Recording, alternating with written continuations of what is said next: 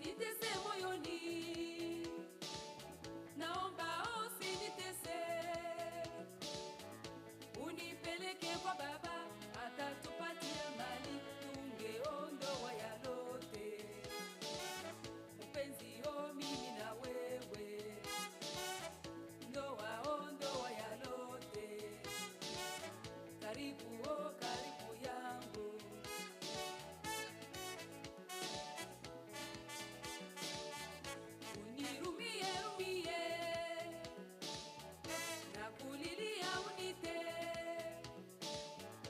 Unipeleke kwa mama, atatupatia mali, tungeondoa yalote. Mpenzi o mimi na wewe, ondoa yalote. Karibu o karibu yangu.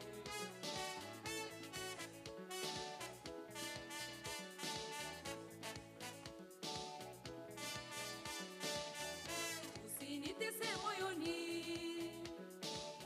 naomba usinitese. Unipeleke kwa baba, atatupatia mali, tungeondoa yalote. Mpenzi o mimi na wewe, ondoa yalote. Karibu o karibu yangu.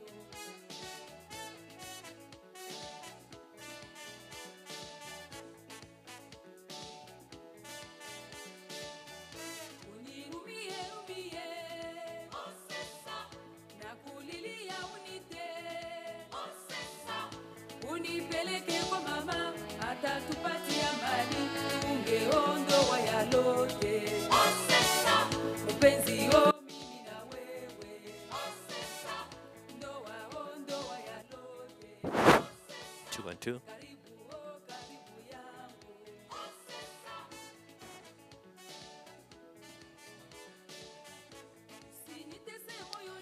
Good evening, good morning, good afternoon, wherever you are joining us from. This is a live streaming of a unique event, an event that seeks to honor Africa and the world's one of the greatest literary icons in Mwalimu Ngugi wa Thiong'o. Now, one of the things about this event, and I'm going to read from the concept note for this so that I can capture the real essence of what this event is all about before we get to take you into the venue where this event is happening from the Georgia State University College of Law. I am Milton Nyakundi bringing you this live stream from Atlanta, Georgia. Now, let me read this so that you get to understand what is happening here. Now, this is an event honoring Mwalimu Ngugi wa Thiong'o for his lifetime contribution to the freedom of expression and African literature, and bestowing public honor and collegial recognition to Professor Ngugi wa Thiong'o arguably fits the adage, a prophet is without honor except in their own country. However, there is no national pride for any Kenyan or African for that matter in not honoring one of our greatest literary minds. So for this reason, Kenya Diaspora Association, USA chapter, came together, mobilized Kenyans and Africans with a view to honoring this man. Mwalimu, as he prefers to be called, Ngugi wa Thiong'o, is 86 years old, and this is honestly the best way to recognize a man who for more than 6 decades has jogged our literary minds with his writings. Let me speak with the president of KDA USA, Dr. Ben Marasa, to tell us why is this event so important and why now. Dr. Ben Marasa, thank you for joining us. And first of all, as a starting point, congratulations. This is quite a big event that you've put together. Tell us, first of all, who is KDA USA, and why did you come up with this concept, and who is involved in making it happen?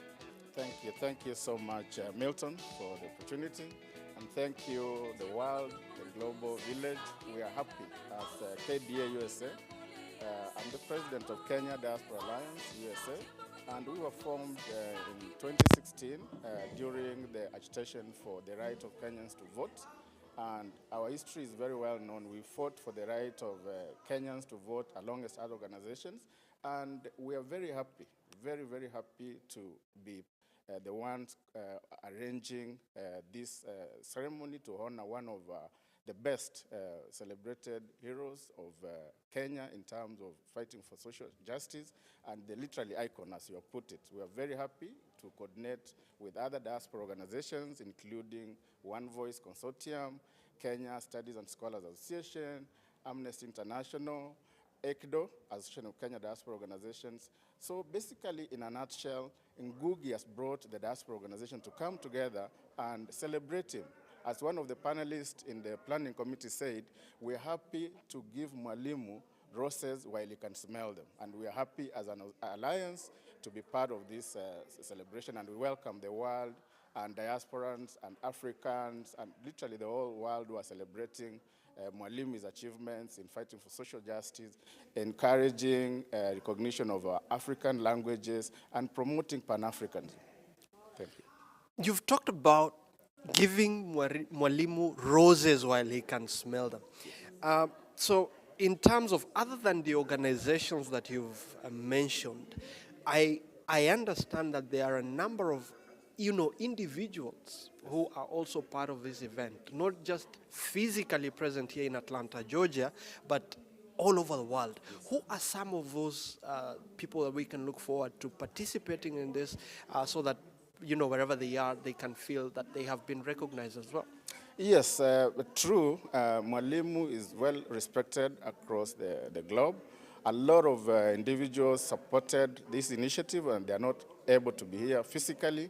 I can't mention all of them, but notable ones include Mtumishi Irungu Horton, who is the Executive Director of Amnesty International Kenya chapter.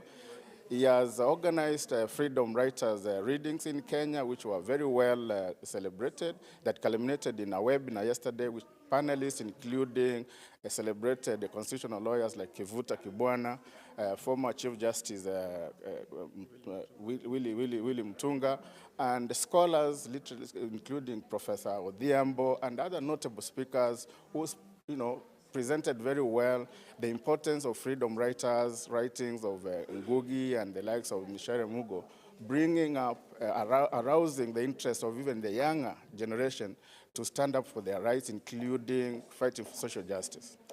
And what a time for this event to happen. I know when you started planning for this, nobody anticipated to see the events that are happening back home in our country and Africa as a whole. People are waking up to the realization that perhaps the baby boomers, the generations that fought for social justice, something is being lost. Is it also symbolic that we are celebrating Mwalimu at this point in time? Amazing. It's a funny coincidence. Witnessing what's happening in Nairobi with the younger generation, we call them Generation Z, rising up and demanding for social justice, including good governance, and aligning with the readings of Mwalimu's works and Mishere's works, which was being coordinated by Amnesty International in Kenya. We feel very happy that bringing Mwalimu's work and the Misere Mugo's works to the younger generation, and literally, they are picking up the mantle from the older generation, and we are very happy that they are doing it. We encourage them to stand for, to fight for social justice and keep the legacy of Mwalimu and other freedom writers alive. What can we look forward to here in the Marjorie and Ralph Knowles Conference Center here in terms of the program and activities this afternoon? In today's program, we look forward to hearing from Mwalimu's contemporaries. We have people who have traveled from various places across the world. We have people who have traveled from Canada, from various parts of the US, including Seattle, who worked with Mwalimu, have been in the struggle with him. They're going to tell us some of Mwalimu's influences in their lives, in his works, and the importance of Mwalimu's struggle for social justice. We look forward to great speakers, reflections, and for speakers to actually appreciate Mwalimu while he can actually watch. And we're going to have a great team of panelists who are going to discuss the impact of Mwalimu's work to Africa and Kenya.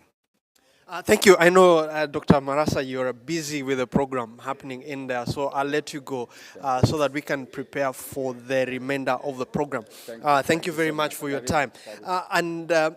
So that is just to give a snapshot of what is likely to happen here this afternoon. The next few hours, we are going to have, Mwalimu Ngugi wa Thiong'o's contemporaries. And by the way, I think it is important for our audience to take note that Mwalimu, he prefers to be called that, but the rest of the world calls him Professor Ngugi wa Thiong'o, and is being celebrated here today by the African diaspora here at the Georgia State University College of Law inside the Marjorie and Ralph Knowles Conference Center. In terms of what is going to happen, like Dr. Marasa said, we are going to have speeches here by his contemporaries. We have a cross-generational representation of speakers and participants here at this event. And we are also looking forward to an exciting panel that will have a number of, thoughtful speakers, people from academia, the likes of Professor Kefa Otiso. We have a keynote speech that will be presented by a renowned lawyer and member of the bar, Feroz Naurji, who will also present a commemorative a plaque to Mwalimu Ngugi wa Thiong'o, and of course the man himself will be here to witness the honor, and he'll also be making a speech. I want to hand you over now to our MCs for the afternoon. That is Dr. Roslyn Akombe and Professor Kawasi Charo, who will be the MCs for the event inside the conference center as the venue takes place. And also the entertainment will also be going down here, and the man doing it is none other than one of Mwalimu's favorite artists in Kwame Rigi. He's also in the house, and that is where we start. So over to Roslyn, Dr. Roslyn Akombe and Professor Mkawasi Charo. And thank you for watching from all over the world. The next 4 hours is going to be exciting and mind-boggling in terms of the thoughts that will come from this gathering. Thank you for watching. Continue being with us, and thank you for choosing to follow these live events from Atlanta, Georgia.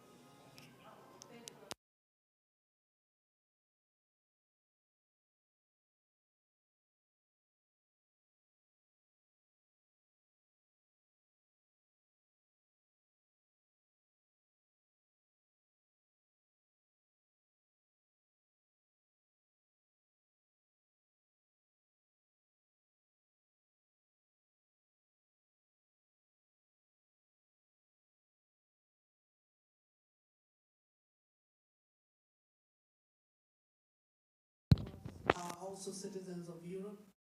So you might be multiple citizens, but we're children of two worlds, most of us here. So we'd just like to stand up and open the function officially. I would like to introduce a very dynamic lady, Dr. Shiro, who has worked very hard to make sure that this program happens.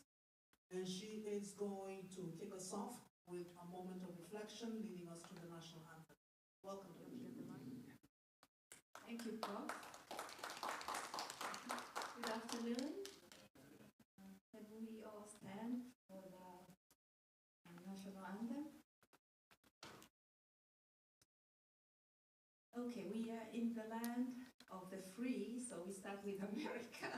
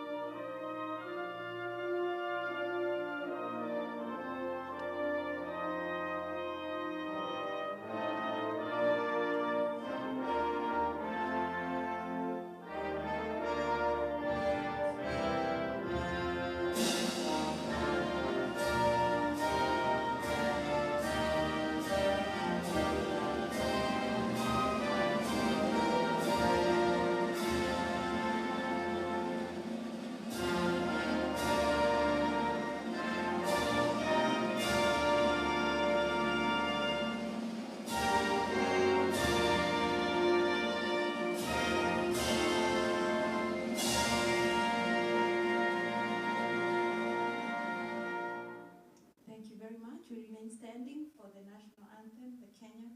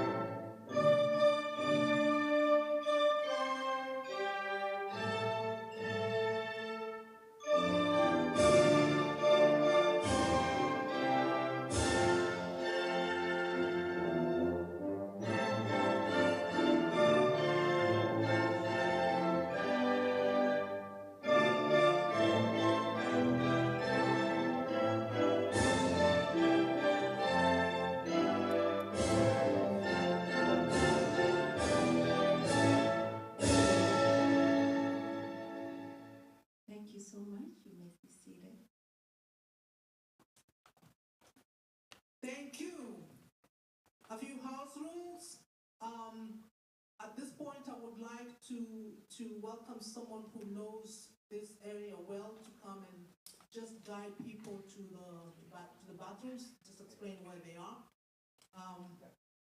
Generally, just know that this is being recorded, so whatever you do is going to might end up on social media. That's the world we live in. We're in a time of revolution in Kenya, as you know. So we're all soldiers in here. Anybody who knows where the bathrooms are?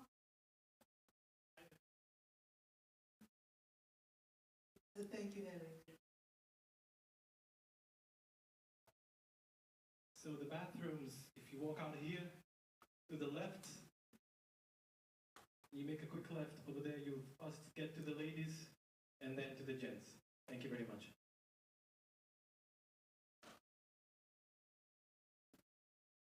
Okay, someone I'd like to introduce to you today. The two of us are going to be running this gig here. You know, I can just go on Wikipedia and read about her, and just read it out. There are a whole lot of pages on Wikipedia about Dr. Rosalind Akombe. She's a dynamic woman, one of those as well that we know very well about. Commissioner, that's what we call her. And here she is. We know that Kenya is in safe hands if we have her in it. So tell her first of all, to tell us her story, and then later on to join the guards who are going to Kenya to change the country. Thank you very much, Dr. Rosalind. Thank you. Thank you very much, my sister Mkawasi, for those very kind words. And as I always say, please don't believe anything you see on the internet. Just listen only to what Mkawasi tells you about me. Really, it's a pleasure to be here. My name is Rosalind Akombe, proud mother of Joy and Baraka. I saw them somewhere, but they're helping out. That's how I like to be defined. But really an honor to be here and to do this with Mkawasi Mchago. I mean, do you see how, do you feel the name? I mean, like Mkawasi Mchago. You know, very, very living really to the spirit of what Ngugi has been talking about in terms of decolonization, right? Not like me who still calls myself Rosalind. She is Mkawasi Mchago. For those of you who've lived in this country, the US, for a long time, you will remember her for her role in the Kenya community abroad, yeah? KCA, which really brought together Kenyans from all shades of life to really advocate for rights, for positions, but also to keep pushing for change in Kenya. That's one thing that you might not see on the internet a lot about her. But she's also an artist, she's a researcher, she's a professor, because she writes a lot and has been doing a lot of research and work in culture, literature, and everything. So we really have one of the very best, one of the very top of the country leading us in this cultural event that we have, but also it's a social justice event, something that Kawasi has fought for many, many years. So it's really a pleasure to do this with you. And then I'll pass the mic back to you. Let's give a round of applause. Thank you very much. We had wanted actually to start with that moment of reflection. So we bring back the mic to the one and only Dr. Shiro, who came all the way from California to be here with us. That shows how much we all love Mwalimu Ngugi, that even when he moved from California to come here to this great state of Georgia, his people from California did not forget him. They're here and they're very well represented. Actually, before Dr. Shiro, you speak, can we see by show of hands others who come up from out of state? Mr. Chair, where did you come from? Maryland. We have Maryland in the house. Let's cheer for Maryland. Maryland in the house. Ah. Yes. Oh, Dr. Irene from California. We have California in the house again. Do we have Minnesota in the house? Minnesota. Wow, Minnesota is really well represented. We have Minnesota in the house there. I mean, I'm sure we don't have anybody from Baltimore. No? Nobody from Baltimore. Well, of course we have Baltimore. Baltimore in the house, so we welcome you. Which state? From California. Oh, we have California in the house again. Anybody else from California? Let's see the club. Oh, of course, Mukurima and Dr. Shiro's family. Oh, Prof, you're not from California. Professor, you're not from California. I cannot forget you. I'm still getting to you, Prof. Prof, which state? Great state of Ohio. Oh, great state of Ohio is in the house. Big hand we have our poets. Our poets? Our very own poets, right? Which state? Maryland. Wow, great. We have Maryland. Maryland is really well represented here. Which other state have we forgotten? I mean, we're not talking about Kenya yet. Yeah? Pennsylvania. Oh my God, Pennsylvania, the first state is here. Thank you very much, Pennsylvania, for being in the house with us. Anybody else? I mean, I know, yes? Wow, Texas. You're going to sing for us the Beyonce, yeah? The latest, yeah? You're going to do it? Thank you, Texas, for being in the house. Any other states that we've forgotten? I mean, New Jersey, I know you're here. New Jersey, I know you're here. Yes, thank you very much, and thank you very much for bringing our Feroz here, but also in your own right. If you haven't seen him at the back, there is one of the most prominent lawyer around, Yale, Harvard, educated, sitting there with us at the back, so thank you. And we have Maina Kia in the house. Maina Kia is in the house. Thank you, and very welcome, Maina Kia, and we really appreciate your service. I know that Kesa is somewhere. I mean, Dr. Obonyo is somewhere. She must be hiding. Dr. Obonyo, are you in the house? Dr. Obonyo, you must be somewhere, Dr. Obonyo. Dr. Obonyo is in the house. Dr. Obonyo, warm welcome. And we really appreciate that the Kenya Association of Scholars is here with us, and we really appreciate having you. Great. So we've done all the states, right? But we cannot forget the motherland. Do we have people from the motherland? People from the motherland? There's only one motherland, right? People from the motherland? Oh, yes, we do. I'm talking about Kenya, just in case. Yeah? We have Kwame, our very own Kwame, who will be performing for us. who's here. I think he's seated at the back, but I can see the dreadlocks. I'm not seeing the full picture, but I see locks whenever somebody is having them. So I can see them from a distance. Warm welcome to us. And I believe we had other people also joining us from Kenya. And of course, we can't forget the great people of Georgia. Georgia, are you in the house? Yes, sir. Yes, ma'am. Georgia. And we really appreciate the work that Tasha has done and Mr. Osiro. I don't know, I can't see you where you are, but also other colleagues who have been helping us here. I know I've taken longer, but I just needed us to, to welcome people so that they can feel they are at home. Since we can't give all of you a mic around, but at least we recognize you, we appreciate you, we are happy that you're here in the house with us. So now, over to you finally, Dr. Shiro, for your reflections. Thank you, Dan. Did we miss anybody? Anybody underground that we missed? Okay, thank you.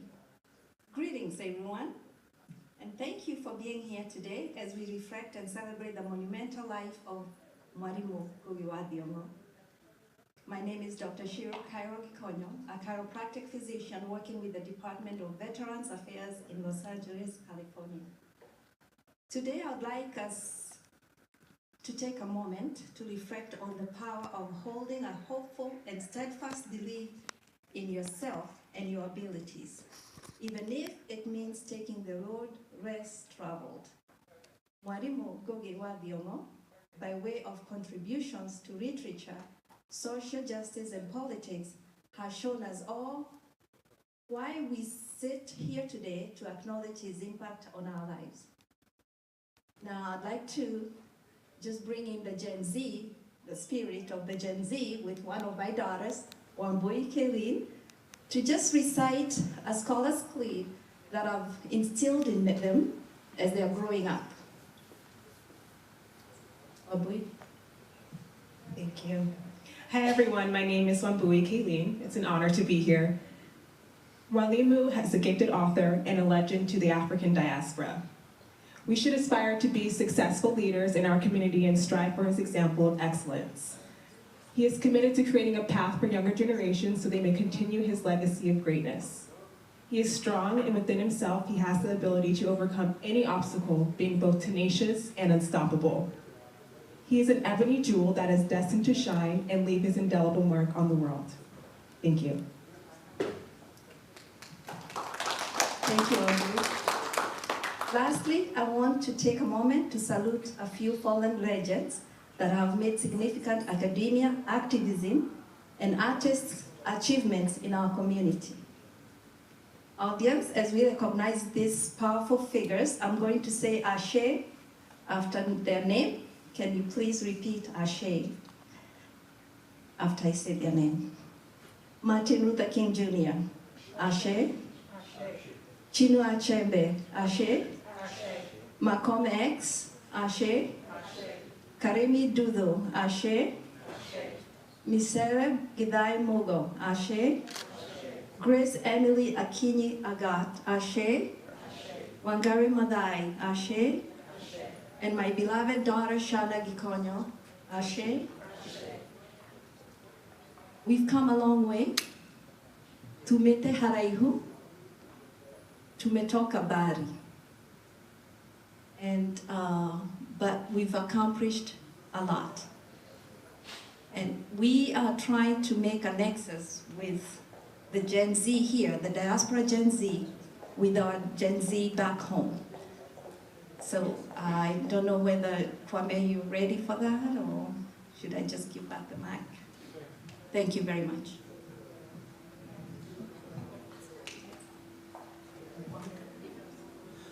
I think that's a cue to bring in the artists.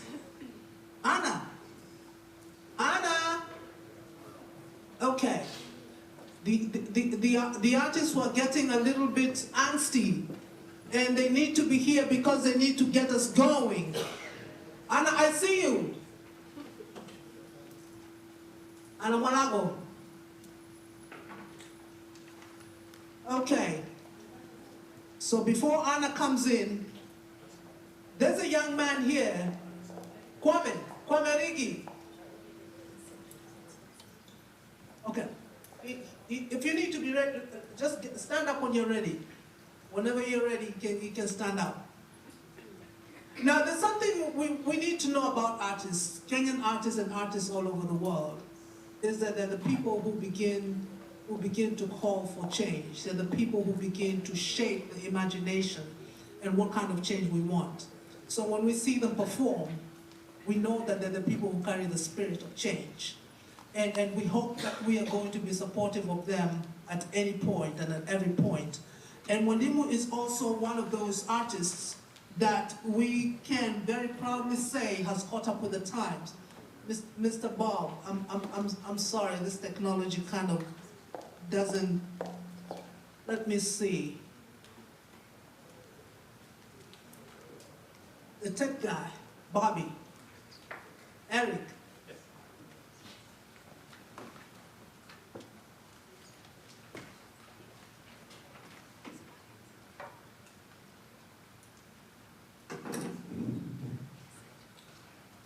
I needed to play the thing that he queued up.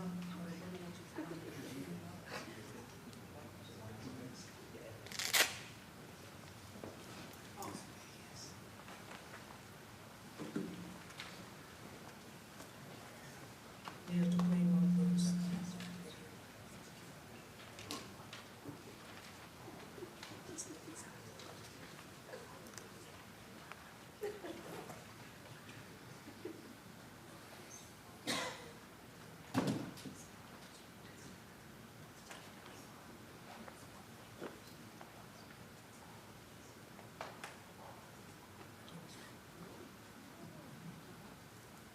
Now, what we know is that two things have happened, Mwalimu's latest productions. And these are things that have been done on the digital platform.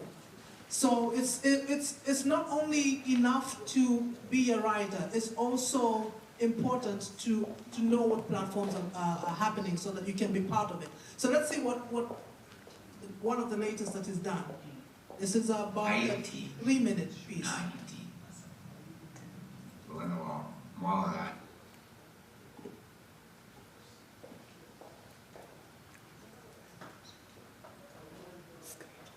Ado na Ameria, Haiti na Haiti. Bueno, Morado na Ameria ado. Roganene Ngugi kwa Thiong'o na Ngugi Mwalimu. Morado eri rodola ni Ameria ado. Ayamatu ile Haiti wero Haiti. Ati amedre jaba siagudi komitera Haiti. Na kila kiwa tareo asherie jaba siagudi komita Haiti. Ake gaige gorere ale ake nida baganayedia akamagana mesiene akiuga ona ti komio gita ne komiuraga nande medike. In fact, tenedare modi kahiti. Do mirai girimiti ndemede shakirore ngadike hiti. Oye gredio ne crede angitua boramato. Ego zange dorin na gudigre ta gorila. Motiri ndomonge jeka niendi makaga da haisirio ndevesia dika hiti ginyange tueka mutongolia wa dika hiti ona govikane dikete maiganona ta hiti mangararetie nange konjugereria Alkiongania siana siake Agesioni Korea iti etabo na orea etikabo gera kiba etikarte kihera kinugierera kimenyeke area ya bikiro agisoka akrehero marwa magribiti ni molto mowa ameriado o acio matuire Haiti werũ wa Haiti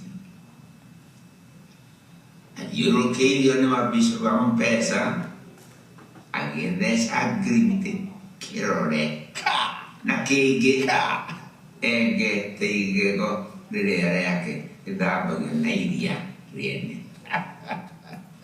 o rĩrĩ arathagataga mbũtũ ciake kũhaica ndege akĩigua atĩ ndege ya ũrĩa wamũthecithĩtie kĩrore nĩyagire gwa kũũmba yatigirwo rĩera-inĩ yereraga kuo ta hũngũ rĩera-inĩ.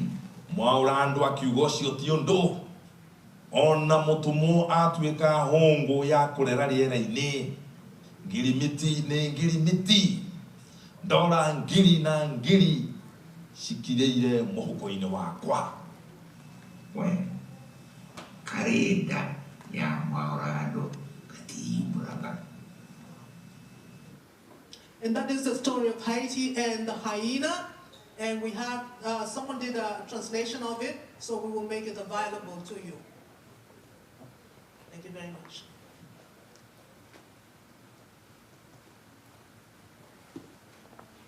Kwame? Kwame is a young artist who has been very productive in Kenya. And that doesn't mean that he's just reached Kenyan people, because his works have been online and they have been viewed by a lot of people. So he came in, I think, yesterday. We are absolutely ecstatic to have him. And he will be performing for us. Kwame, the floor is yours.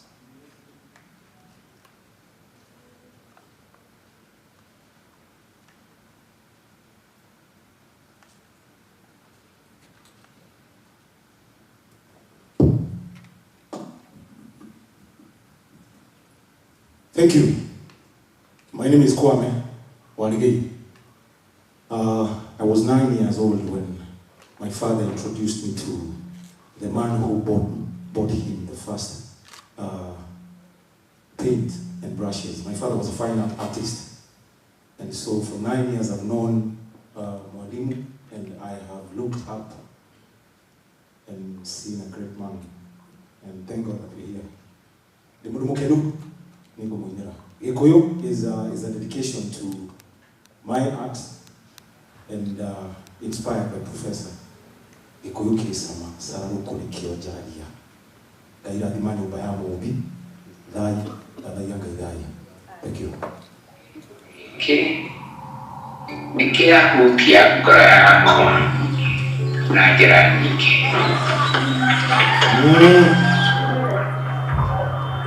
Huyu kijana ambaye mtu kamwona akaandika na Gikuyu aikio thĩinĩ. What good can come out of Limuru? What came out of Limuru?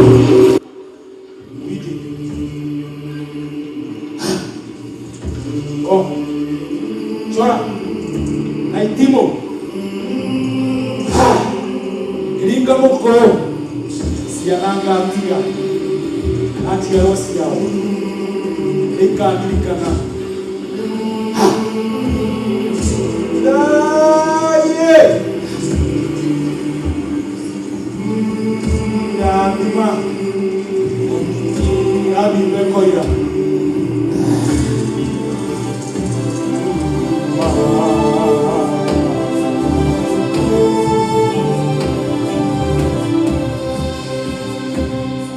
Gai mwega, we mutangeri wega. Wamukeri magongo na mandwayo. Kayori pere totige hotuonido.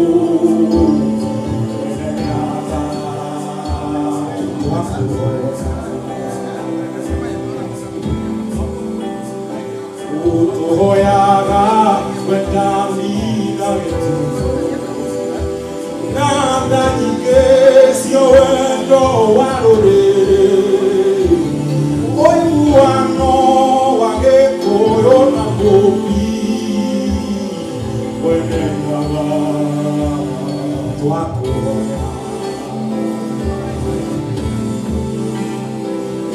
Twakohoya ukonana twiduoge kuma komu kinyakale matura edeo ke hanegelasia sabaseta nasia yaito kama kibo soro agero como quiero era por una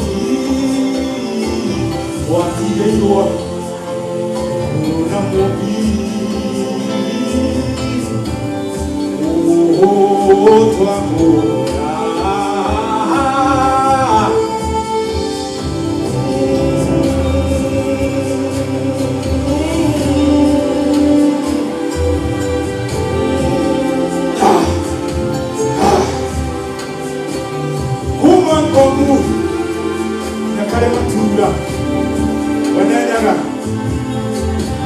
Hoya.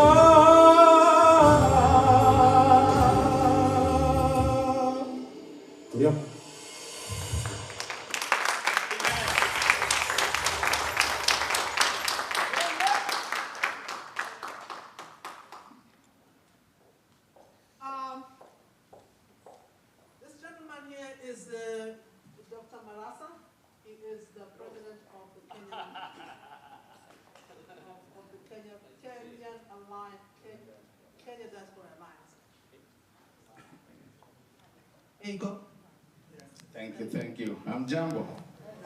Amjambo tena. Nisalimie kwa mkono. Kwa majina, or my names for the sake of the global audience. My names are Dr. Saisi Marasa. I'm the founding president of Kenya Diaspora Alliance.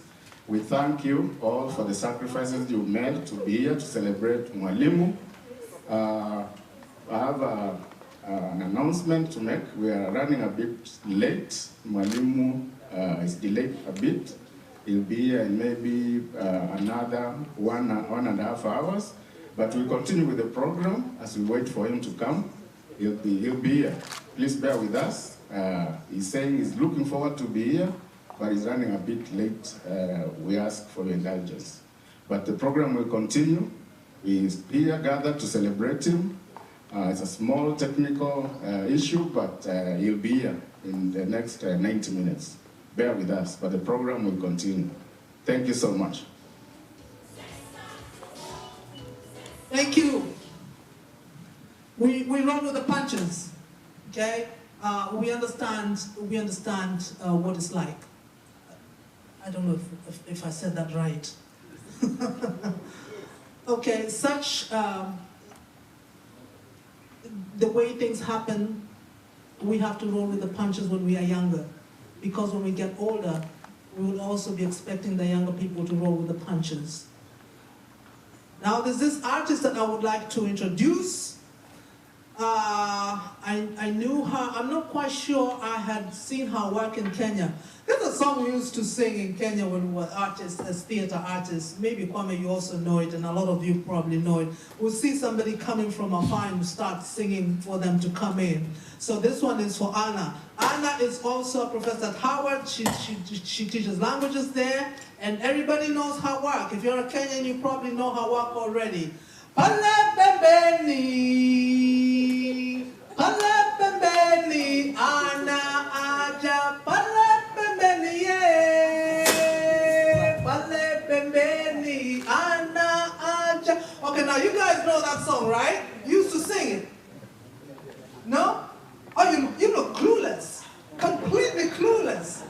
I cannot believe it. We are clueless. Okay, Anna is going to help me if you're clueless. Okay, so this is it. Okay. Palepembeni, sote twaja. Palepembeni, sote twaja. Palepembeni, sote twaja. Palepembeni, sote twaja. Palepembeni, sote twaja. Palepembeni, sote twaja. Sote twaja. Sote twaja. Everybody feeling good? Let me ask for a second. I have to ask for permission for a second. Yes. Go ahead. Go ahead. Yes. Yes. Yes. Yes. Yes. Good news. Hello. Everybody feeling good? So my name, Kwanza, before even we start, I have to say, we need to give a big hand to Kwame. Jamani, Kwame apatiwe makofi ya kilo. Thank you, Kwame. Thank you. That was amazing. And I wrote a specific poem for Professor Mwalimu Ngugi wa Thiong'o. But I'm going to keep that one until he comes. So that I can, at least I have a little bit time, I can share with you about what I do. My name is Anna Mwalago. I am originally from Kenya, and I have lived in America for such a long time now. I am a poet, singer, songwriter, comedian, storyteller, and what else? A mother, a wife, and also a hustler, a businesswoman, okay? So I'm bringing everything together because I want to share with you a poem, not only a poem, but the work I did called I Never Thought I Was Black Till I Came to America. So because we have a little bit of time, it is a one-woman show, but I'm going to just share with you an excerpt of the show. Enjoy. I've been given 5 minutes, but I wanted to do more. So we'll go with what I have, okay? And then I will come back later when Mwalimu is here to perform the poem that I did for him. So how many of us are Kenyans? Can all the Kenyans say yay, yay?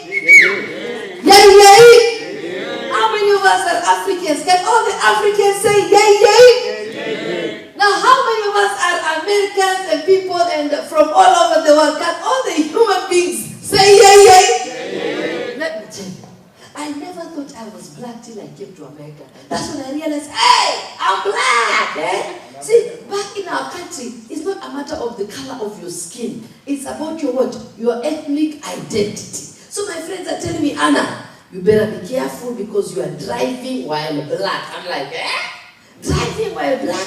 Or I will be at the dollar store. I mean, I'm just mesmerized by all these things I'm seeing. I'm just moving from eye to eye. All of a sudden I see everything dollar, dollar, dollar. Somebody's following me behind. I'm like, why is she following me? And she has not been following anybody else. And I'm the only person of color in that store. That's when I realize I'm black. Or I'll be at the metro, right in the train. I receive a call from my mother all the way from Kenya. I pick up and say, hello, mommy? Ateke! I cannot hear you. Sikuski! Apa mambo ni ndangari! And everyone is looking at me as if I am a terrorist. That's when it hit me. I'm black! See, back in my country, 98% of us are what? Africans. Now we have that 2%. We call Wazungu. Now those ones, nobody tells them that they are driving while white. Nobody follows them around. Matter of fact, they get to shop freely. And some of them, live in those big ranches which their ancestors looted from my ancestors. They just came and did what? Took! And me, here I am in America. Just trying to buy lipstick. And I'm being followed. So I started thinking, what if a group of us Africans took over a whole white neighborhood, say somewhere in West Virginia? Then after we take over that place, we force them to speak Yoruba and Swahili. And then we put them, and then not only that, we force them to pay property tax. Just like they forced my ancestors to pay heart tax, meaning, property tax as well. And then we put the statues of our Orishas in each of their homes and tell them, from now on, Oludumare is the creator of the universe. And now we shall baptize you, Riswa, Riswa, Riswa. From now on, your name is no longer Daphne O'Brien, your name is Gashungwa Gishungwa.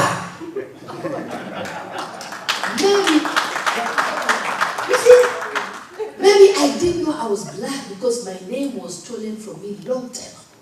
So I came to America to find my identity. See, Americans always think that they know who you should be. They even have a caste system that puts you in your place. You are either white or Caucasian, Pacific Islander, Native American, Hispanic or Latino, black or African American, and other. Now you find your place. After they told me I was black, I opened my mouth and immediately they had my accent. They said, you are not black. I said, They say, you are an immigrant. I said, immigrant. They say, yes, you are an immigrant. And not just any immigrant, an African immigrant. That's when I realized I was at the bottom of the totem pole. And all this time, I had come to the land of what? Milk and what? Milk and what? But let me tell you, my coming to America was not a certification. Matter of fact, you know what? It was a celebration because I too believed in the hype of the American dream.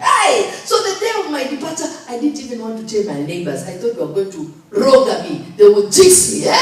So when I got here, I'm telling you, I'm at the airport. Guess who is there? My cousins are there. My uncles are there. Some of them are drumming. Some of them are dancing. Some of them are singing.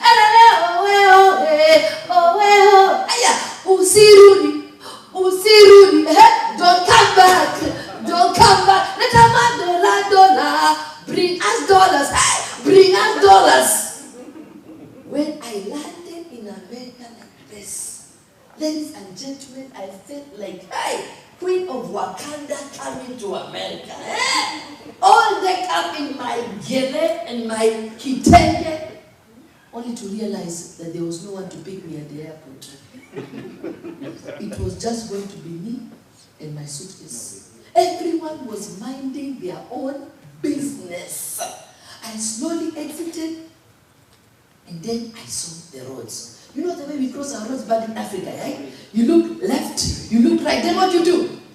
What do you do? Yes, you look left, you look right, then you do what? You run! When I was just about to do that, this lady said, no ma'am, you got to press the button. I said, what? You got to press the button. I said, what?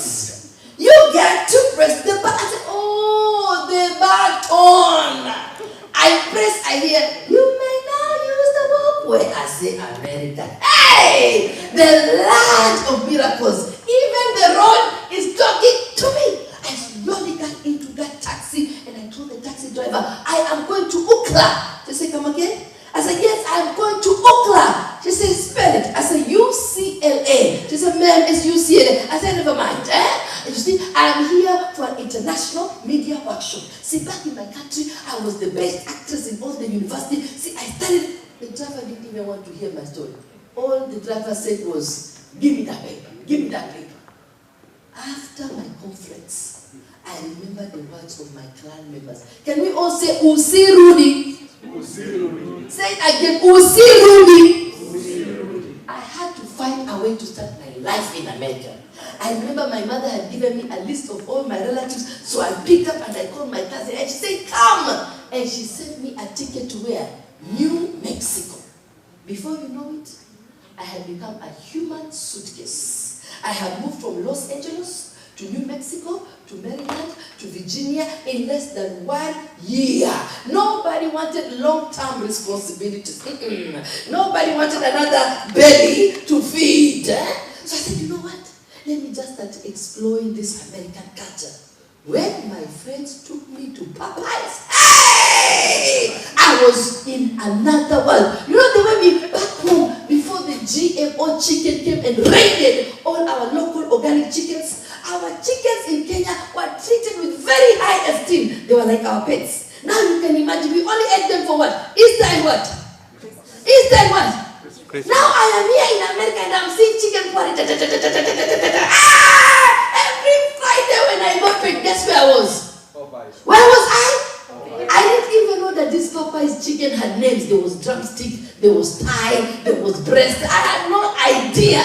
I got in there and guess what? I see this chicken, I just think, the way I used to suffer when walking Nairobi Street, I see that chicken just going like this and I cannot buy it. Here, chicken is cheap. I got into that Popeyes and every time I would tell them I want that drumstick and thigh. And guess what? This chicken had what I call the added value. Guess what the added value was? The thigh? You are almost there. You are very close. Yes, somebody else guess. This is all about us. Somebody tell me what is the added value? Antibiotics. You are wrong, Mahila. Why it's wrong? Somebody else tell me what is the, come on. The fries? The chemicals? No, you guys are failing this test incredibly, A biscuit. The biscuit? No, you guys, come on. It was the skin. Hey! Ladies and gentlemen, I ate that skin until I inherited the added value. But you see, I was so excited. No one would stop me from eating chicken. I'm like, you know, this America, you know, they were saying, I'm homesick. I am lonely. I need something to eat. So every time I was told that, you know, food is medicine. Another day, I said, let me go to this American party. How many people like potato salad here? You are not Kenyan. You are not Kenyan. And let me tell you why Africans don't like potato salad. When they gave me that potato salad, guess where I put it? In the microwave. They say, Anna, no. Potato salad, we eat it cold. I say, in Africa, everything we eat is what? Everything we eat is what? From the fire to the belly. I said, no, I'm not eating this. So they thought I was crazy. I said, you know what? I'm just going to be making my own foods. But before that, ladies and gentlemen, my friend told me, Anna, let me introduce you to a place called All You Can Eat. How many people know All You Can Eat? I said, are you serious? She said, yes, Anna. I take you to a place and you can eat everything. I said, hey! I was excited. We got over there. She said, Anna, yes, you can eat anything. She said, okay. I said, let's see. She said, first of all, let me give you a tour. So she gave me a tour. She said, this is the salad bar. A salad bar. I see here there's, I don't know, romaine. I don't know what other salad is there. Caesar. I don't know what. Then she told me, this is the meat section. I'm seeing steak. I'm don't know, ribs, I don't know, salon. Is it salon or salon? Whatever it is, I'm seeing all this kind of foods. They said, let me take you now to the seafood section. I see what?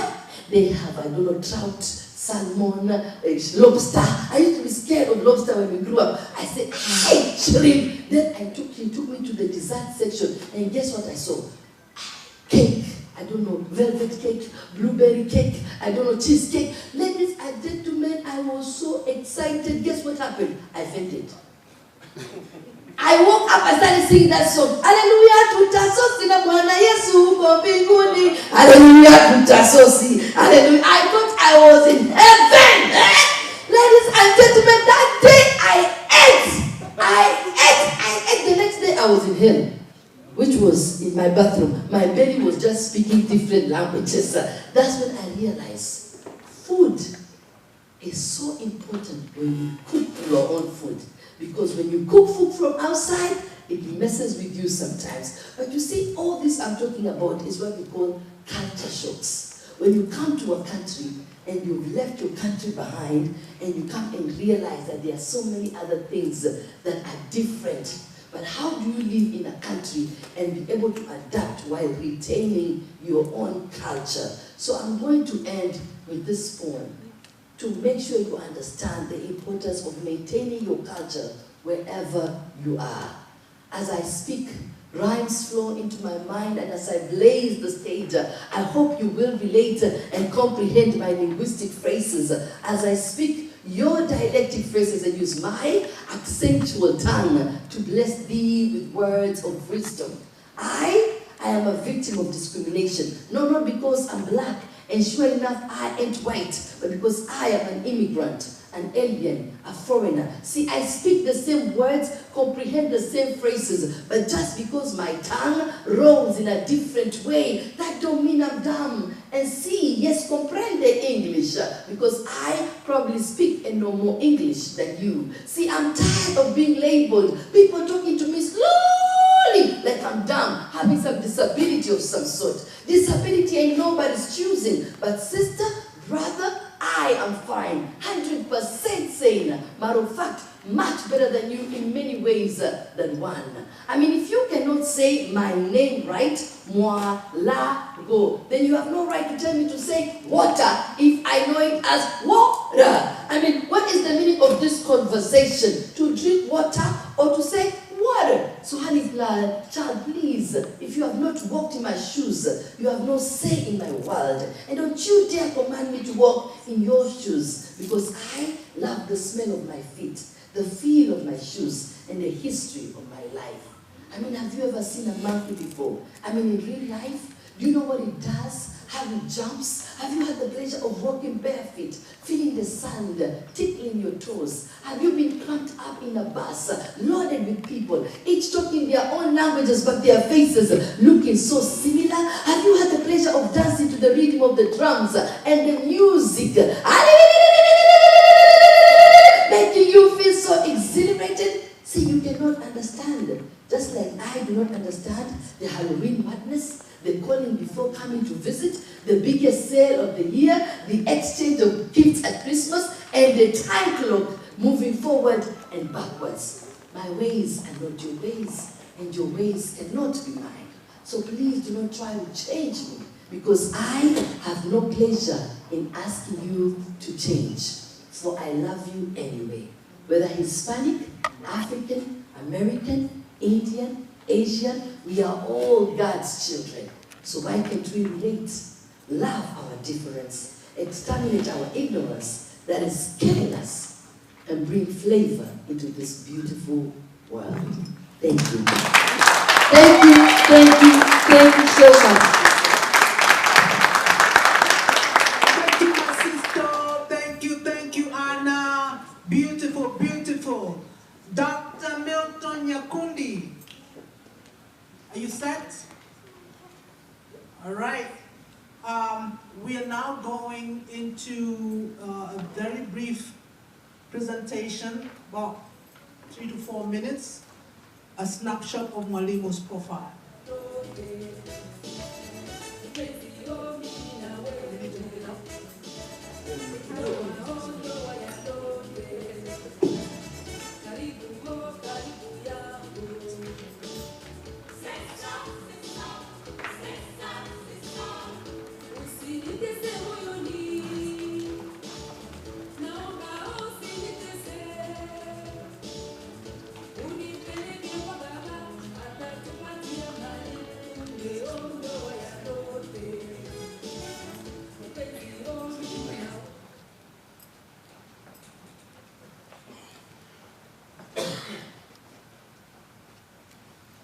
to Anna for such a powerful presentation.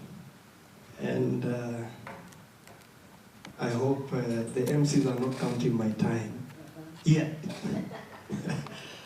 I stand here and perhaps I have the most difficult job because I know Mwalimu is somewhere watching.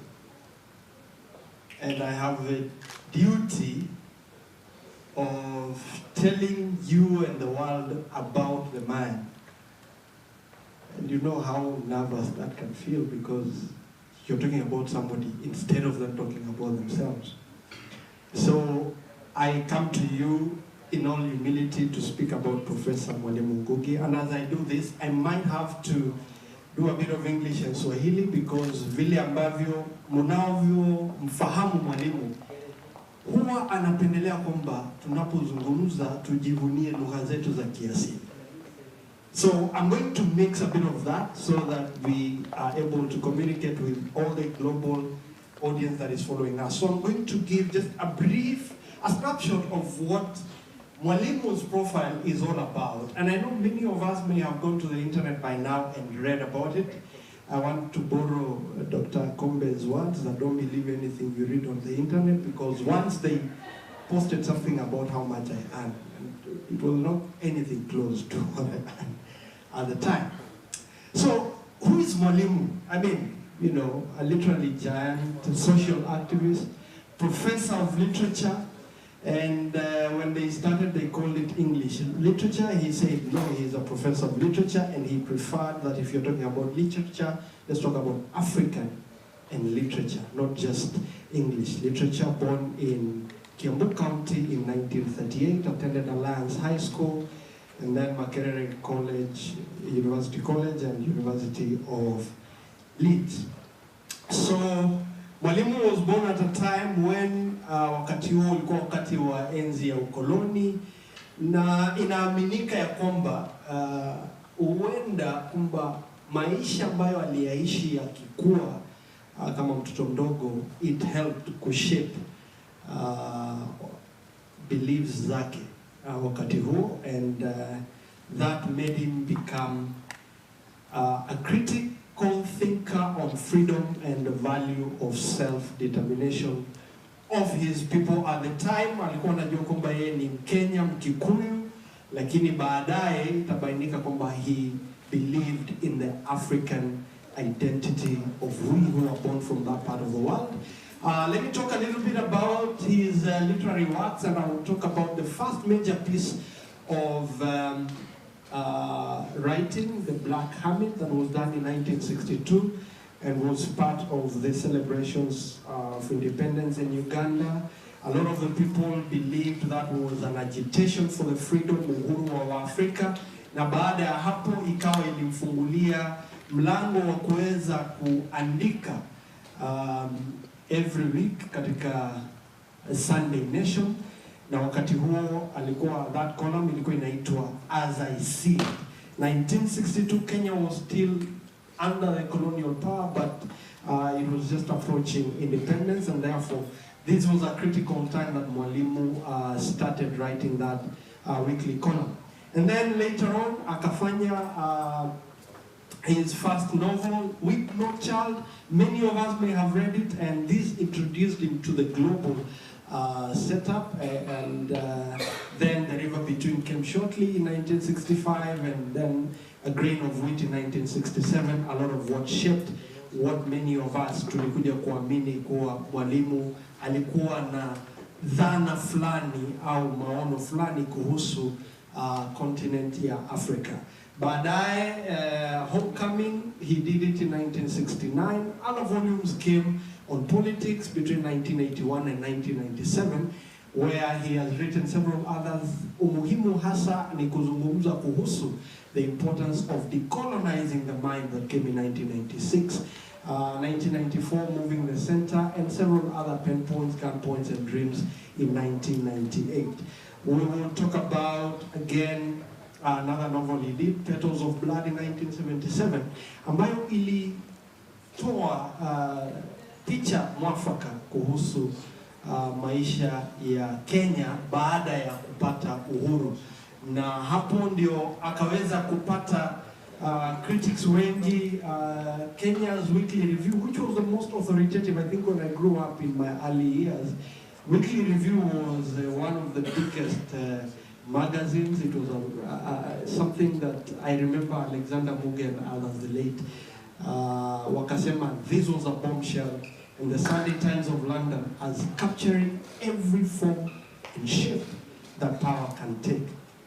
So, Gahika Deda, I Will Marry When I Want, was done with Ngugi wa Mishere. It was performed somewhere in Kamirindo, if I'm not wrong, and it whipped a lot of emotions. And this was really the beginning of controversy around Mwalimu Ngugi, because what followed then, his criticism of the government, the play identifying with the lives of the ordinary Kenyans, it committed to communicate in their languages. Huu ndio wakati ambao Mwalimu alianza kuandika katika lugha yake ya kiasili ya Kikuyu ili kuwapatia Waafrika the confidence ya kuweza kujivunia lugha zao za kiasili. Na tuzungumze kidogo kuhusu kazi zake za ualimu. He taught English literature, and I will say something about that. It was English literature at the time, 1967 to 1977. But this is when he then championed the change of name.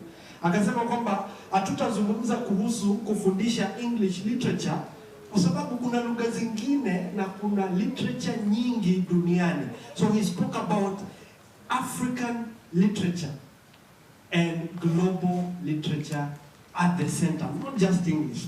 And that is the time, together with the Taban Loliong and Awora Nyumba, they authored the polemical declaration on the abolition of the English department, which sparked some serious debate right there. And you know how that panned out. In terms of teaching, he continued to do that, and he taught at the 5 colleges: Amherst, Mount Holyoke, New Hampshire, Smith, and all that you can see up there. And moving on, I want to get to the controversy. My time, I see Daktari there beginning to do something. I do that also sometimes. And for his troubles, Ngugi was arrested and detained. Transparency International, who are part of this event here today, by the way, and we thank them for what they have done. They declare him a prisoner of conscience. I don't know how many of us have ever got to that point. And then, while he was in prison, Mwalimu wrote a writer's prison diary, and it was published in 1982 after he had been released, courtesy of a lot of agitation and advocacy work by TI in 1978. Then he fled the country, went into self-exile, miaka hiyo ambayo mnaiona hapo juu. And then, as we had earlier, he abandoned writing in English and started writing in his native language. Shaitani Mutharabaine, translated as Devil on the Cross, was done in 1982. And he has continued to write. And notably, he was a thorn in the flesh of retired President Moi's regime. And he has continued to do so, even with this government. A few days ago, he did an opinion that has got some people thinking, where is he coming back from again? And he has continued to champion for the cause of democracy in Kenya. He continues to do that. His books translated into so many languages, dozens of them. And he has continued to provoke a lot of thoughts with his writings in different ways. Mwalimu has spoken around the world in different platforms and fora, and so many of them. We don't have, I may not exhaust the list if I was to go through all that. So his publications, novels, you can see all of them are up there. Short story collections, you can see them. A Meeting in the Dark, 1974, the last one in 2019, Minutes of Glory and other short stories. You have the plays are right there. You have memoirs, and there are so many of them. Non-fiction writings, and he has also, by the way, ameandika vitabu ambavyo ni vya watoto viko hapo. Awards and honors, this is a man who has dozens of honorary doctorate degrees and several other honors from the academia world. We may not exhaust all of them. I would want to speak about something he did in 2006, Wizard of the Crown, that has got a lot of recognition around the world, and the list is not exhaustive for this presentation. Those ones are on there, the honorary degrees, you can find them there.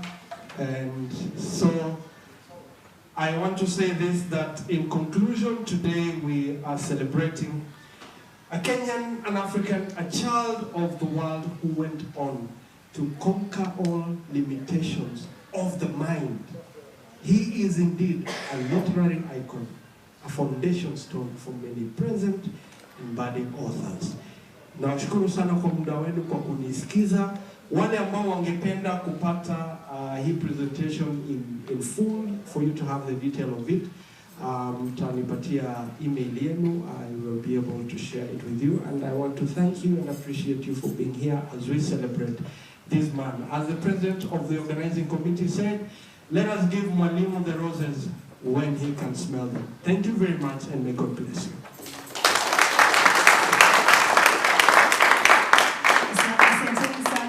Thank you very much, Milton, for that. And I don't know whether many of you remember Milton.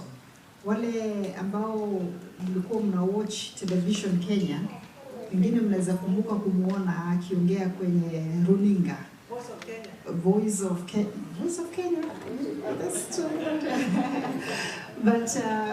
but he's because of the work he was doing as a journalist, yeah.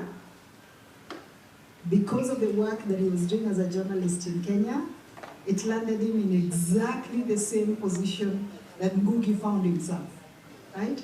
So as we celebrate Ngugi, we also have to celebrate those who've also come after and who've continued carrying the baton, fighting for social justice, and who've ended up paying the ultimate price, some of them by losing their lives, but also being sent away from home to come and live here in exile.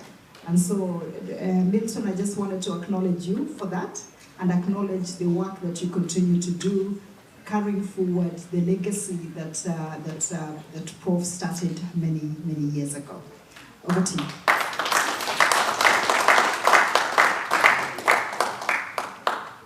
Dr. Ivy Osagie is one of our Pan-Africanists. She's a scholar, and she has quite a prolific portfolio. She is going to do a poem, and then I would like the people who have welcomed us into this space, very special people, Dr. Shante and Mr. Washington Osiro, please be ready to come and give us some remarks. We treasure you. Dr. Osagie. Thank you so very much. I am so delighted to be here. I'm hoping to some extent that I will represent West Africa really well. I was born in Sierra Leone to a Sierra Leonean mother and a Nigerian father. My name is actually Idionolu Osage. I'm not taking offense that I'm being called Ivy, because my daughter's name is actually Ivy, or at least it's pronounced Ivy at times, so no problem whatsoever. I just wanted to make a little correction. I am an emeritus faculty from Penn State University. So I live in Pennsylvania. And I just want to read, I wrote these poems. The poems are called, it's a series of short poems called Stained Glass Windows, Poetry for Everyday Life in honor of Ngugi. So I'm going to skip one of them because I realize that there's time that we're really working against the clock. So I'm going to switch to a second poem, which I wrote, Rainbow Dreams. And this one is really based on, I was reading the book, one of his books, Dreams in a Time of War. And, you know, one of the things that I try to embody when I write poetry is to try to think and sort of like put myself in the position of that person and the person's thinking. So that's how this poem came about. So I'll read this poem real quickly, and then I have another short one called Sound, and I'll explain when I get there. Okay, Rainbow Dreams. What did you dream? Like Joseph in the dungeon, did you predict the man whose head will be cut off? Were you able to see that the man whose neck was saved would forget you like the nightmare he left behind? Must Pharaoh himself see double? Fat cows, fat corn, thin corn, before the cupbearer, his handler, can see straight? Ah, the cupbearer says, there was a man many moons ago who could interpret dreams. I call him the interpreter, the truth teller. He sees the road ahead, rocky or smooth, treacherous or pleasant. He tells it like it is, because the truth shall set us free. Yes, you dreamed all right, of light instead of darkness, of children laughing in their mother tongue, free to prance about with confidence and self-assurance. For while you were in the belly of the earth, those above twisted and turned in confusion, contorted with distortions of the self. They cut themselves afresh, crying out, why am I black? Who is my mother? They outdid themselves in colonizing their minds, even when the rope of freedom was within reach. Oh, why would they pierce their ears to the door and say to the slave master, I am yours forever? Who gave them the permission to sell the soul of a nation? What future can they build for the generation? Far into the future, saw the promised land and said, take my bones with you, for this dark night in the land of toil and slavery and persecution shall not last. So, be unshackled, brothers and sisters, and partake in the joys of the promised land.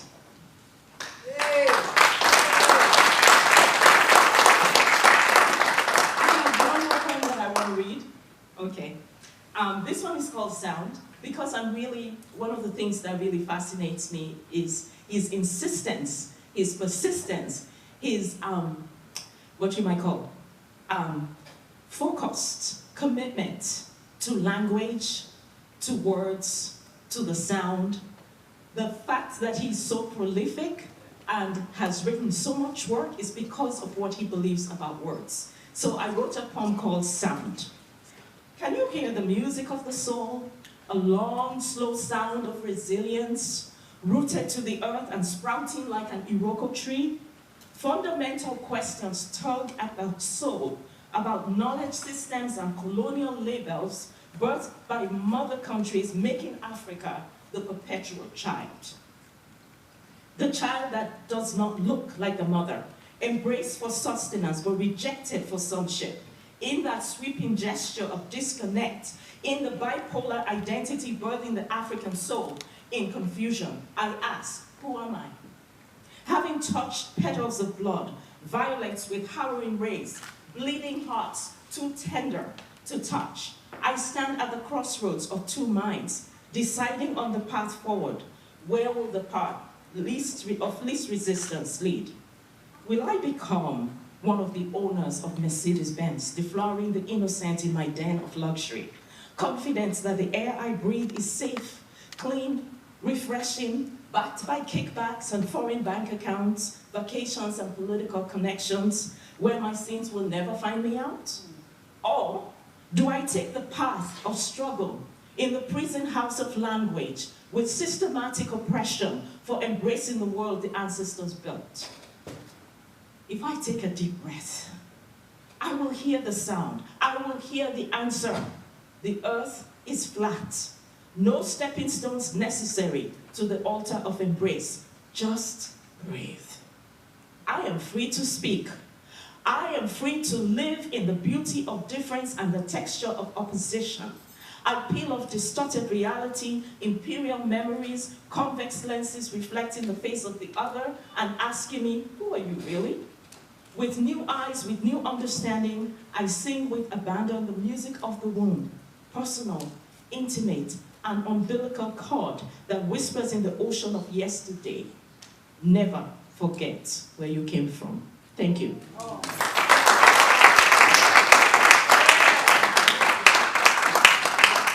Dr. Eyunolu Osigye. Give her another round of applause. I want to take your class. Absolutely amazing. Mr. Washington Osiro, you here, brother? Dr. Shante? Okay. We do not have anyone here from Dr. Shuri. Is it Dr. Shuri? Dr. Robert Shuri? Yes, sir. Okay, here they are. These are our hosts. Thank you.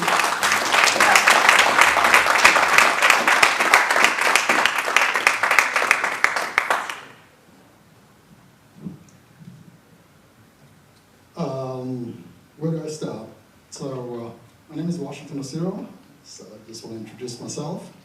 It gives me great pleasure to invite, welcome each and every one of you to the city to visit to hate, Atlanta, but specifically to Georgia State.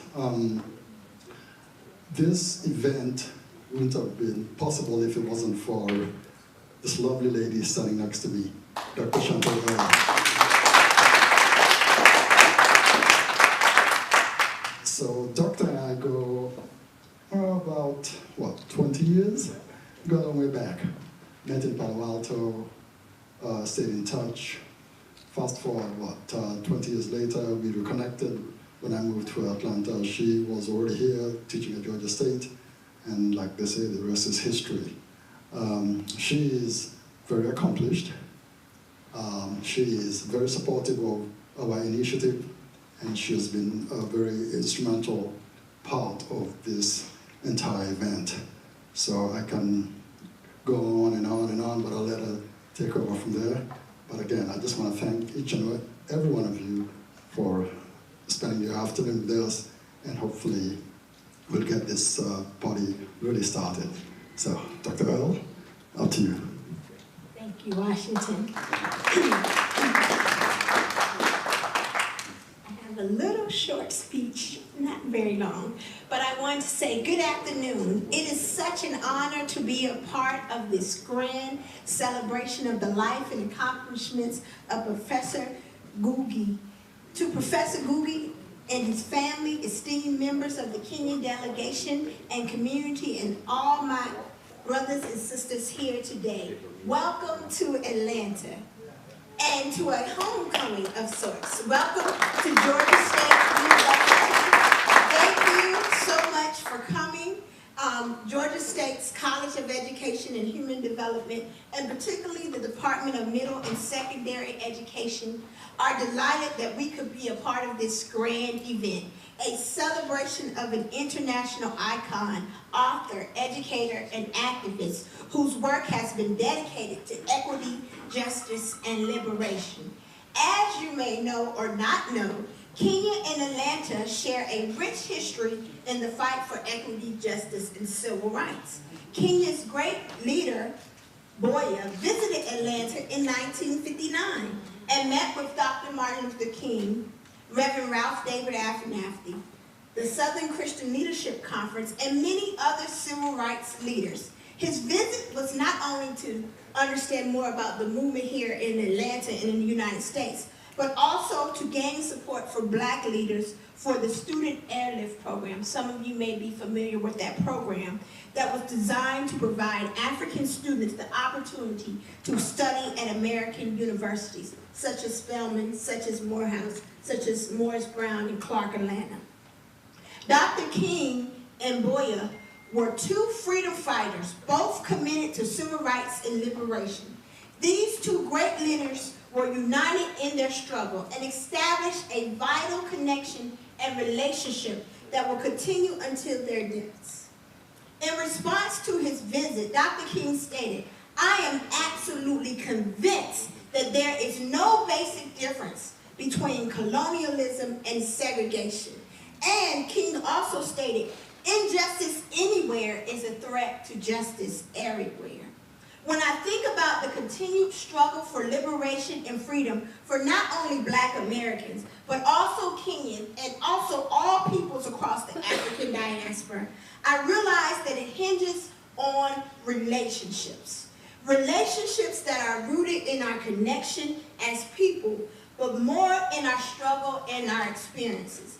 I am thankful for relationships that are lasting and allow me to work in solidarity with people like Washington and others like yourself. I am hopeful of the many relationships that I will continue to develop as I continue my work towards liberation. As we celebrate the work of Professor Ngugi today, on this day, and many days to come, let us be inspired and encouraged to keep up the good fight. We stand on the shoulders of giants who have used their talents and life's works to fight for equity, justice, and liberation. And so must we also. Thank you.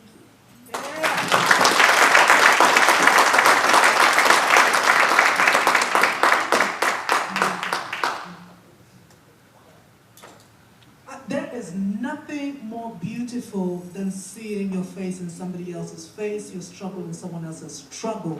I see the dots that Dr. Osagi has connected with Pan-Africanism. I see the dots Dr. Chantiel has connected. We are Pan-Africanists. We've had these arguments with fellow scholars all the time whether Pan-Africanism is alive or dead. Listen to these ladies. My goodness. We're the same all over. What Tomboya started, I mean, for us, at least in Kenya, Kenyans, with the airlift, you listen to that history, and here we are celebrating a Pan-Africanist. We're the same, our struggles are the same. You know, do not look at your sisters, your brothers here and say your world is different from mine and I don't want to know you. Your struggles, our struggles are the same. Could we please have Dr. Robert Shuri now to come and connect that diaspora with the Kenyan organizations and what the Kenyans in the diaspora are doing. Welcome, Dr. Shuri.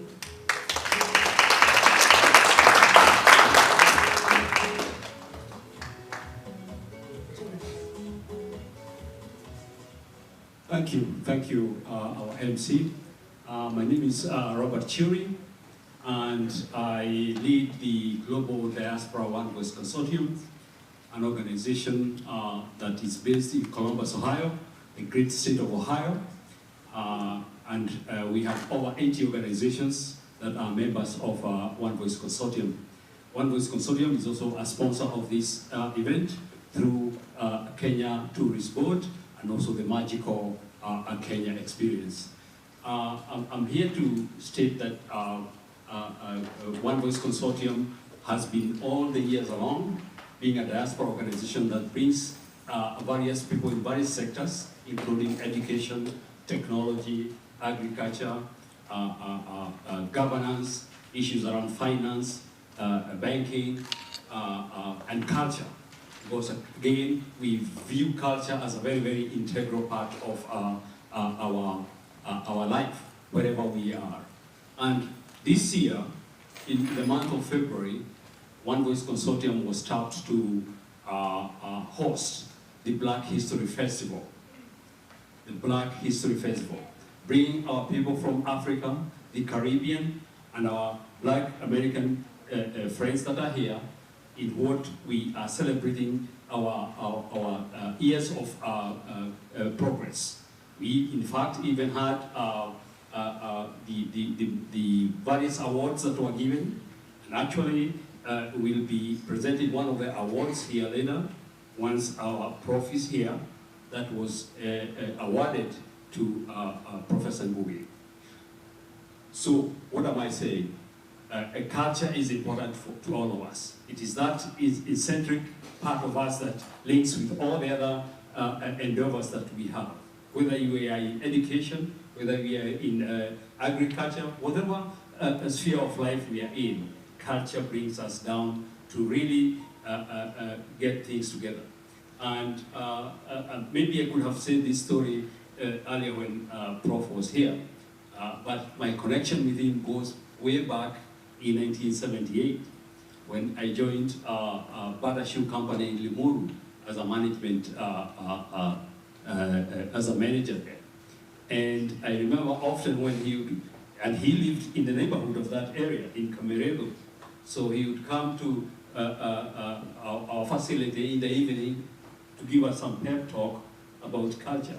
So this is a man that we really are proud of in the work that he has done, bringing our people together, and especially encouraging people to continue recognizing their identity.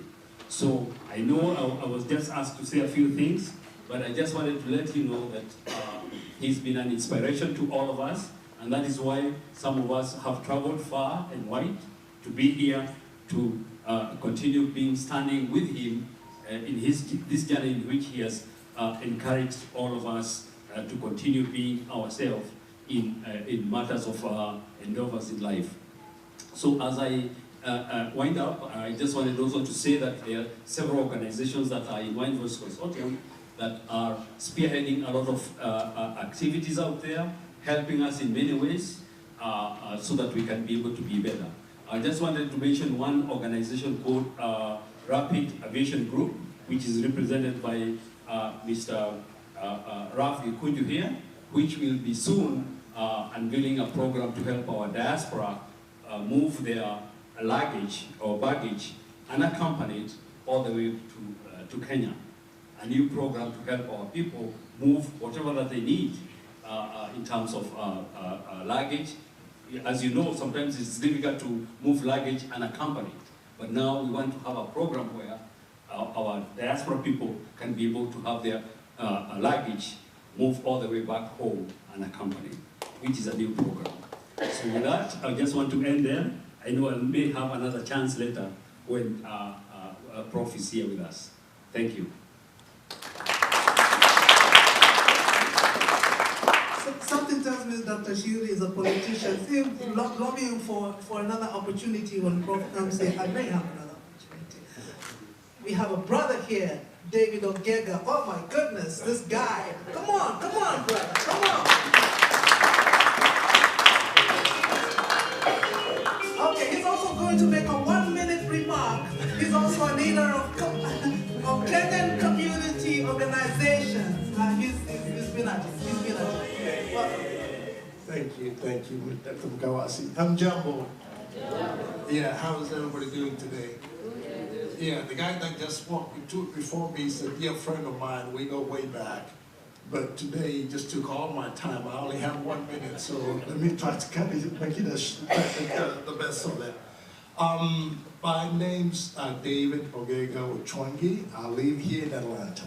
I also lead an organization called the Association of Kenyan Diaspora Organization, and we have pretty much the same aspirations, and we push to advance our interests as a diaspora in terms of the common interest and common welfare. What I really wanted to say, I think my role here today is to acknowledge our sponsors and partners who have been part of this. But before I get there, I'll be remiss if I did not appreciate this opportunity and what it portends to a lot of us. Those of you especially who have traveled wide and far to be with us, to honor our legendary Professor Mwalimu Ngugi. It speaks volumes, and I don't need to regurgitate this because we already all know about this, but it means so much to some of us, especially to me, because just to give you a perspective, years back, my late father, I think we were having an event, and he made a comment that stuck with me. He said that there will never be another moment like what you have today, and that's it. And this is, to me, this is what it represents. Honoring our icons, the folks that have have come before us, the giants on whose shoulders we walk, or we've walked on to get to where we are. I was fortunate enough to speak the other day with Maina Kiai, whom I see, I've never met him. So it's a great opportunity to be in his presence today.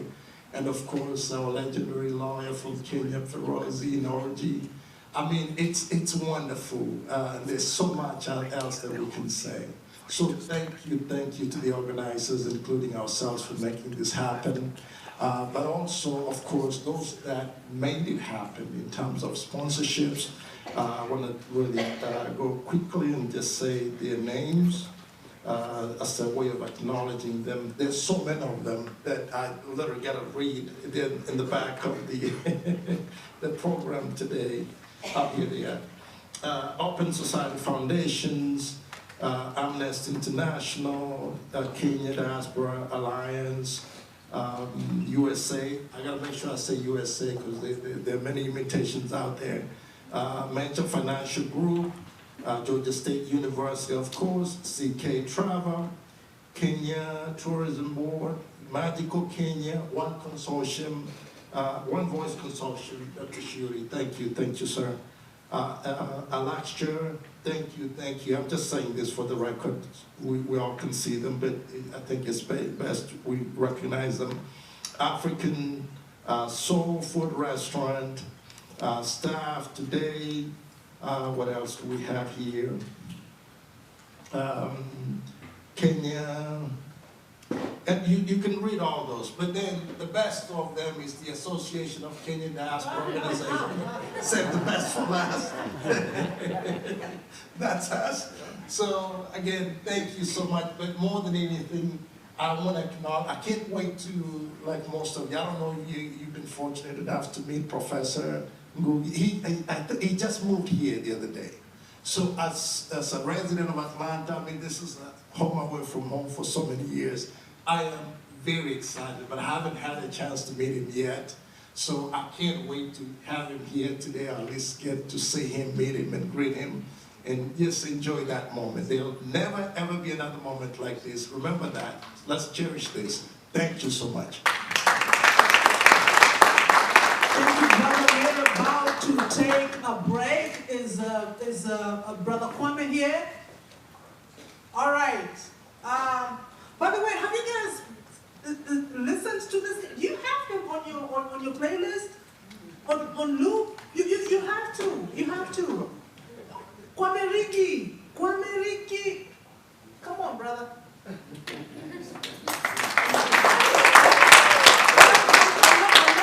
not talking about two listeners. You go on someone's YouTube and they say, oh, come subscribe. I have 3. No, this guy has millions of viewers.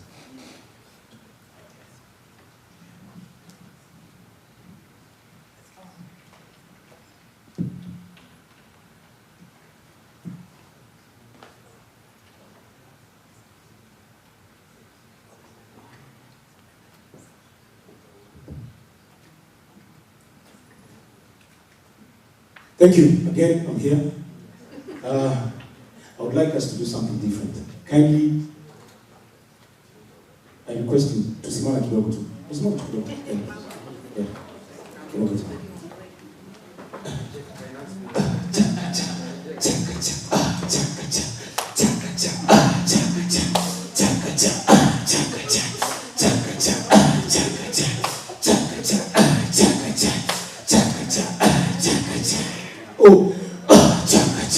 So this one is a train. I don't know how your train moves, but my train moves. So, oh yeah, okay, gaba, choo choo choo choo. Oh yeah, okay, gaba, choo choo choo choo. Oh yeah, okay, gaba, choo choo choo choo. Mohiyo wa mwalimu. Tuko pamoja? Si tunajua hiyo? Inaenda ikifanya, it means the train makes kuchu kuchu kuchu kuchu because the train, today's train, Mwalimu's train, right? Oh, the walking about choo choo choo choo. Oh, the walking about choo choo choo choo. Oh, the walking about choo choo choo choo. Oh, you Mwalimu. Oh, the walking about choo choo choo choo. Oh, the walking about choo choo choo choo. Oh, the walking about choo choo choo choo. Oh, you Mwalimu. Oh, the walking about ka ka ka ka. Oh, the walking about ka ka ka ka. Odiago Kenabaga Kaka Kaka Oidio wa Mwalimu. Yes, for the step.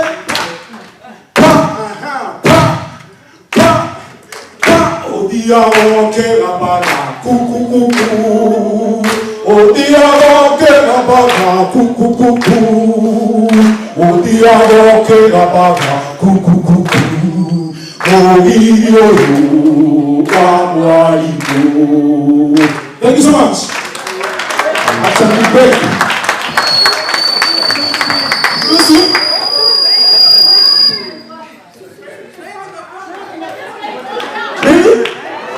Rudisha train kwa station.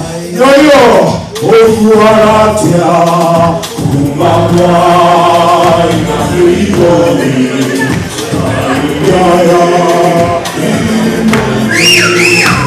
Kumamwa.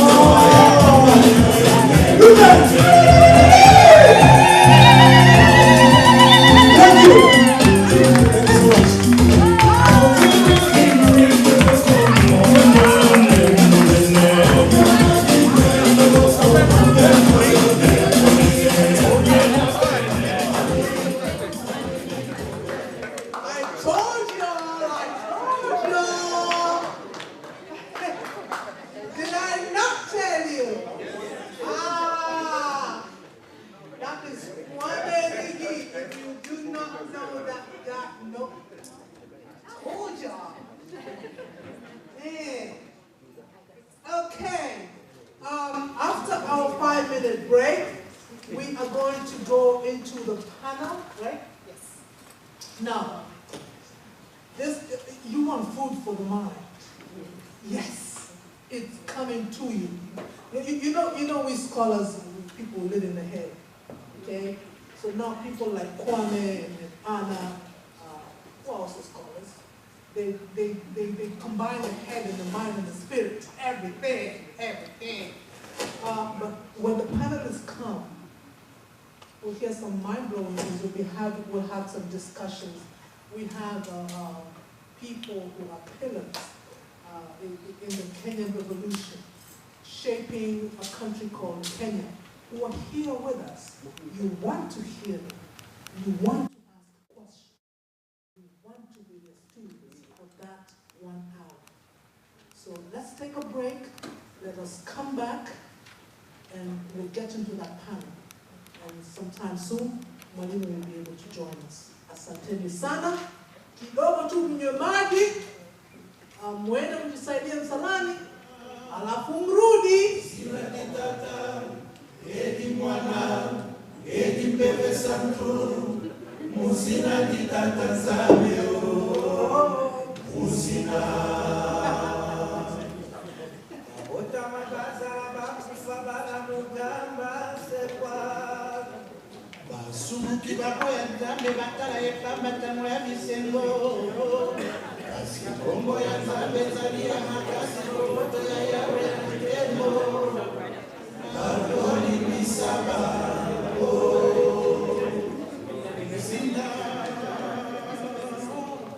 Musina kitata, edi mwana, edi bebe samtu. Musina kitata zamyo. Ya musina.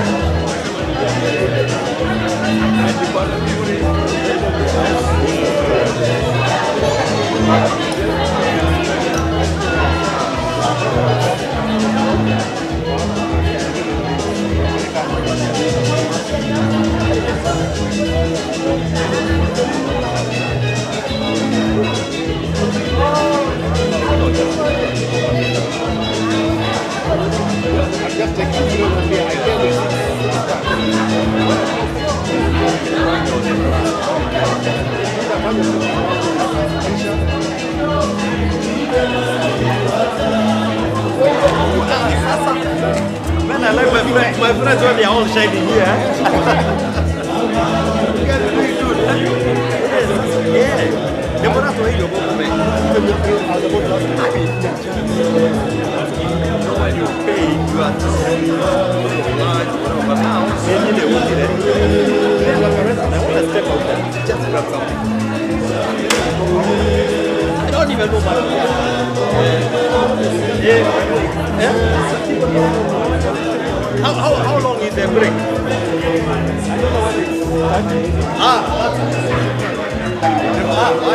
I kept on there. Yeah, that's good to see you guys.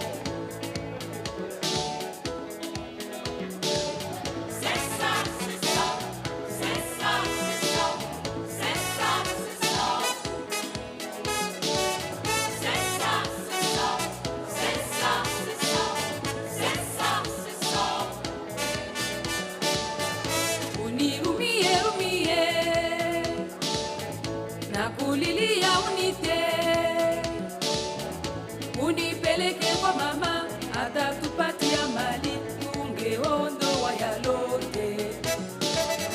Mpenzi yo mimi na wewe, ndoa yalote. Karibu karibu yangu. Sesa. Usinitese moyoni, naomba usinitese. Unipeleke kwa baba, atatupatia mali, tungeondoa yalote. Mpenzi yo mimi na wewe, ndoa yalote. Karibu yangu.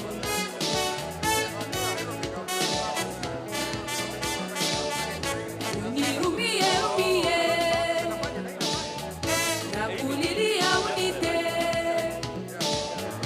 Unipeleke kwa mama, atatupatia mali, tungeondoa yalote. Mpenzi yo mimi na wewe, ndoa yalote. Karibu yangu.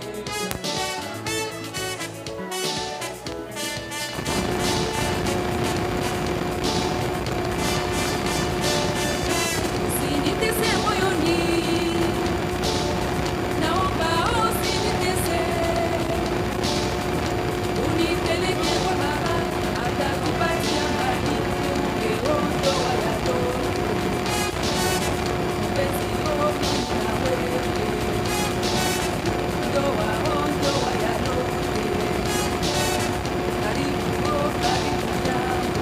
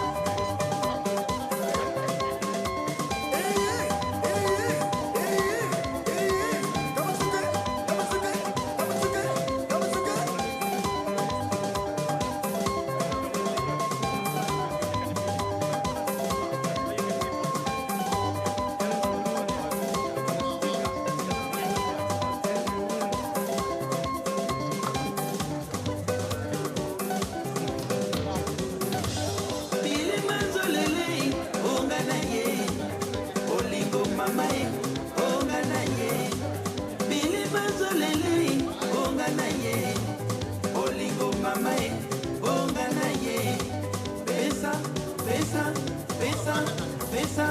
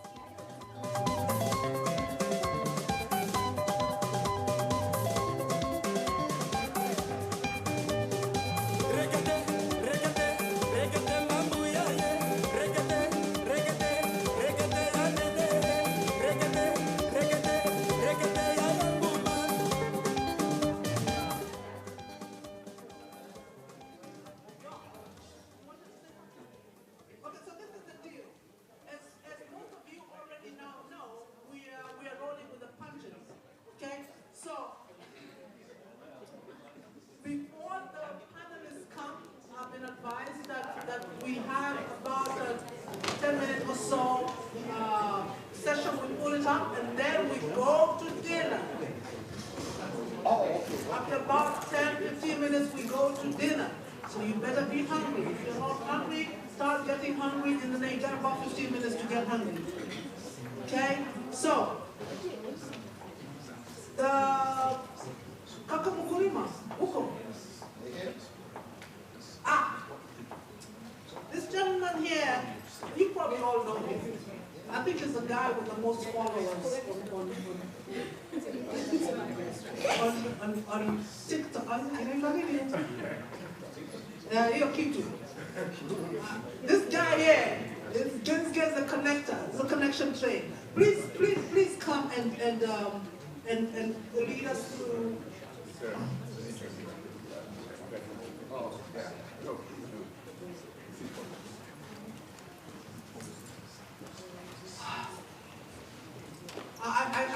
I didn't want to use the word dedication. It's more than that. We have so many people in different countries who really wanted to say something to and about Mwalimu. We kind of condensed them. And we cannot emphasize this enough. It's the reason we are doing this. The importance of hearing the world say, you did well. Thank you, sir. Thank you, ma'am. And that's also a process of passing on the baton to the next generation. And this section here is us saying that about Mwalimu's work. And so I give it over to Ngugi.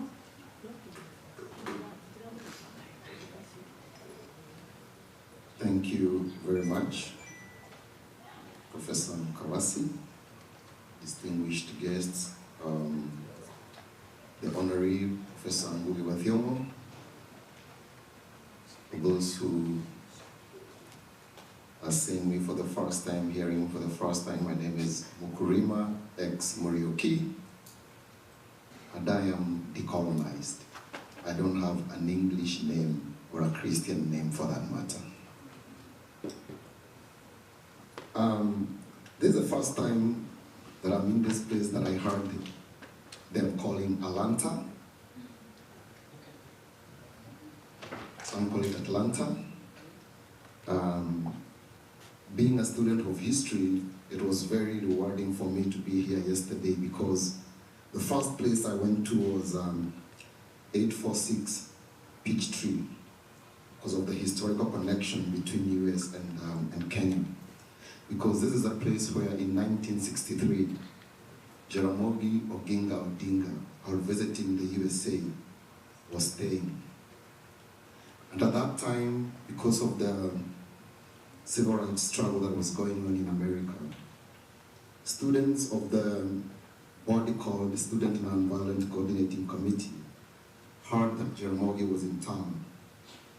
So they went to seek him out. And as he was talking to them about the struggles in Kenya and how those students could connect what was going on in Kenya and liberate themselves in America, he gave them one word: Uhuru.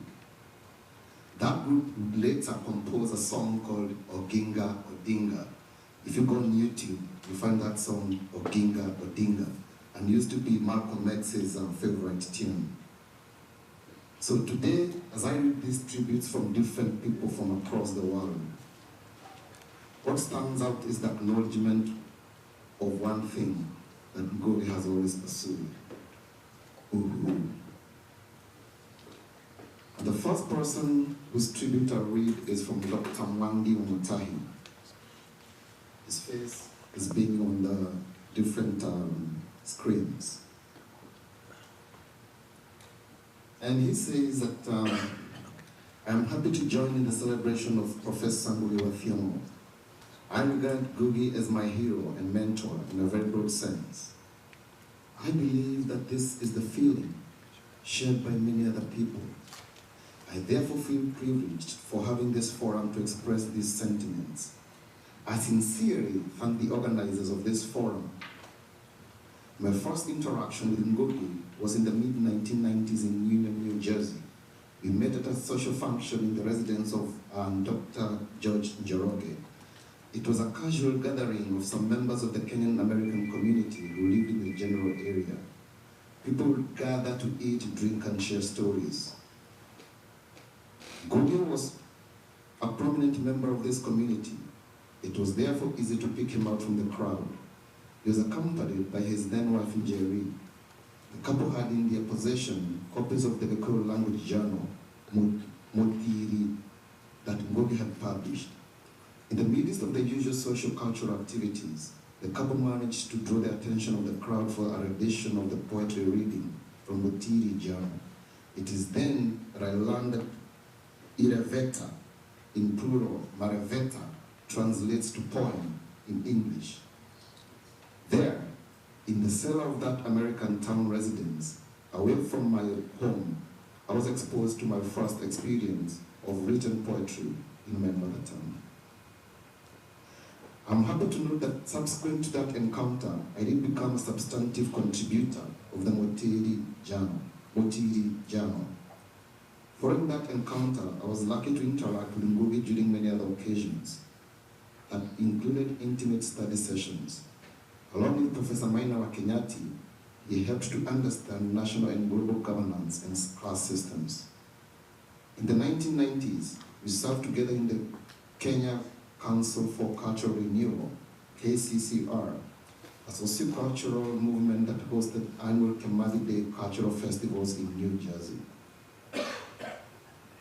My best takeaway lessons from my interactions with Ngugi is the centrality of language and culture in all our undertakings. I have come to appreciate more than that. When we are well rooted in our languages and cultures, we have a nexus to hold on to and help us project ourselves effectively in all spheres of our lives. In Ngugi's own words, it is indeed decolonizing the mind. His work in this area and in others is monumental. It is a legacy that will last and remain relevant for many generations. May we therefore continue to learn from his writings and other activities. A luta continua, Dr. Mwangi Njoroge Mutahi, PhD. Let's put our hands together for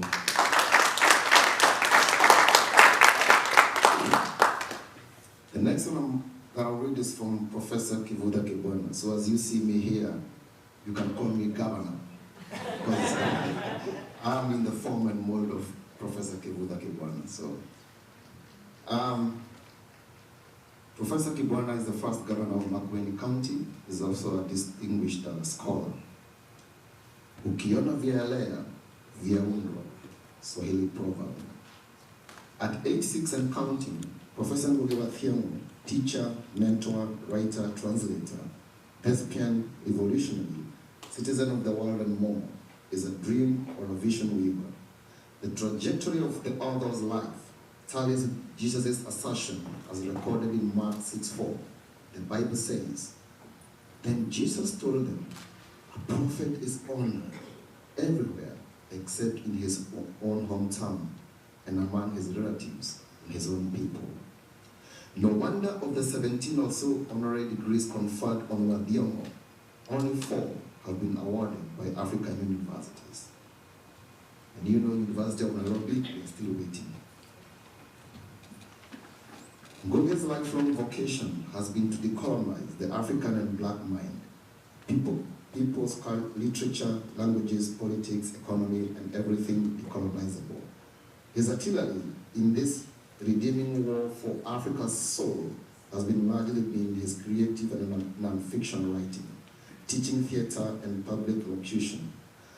Although he was the first East African writer to pen a novel in the English language in 1964, Ngugi, as the head of the Department of Literature at the University of Nairobi, made a 360-degree turn and commenced championing the teaching of literature from English literature to African literature. This revolutionary act had ramifications across most university departments of literature in Africa and generally the teaching of literature across the board. This predictably led to a resurgence of creative writing by African authors and the study of literature. After his first 3 novels, Awanjambanene argued for and popularized African languages as a suitable medium for creative writing. Saitani Modaravaine, or Devil on the Cross, 1980, and Ngahi Kandenda, and Ida Koryangere Kano, I'll Marry When I Want, 1977, co-authored with Ngugi wa Mirei, opened his new phase of his literature, of his literary oeuvre. In a sense, each work written in Gikuyu and then translated into English or other languages equals the labor of two literary texts. From personal experience, whatever I write in my first language, Kikamba, is always richer than an English translation. There are words, phrases, idioms, etc. in my language that I cannot find exact meaning in English. No wonder, apart from Matigari Manjirongi, 1986, Ngugi has found it prudent to translate his works. For waging the successful struggle to reposition African literature and African languages, including Kiswahili, onto center stage on the African continent and beyond, we immensely owe our Muradi. African governments must ensure that the local languages and culture are mainstreamed into our educational systems and within society. For example, although Kenya's constitution guarantees the promotion and protection of the diversity of language of the people of Kenya, and the promotion of the development and use of indigenous languages, Article 7, as well as recognizes culture as the foundation of the nation, as the cumulative civilization of the Kenyan people and the nation, Article 11, implementation of these provisions is an illusion. Sample this: official policy, laws, and other public documents and communication to citizens are primarily in the English language. It's about, so I'm trying to go through and cut some pieces. As a staunch believer in Pan-Africanism and African Renaissance, still, Ngugi's work divorced from the crucible of the African struggle for emancipation, and yet he continues to be faithful to his community of origin, native language, culture, country, and continent, while also being a global citizen, all wrapped in one. He serves, like Thomas Sankara and other changemakers, as the upright man dedicated to disrupting Africa so as to secure the base and ensure that the majority are focused on children and young adults. He has been committed to raising a generation of firebrands who will continue the Nyerere, Nkrumah, Nasser, Lumumba, Gaddafi, Kaunda, Machel, Neto, Mandela, etc. dream of freeing Africans from neocolonialism and imperialism. In Birth of a Dream Weaver, Ngugi recounts his time at Makerere University, where his political consciousness and literary ambitions were awakened amidst the vibrant socio-political dynamics of post-colonial Africa. He highlights the genesis of his commitment to writing a form of political activism and cultural preservation. Wrestling with the Devil, A Prisoner's Memoir, is a narration of Ngugi's detention without trial by the Kenyan government, detailing his psychological and physical struggles in prison and his creative resilience, epitomized, as remarked before, by writing Devil on the Cross on toilet paper. These works collectively illustrate Ngugi's transformation into a revered figure whose life lessons and unwavering commitment to social justice, cultural liberation, and the transformative power of literature continues to inspire and educate globally. Is Ngugi a saint? And almost of you ask me that question. Professor Kibwana answers, saints are usually declared posthumously. No living human being can be a saint, like the ones I believe are found in the Manchester land beyond. Ngugi wa Thiong'o, Muradi wa Jamba. Muradi Jamba nene, dreamweaver, interpreter. I dare not salute you with mere 5 ululations. As a revolutionary son of the African soil, we salute you with 21 gemi. You have lived a life echoing the Somali proverb, wisdom does not come overnight. Professor Kivuda Kibwana.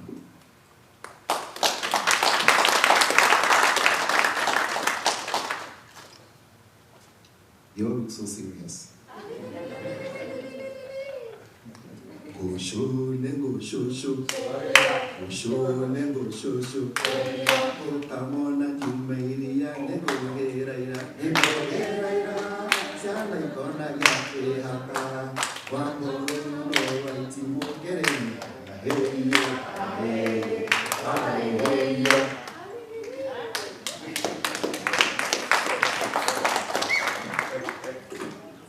There's a very young author from Malindi, Kenya. A few weeks ago, she wrote a poem from Ngugi and it went viral in Kenya, so we also felt it good for her to send her words for Professor.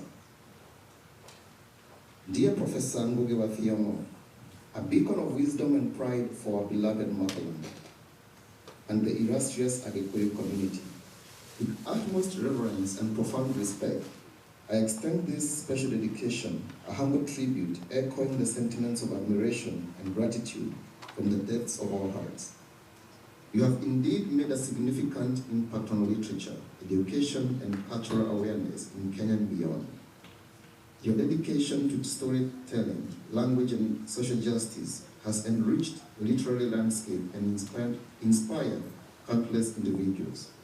From your early works to your more recent writings, which consistently explore themes of colonialism, identity, and power of language, your commitment to education is also evident in your advocacy for African languages in schools and the efforts to decolonize the curriculum. As we honor your legacy, we are reminded of the indelible mark you have left on the annals of history, shaping the narrative of our collective identity and igniting the flames of resilience and empowerment within us. You exemplify the transformative potential of literature and the enduring power of storytelling to shape our understanding of ourselves and the world around us.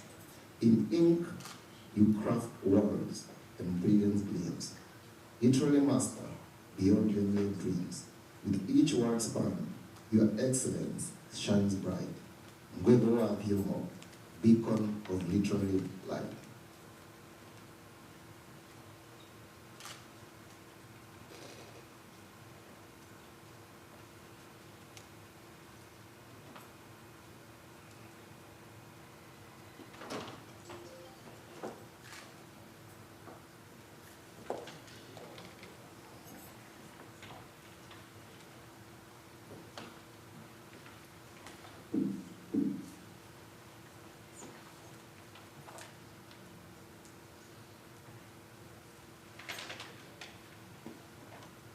I was going to read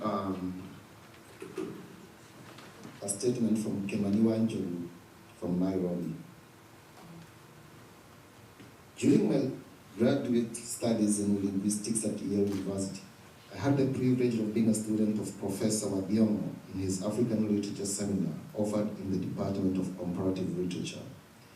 Although I had read Ngugi closely prior to that period and attended many literary events and performances associated with him, including the rehearsals of Maitun Jugira, Mother, Sing Me a Song at the University of Nairobi, I had not interacted with him closely. It is during the New Haven years that I got to the opportunity to deepen my understanding of Mwalimu Ngugi at personal and intellectual levels. For over 5 decades, Ngugi has inspired my thinking, especially in his reflection on the intersection of language, thought, and reality. His view that the utilization of European languages and colonialists sought to dominate, subjugate, and control the colonized is well-founded. Through their languages, the colonizers transmitted the interpretation of their world, their thought and practices, presenting them as preferred and superior. In the process, the colonized started losing confidence in their own history, their culturally situated worldview, and in themselves. The diminished status of the languages of those who are colonized paved the way for the prestige and enhanced the state of the colonizer's language and a culture of intellectual dependence. For Ngugi, the revitalization of African languages is a critical route to freedom from cultural domination, independence, and a restoration of the continent's cultural dignity, pride, and identity. It will pave way to economic, social, and political pursuits grounded in African experiences and befitting from other global lessons. In this rootedness, in African cultural experiences and histories that underpins Ngugi's lifelong transformative philosophy. In recent discussions on Camaredo afterlives, he wrote to me and said, "Dear Kemani, what I want the nation, Africa, and the world to know is that the success of Camaredo Cultural and Education Center was rooted in our belief in the collective power of workers and peasants of Kenya and their language. The power awakened can move mountains. It is Camaretho brought together audiences from villages and towns, from primary to university students, from Harambee schools to those elite schools. People would come in buses from as far as Embu. On the day of the ban of the play Gahi Kandenda was announced, that is November 11, 1977, buses bringing people from Kisumu had to turn back in Nakuru. U.S. Thiong'o. As we celebrate Mwalimu, we ought to pay tribute to him for broadening the debate on decolonization of the mind as a precondition for political equality, democracy, and collective development. By freeing the mind to imagine an alternative world, different from that crafted through the colonial experience, Africa can benefit from the resources of the continent in unprecedented ways. That freedom is possible through the weapon of culture, as Amilcar Cabral taught us. Mwalimu, nakushukuru sana kwa mambo mengi unayonifundisha. Kinolewacho kupatana hapo kwa hapo kama ukatajiwe. Mwanafunzi wako Kimani Wanjogu.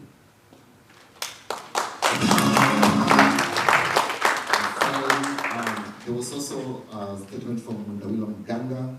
I didn't manage to get to that, but as the rest of the tributes have poured, it's all a celebration of Ngugi, so I also recognize that Ndawila Mganga had also sent his tribute to Professor. And as I sit down, I will let this video play, and then we can move on to the next phase. Thank you very much. I greet with the Ubuntu style. I am well if you are well. With all due respect, allow my speech to sound like a vote of thanks. On behalf of all Kenyans of goodwill, and on behalf of my family and myself, I thank Kenya Diaspora Alliance, USA, for the honor accorded to Professor Ngugi on this day. I thank you for the opportunity extended to me to give my tribute to Professor Ngugi. My name is Jenny Marando Gucci. As you all know, our African names mark our identity. They match our realities, and so does my name. Osibori means freedom, an expert in untying livestock. Obuchi means to make more, become bigger in amount, number, degree, etc. Marando refers to a tendril that spreads itself out freely, giving support to a climbing plant, making it stand erect, thus exposing the maximum area to sunlight. For these meanings, you can make a deliberate attempt to describe me. So I am, may plenty of freedom spread out like sunlight for Africa, I believe. I am sorry for not knowing the meaning of my other name, Jane. Just call me Osibori. It's such a loaded name. Ngugi's name too has a meaning. It refers to a measured piece of land to be dug within a given amount of time. It has everything to do with manual labor. No wonder, as narrated to me by Professor Thiong'o himself, While traveling on a plane, he struck a conversation with a white man sitting next to him. Out of excitement, the man wanted to name his unborn grandson Ngugi, but on learning the meaning of that name, he withdrew his intention. He exclaimed, "Oops, I'm sorry, it can't work." To the man, maybe, the name Ngugi would bring back memories of the history of slavery, hard labor, blah blah. Indeed, Ngugi has lived up to his name. He is a worker, yani mchapakazi. Look at his shoes. They are work boots and not loafers. Normally, many would yearn for loafers and moccasins, not work boots. The path that he has taken, that of watering our African languages, is less traveled, overgrown with bush and thorns. It's a tedious journey. With no doubt, Papa, were it not for your effort, the tree of our African languages would have long withered or even dried up. In the same manner, birth rate cannot be cut down by slathering down the office of the country register of births. No hurdle can bar our African languages from thriving. The fire still glows beneath the embers. When you see a turtle on our fence post, you know it did not get there by itself. Please give a round of applause to my late father, John Marando Mbagi. May his soul rest in peace. My mother, Priska Mungina Marando. My teachers at all levels of my education. My first published in Ekebisi language, Dr. Henry Chakava. May his soul rest in peace. And Professor Ngugi wa Thiong'o, last but not least. Papa, thank you very much for the mentorship and support. All of the above people have worked together in my life to make me appear smarter than I actually am. Papa, your words, Bosibori, you are light on Mount Kenya, are the sweetest blessing to my ears. I won't let you down. I will follow in your footsteps. I will make effort to light other candles so that the light will grow and glow even bigger. It can be done. Inawezekana. I cannot thank you enough for the honor extended to me in 2019 when you flew all the way from California to Kisii for the launch of my Ekebisi books. I value the time and sharing we had. I can remember how you stretched out your hand over my head and said, "Bosibori, well done." I treasure those words. I would not have become the writer that I am if Professor Ngugi had not set the pace. He showed me that it's possible to write, particularly in our African languages. You are so good that you personally funded one of my book translation projects from English to Ekebisi. You call me on phone on a daily basis to find out unaendeleaje na kazi ya uandishi. Wewe ni taa juu ya mlima Kenya. I feel so humbled to have motivated you into translating into Kikuyu your novel, The River Between. I feel so honored and humbled to serve as a member of the board for the Ngugi wa Thiong'o Foundation. Your call to translation, the language of languages, is well received by Bosibori.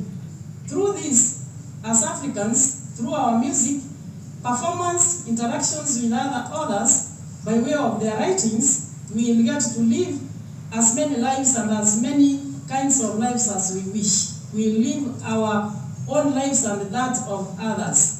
I'm very happy to have found a pedestal to stand on insofar as my journey of writing in African languages is concerned. Prof, I am because you are. And because you are, therefore I am. The much you have done for me and Africa as a whole cannot be told in a few minutes. I can only sum it all up in my song for you. My dear audience, please allow Bosibori the artist to be a lawyer. She will use her voice to sing her laws, which are the laws of our people, to the accompaniment of Obokano, twist her body to the rhythm of the drums, to proclaim her rules by way of body movement. This is not dictatorship. It's music with laughter, happiness, and appreciation. Finally, this is my wish. May you, my audience, love me so much to the extent that when I am gone, demand that pages of my books be cooked and be eaten by my readers. They can eat them with meat, milk, vegetables, soup, etc. Let Professor Ngugi wa Thiong'o make his own wish. Who knows? Maybe his will be the same as mine.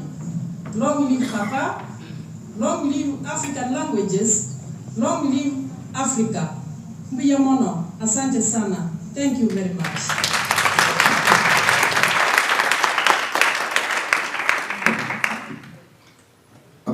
We have 4 more like those ones coming. No, we don't. I'll give the mic back to the MC as I. Thank you very much. Hey, David, Amka. Do you really know the meaning of your name? What's the meaning of David?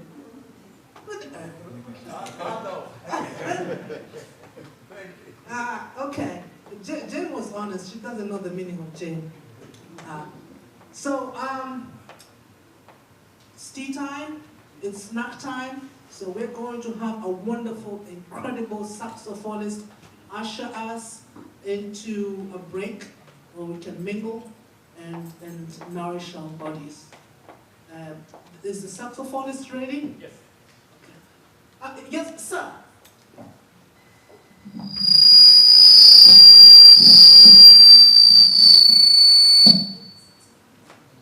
That was the intro.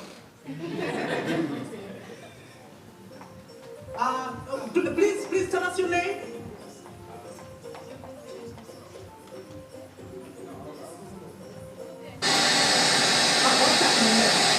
What are the letters showing?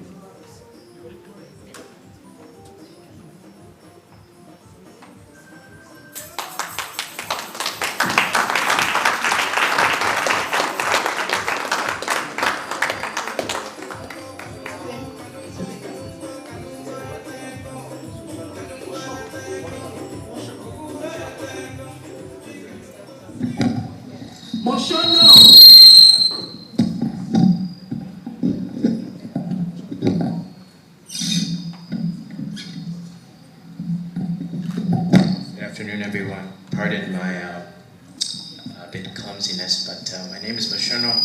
I am a saxophonist. Yeah, okay. Maybe the mic isn't needed. Maybe you guys can hear me. Yes. Okay, cool. I hope you enjoy. I think the song I'm about to play very well encapsulates who we're honoring today, so I hope you enjoy.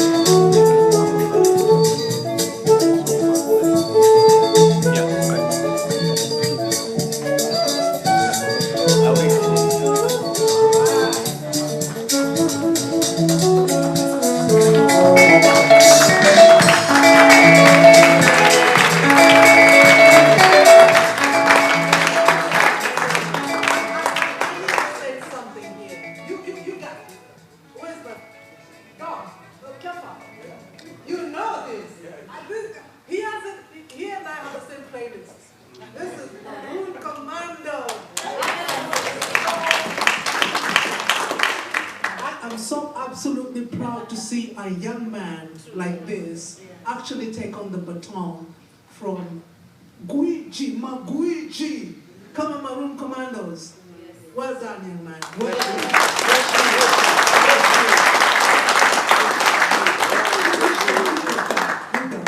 Okay, tea time. Then we come back in. Then Dr. Kombe will lead us into the panel, a powerful panel. But now let us go and nourish our bodies. But we have to remind you that there are actually books at the back. Ngugi's books are right there at the back. Please get yourself a copy. I hope by now you figured out where the restrooms are, but if you've not figured out where they are, you can ask Joy or Baraka. They're sitting right there in the front. They can show you. I don't know my left or right, so that's why I couldn't say, just to admit, because I need to do something like this to figure out which is right or left. But I trust my two babies who are outside to help you. So please do ask them to show you the directions to where the restrooms are. Very quick one, please. If you have a charger for Pininogo, if you have a charger for Android, please save someone. Come to the front.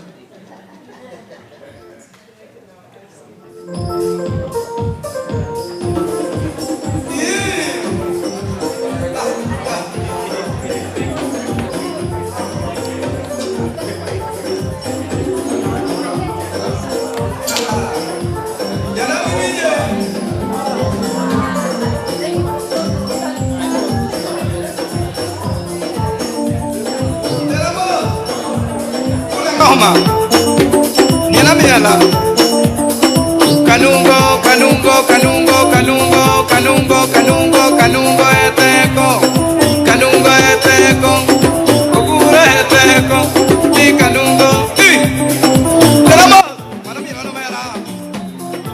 ani wala la la la la, mama ani wala la la la la, nakone toma, alaka wala le kunyamo, nakone toma. You know what I like with the wire, not to the toma. When you are done, I am a Buddha Peleva. Keep them all on the other ways, I lego. Keep them all on the ones I am with you.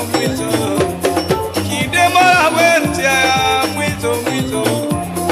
Oh, you little come on, the Thiong'o Baba. I go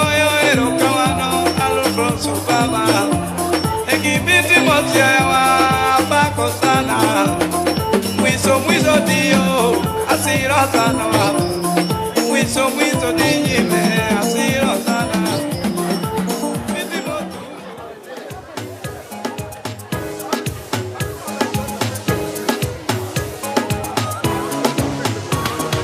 Kirodo ketendaga sukari kana sumbe, sumbe, sumbe. Utemanye ko watu murimo ya sukari kana sumbe, sumbe, sumbe, sumbe. Kundia, kundia, kirodo. Wai kundia, kundia, kundia, kirodo. Kundia, kundia, kundia, kirodo. Wai kundia, kirodo. Kundia, kundia, kirodo. Wai kundia, kundia, kundia, kirodo. Kundia, kundia, kundia, kirodo. Wai kundia, kirodo. Kundia mutumba ya ketumba. Tumbe tumba tomo tumba. Demba, eje ndumba ya mudemba, unge nagashuga kira shuga, makero yana kinya we munyanya, kenda tumba kwina mutise mutise mutise mutise mutise mutise, kundia kirodo, wai kundia kundia kundia kirodo, kundia kundia kundia kirodo, wai kundia kirodo, wai kundia kundia kirodo, wai kundia kundia kundia kirodo, kundia kundia kundia kirodo, wai kundia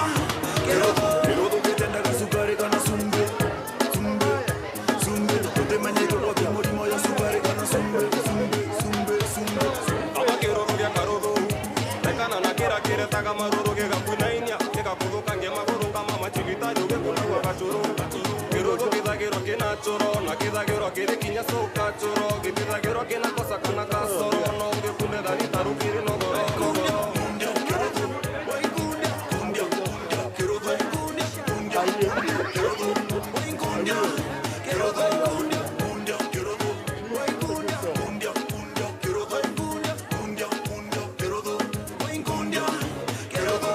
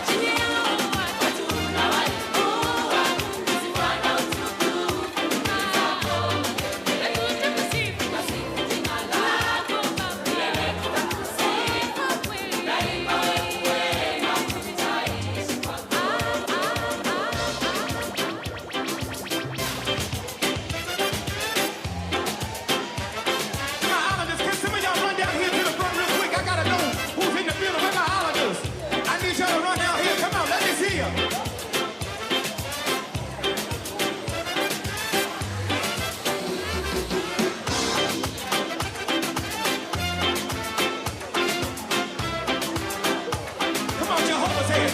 Jehovah, you. Say it. I trust in you. In you. Say it, y'all. Oh Lord, Jehovah, you. I trust. Say it. I trust. Show me how to do it, y'all. In you. I believe. Say it. Say it. I believe you. I trust. Come on. In you.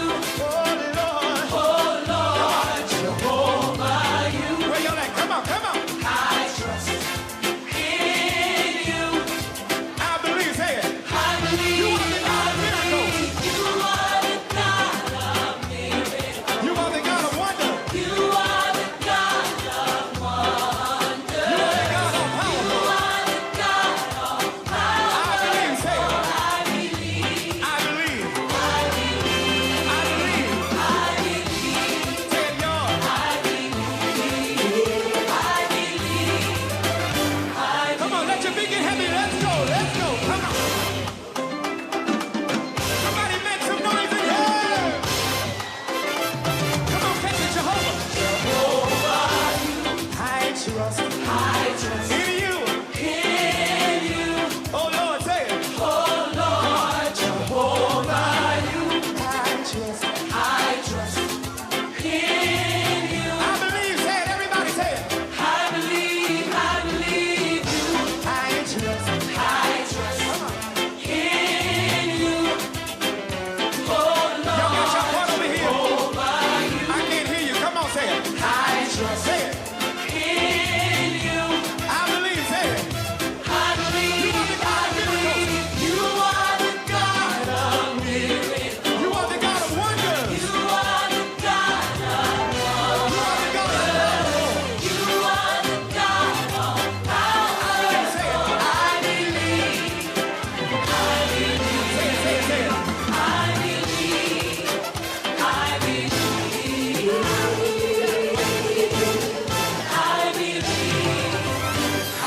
Now everybody get radical with 30 seconds. Come on. To the devil's head. Come on. Come on. Come on. Y'all ain't radical enough over here. Balcony, I can't feel ya. Move the feet. Everybody, let's go. I see you back there. Balcony, y'all gotta come on. Hey, come on.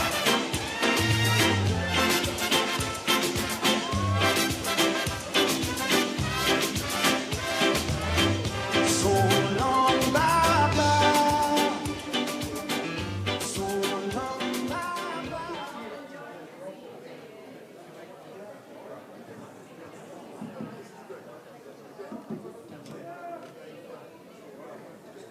I hope you're enjoying your dalies and samosas. We still have a few books left, and they are going for $10 each. So please welcome to the back. The books are $10. Mike? Hello? Yeah, now? $10?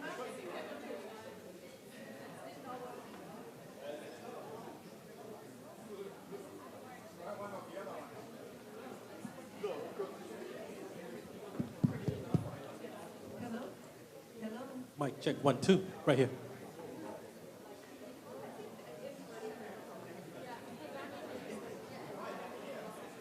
Prof, you heard me. The books are at the back. They're $10 each. So welcome, please. The books are still, we still have a few books left. Is it? Okay. Well, thank you.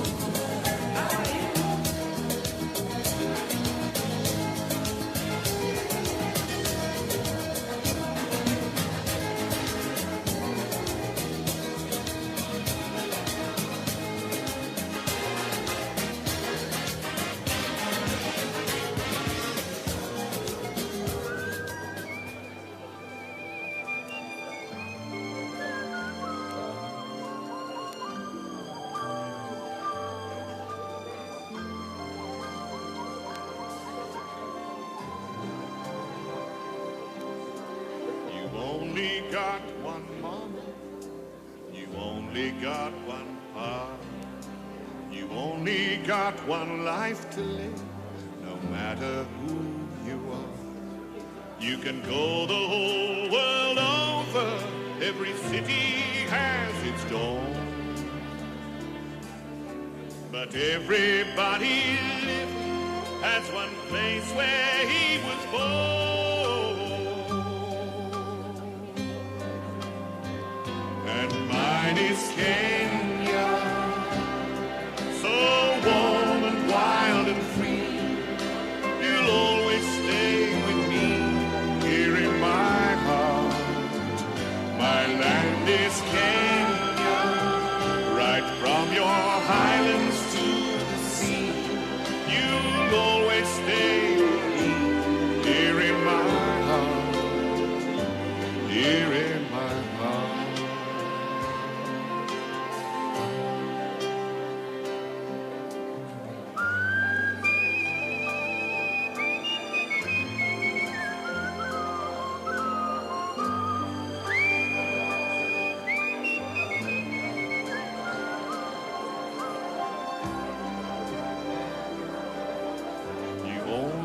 Got one childhood and the memory that springs when you see your house, the tree you climbed, and all those precious things. The faces of the friends I had, the images that form. When I close my eyes in the land I love, the land where I was born. My land is Kenya, so warm and wild and free. You'll always stay with me here in my heart. My land is Kenya, right from your highlands to the sea. You'll always stay with me here in my heart, here in my heart.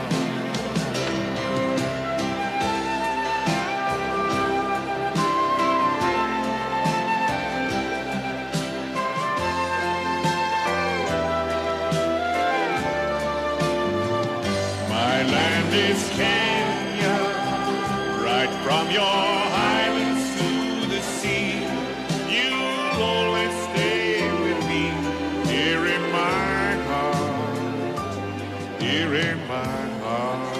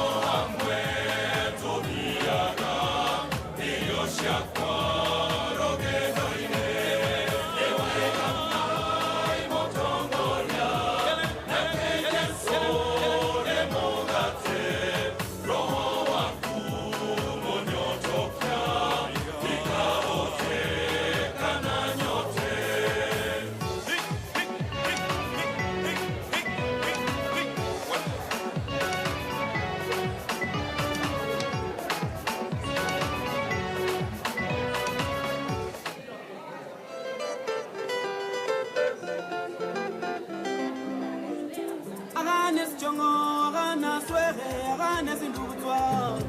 Yanza welinde mama wechungene ndabanduba usaba. Yanza welinde mama wechungene ndabanduba tama. Yanza uninde na njelele titi kalundo. Yanza uninde na njelele titi kalundo. Baida, baida, mwana inyanya, mwana mabele, mwana indungu.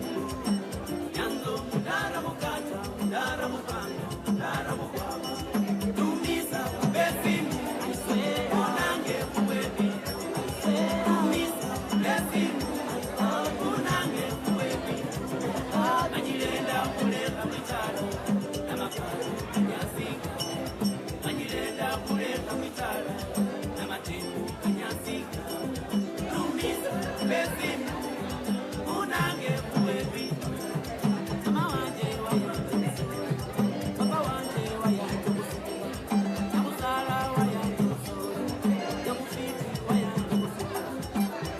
Yango befile, kulombo. Yango befile, baida, mwana inyanya, mwana mabele, mwana indungu. Yango mudara mukata, mudara mupanga, mudara mupanga. Tumisa besimu, onange kuwebi. Tumisa besimu, onange kuwebi. Majirenda kuleka mitalo. Security agenda, city agenda, security agenda, city agenda. Kwanza namshukuru Mungu aliyenipoza machungu na maneno ya walimwengu. Kweli Mungu sio mzungu, afitinishi na majungu, hakuninyima langu fungu. Amepindua agenda, ameharibu agenda, amezifuta agenda, amepindua agenda. Bado, nasema hamujaona bado. Mawazo ya Mungu ni fumbo, remember. Akili za Mungu ni fumbo, remember. Wachawi ongezeni bando, wapigieni wa kipondo, wabadilishe na mitindo, sio kila siku kuruka na umbo. Pigieni na mabondo, akome kuroka na mafundo. Neno la Mungu ni nyundo, sio kama gazeti la Shikongo. Yeye hachungiziki, ni mwamba hatikisiki, wala hapendi kiki, anapenda sifa na muziki.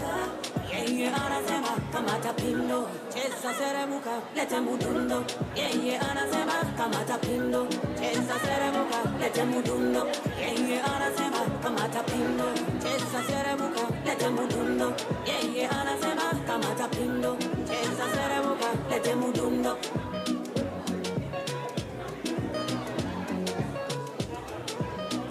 Security agenda, city agenda, security agenda, city agenda.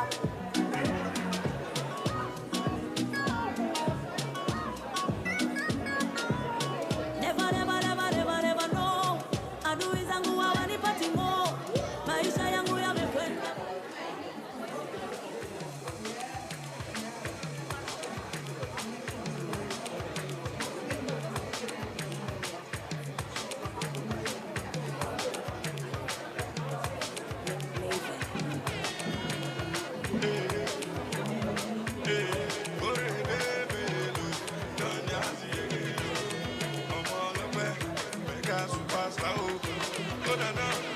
I don't get a lot, God do it. And I don't pay my rent, God do it. There be one for my hand, but God do it. There be one keep my joy, but God do it. I say anything them do, now God do it. No, now God do it. No, now God do it, no. Anything them do, now God do it. No, now God do it. No, now God do it, no. I don't change my name to God do it. I no more, I don't buy more to God do it. They say my market no go sell, but God do it. And And then me say I no go blue, but God do win them, my brother. Make them try their luck, my God go win, no, my God go win, no, my Lord go win, no. Anything I do, now God do win, no, now God do win, no, now God do win, no. As you don't pass exam, now God do win. And then me say you no go pass, for God you win. You wake up, see today last song, now God you win. Robbers they rob, they no see you, brother. They no see you, my sister. Oh yeah, better pass. God do win, no, now God do win, no, now God do win, no. Anything I do, now God do win, no, now God do win, no, now God do win, no. As now your wedding day, now God do win. And he don't tell where you be fine, but God do win. See we go pop champagne today, God do win. And we go there dance, cause God do win. Oh, anything you win, now God do win. And if you win election, my brother, God do win. Like if you win the contract, my friend, God do win. And if you check the countdown, my brother, God do win. And if your market sell, now God do win. No, now God do win. No, now God do win. No. Anything I do, now God do win. No, now God do win. No, now God do win. No. Why you no go dance? Now God do win. No, now God do win. No, now God do win. No. Anything I do, now God do win. No, now God do win. No, now God do win. No. God do win.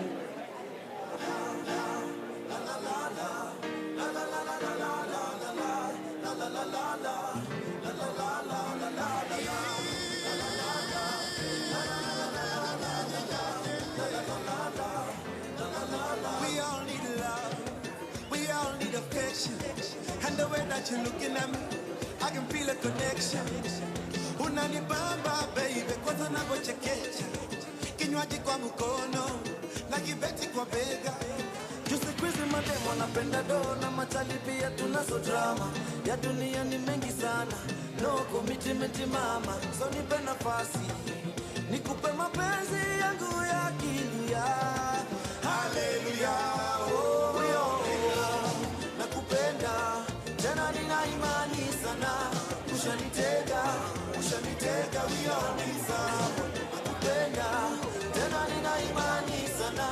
Ushanitega, so make love to me.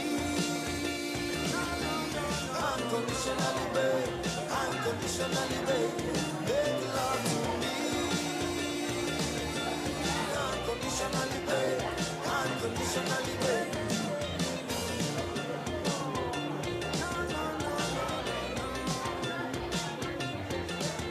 They all need a love, me I need a wife. Wakuishi na yeye. Fata vijana utakufa mapema, magonjwa yamejaa. Jina la Mwalimu sasa lazima nile. Nikikosa kula na wendo chakula nitakonda mazima. And I believe nitakuwa na wewe mwanzo mpaka mwisho. And I believe, baby, yeah. We all need love. Nakupenda, tena nina imani sana. Ushanitega, we all need some. Nakupenda, tena nina imani sana. Ushanitega, so make love to me. Unconditionally, babe, unconditionally, babe. Make love to me. Unconditionally, babe, unconditionally, babe. We all need love. Nakupenda, tena nina imani sana. Ushanitega, we all need love. Nakupenda, tena nina imani sana. Ushanitega, so make love to me. Unconditionally, baby, make love to me. Unconditionally, baby, unconditionally, baby. Only, yes, South Soul, East Africa, Tanzania, Kenya, Kigali, Bujumbura, Kampala, Kinshasa. Hey yo, Dar es Salaam, this is our Cuba, South Soul. Okay, canta no kutoka, nani rubeni, pop, yeah.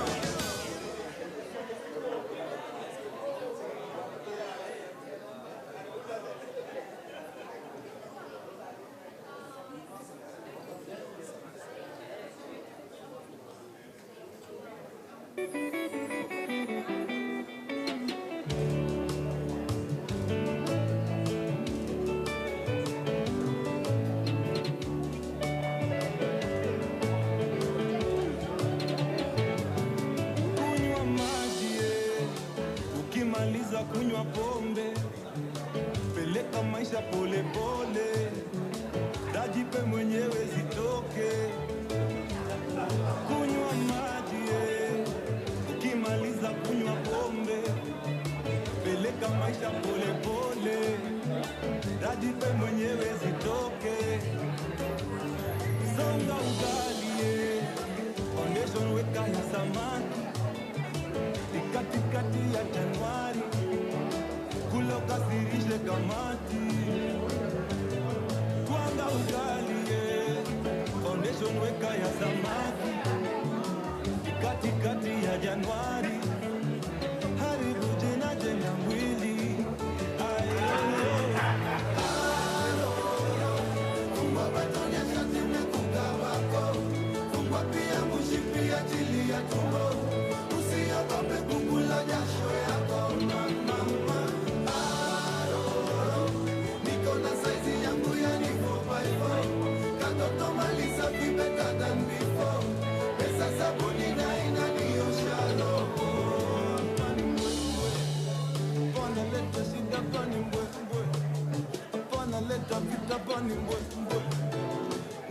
Tangori ngumi pweze, hapa ni mbwe mbwe, hapa ni mbwe.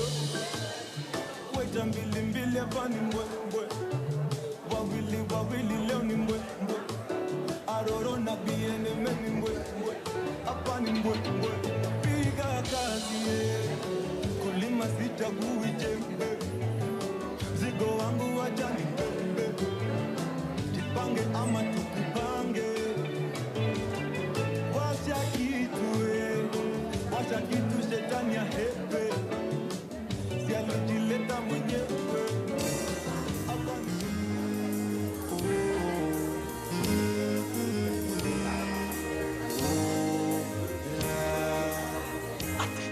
On a warm summer's evening, on the train bound for nowhere, I met up with a gambler.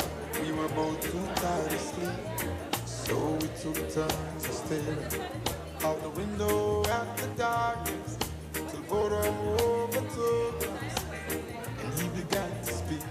He said, "Son, I've made a life out of reading people's faces and knowing what their cards were by the way they held their eyes. So if you don't mind me saying, I can see your outer faces. For a taste of your whiskey, I give you some advice." So I handed him my bottle, and he drank down my last swallow. Then he bummed a cigarette and asked me for a light. And the night got deathly quiet, and his face lost all expression. He said, "If you're gonna play the game, boy, you gotta learn to play it right. You got to know when to hold it, know when to fold it, know when to walk away, know when to run.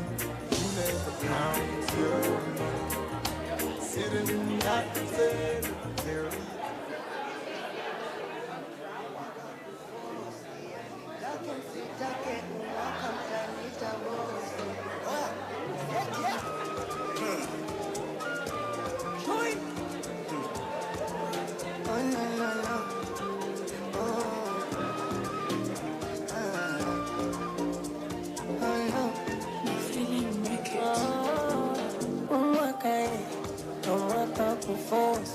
Mutake msitake, utanita bosi.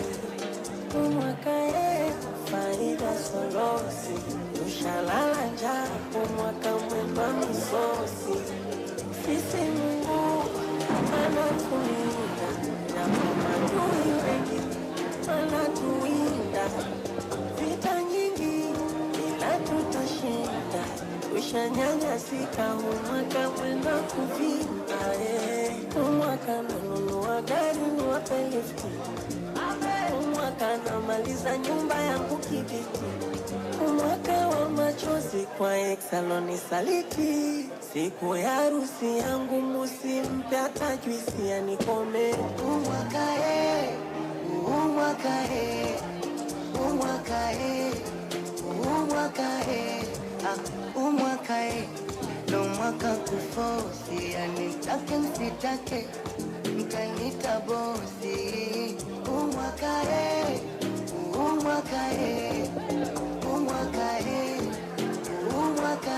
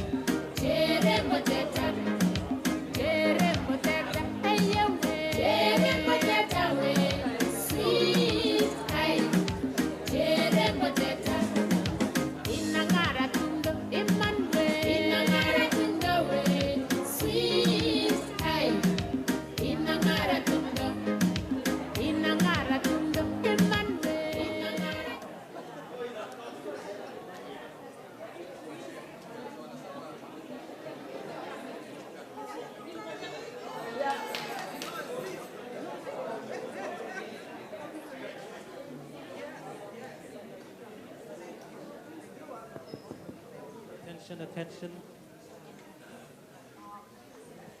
Mic check 1, 2. Ladies and gentlemen, Prof is here. Ladies and gentlemen, Prof is here.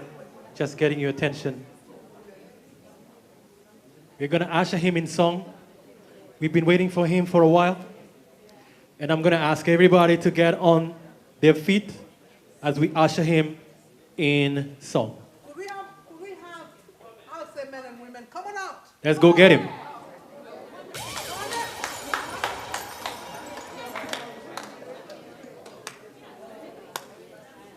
Aya, karibiani tafadhali. If I can have the women, atumia makuheredia habere, and then we have all the men to go outside kindly. Let's have the women inside. Wanaume, and then nje. All the men waende huko nje. I want women here, kindly. The women here, please. Men, kindly muende huko nje. Hii ni shughuli ya wanawake. Hao ndio wanajua walimzaa namna gani.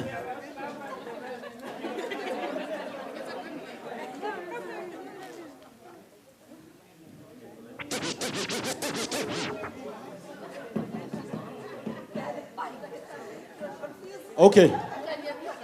All right. Listen, where I come from in my community, same community as Mwalimu, women make some really amazing jubilations.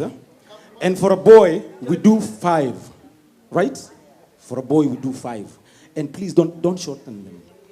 Ukianza moja, unapiga until you feel your diaphragm is empty. Right? So we are doing 5. Sindio?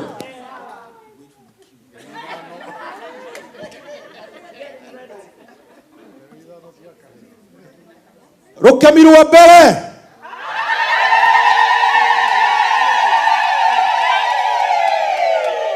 Rwa kerĩ.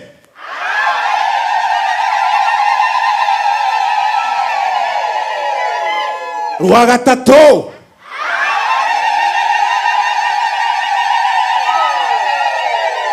Rwa kana.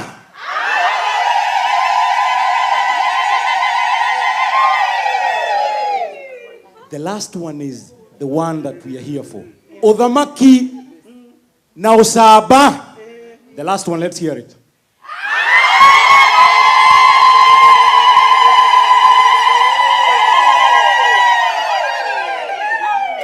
Ogana professor goko muthenyo uyu ni munene. Ogana professor goko muthenyo uyu ni munene. Ogana professor goko muthenyo uyu ni munene. Ate ogana mwalimu goko muthenyo uyu ni munene. Ni tuthie na mbere hanini muthenyo uyu ni tucoke thutha muthenyo uyu ni ungiona mwalimu guku muthenyo uyu ni munene ngiona mwalimu guku muthenyo uyu ni tuge ngemi na tuge rungi Giona this giant goko muthenyo uyu ni munene. One muthamaki mumenyo mani munene. Haya rokami.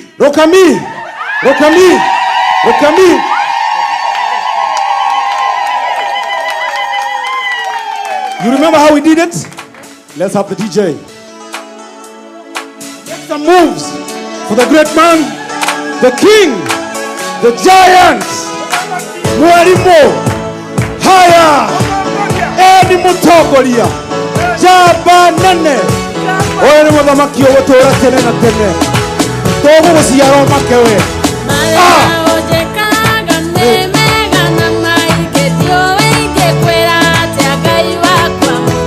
We can, let's do a circle, as we have the professor.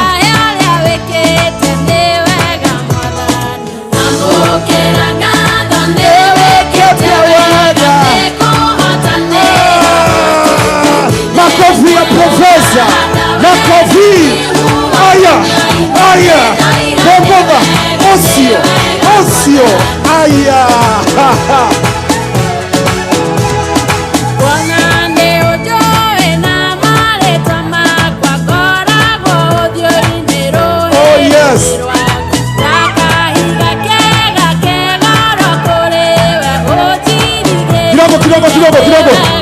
Kidogo DJ. Haya. Toidei.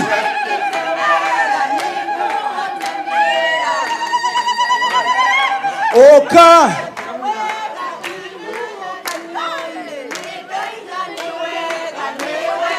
All right, listen. Era tuge kaudu ga githungu kanini. Tuge professor, but we start on the moderato pale chini. We start and then we twende kwa crescendo. All right? Because miaka yake inakubali tukue kwa climax, right? So we start professor. No, that's too loud. We start pole pole. Professor.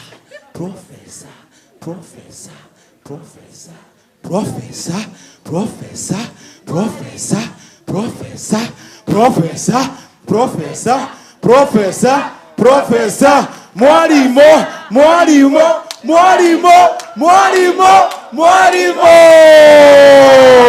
Thank so much. Thank you, thank you, thank you, thank you, thank you, thank you, thank you. Santeni.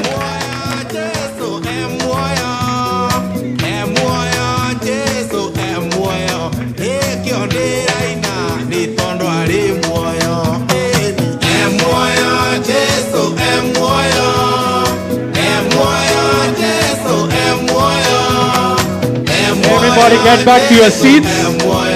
And we get Professor seated down. Hey.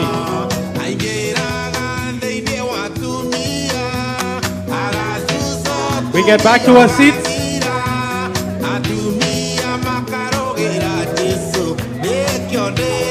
Karibu Professor. It's a big day. We got Professor here.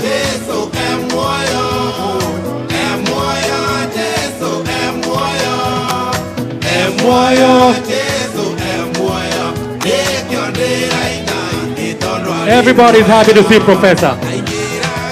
We love you, Professor. Hapa kiti yako hapa, hapa kiti yako. Have a seat. Madam MC.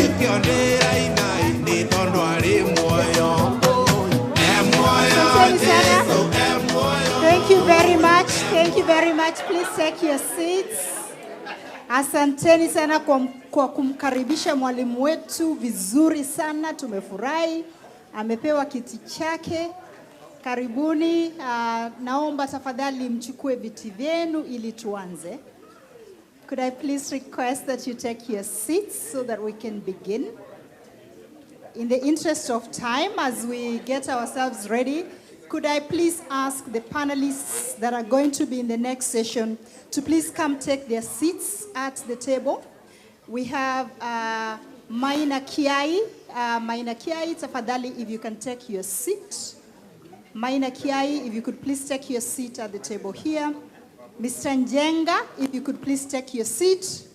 Mr. Njenga, if you could please take your seat. Dr. Del Bian, if you could please take your seat at the panel.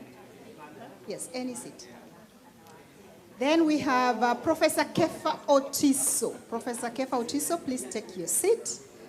Professor Chantel. Professor Earl, please take your seat. You can sit, it's free sitting once you're there because you're big people, you can sit anywhere. You're VIPs, so all that place is yours. Then we have Jimmy Centano. Jimmy Centano, if you could please take your seat on the panel. Then we have Munyao Kilolo. Munyao Kilolo, if you could please take your seat. Munyao Kilolo, if you could please take your seat. Then we have Eliana Maldonado. Please take your seat. I hope I have enough seats. If I don't, I will always, we can always improvise. I think we need one more seat. If Mukurima can help me get an extra chair. I have a mega panel. We decided that when you have a mega teacher, a mega mwalimu deserves a mega panel, right? That is diverse, that includes people from all over the world and covering different parts.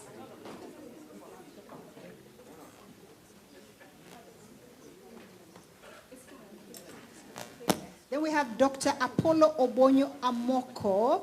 I'm glad that I don't have to ask to look for another chair because he's actually online. He's participating online, so I don't need an extra seat for him here. And I think we have the panel ready. But of course, suspense is part of what literature is, right? Because Mwalimu is a writer who keeps you in suspense. So we're going to hold you in suspense because we're going to send, pass the floor over to somebody whom I see busy talking instead of getting ready to speak because we didn't get a chance to do our opening remarks. And because we didn't get a chance to do our opening remarks, we are going to pass the floor over to Dr. Marasa, if he's ready. Dr. Marasa, if you are ready. I don't know whether you're ready, but we can also give you time if you're not. Dr. Marasa, as you might all know by now, he is the president of the Kenya Diaspora Association in the United States. He is, by profession, somebody who works with a very important agency that helped us a lot during COVID. Maybe, I don't know whether his employer allows me to mention his title, so I will not mention for now, but if he wants to, he can always say it when he's introducing himself. But because we didn't have a chance to do the opening remarks, we'll do the opening remarks from our president. And please, this is Gen Z, if you're here, this is not the president you're supposed to be saying things against. Huh? This is not Zakayo. This is not the Zakayo president. This is the president of KDA USA.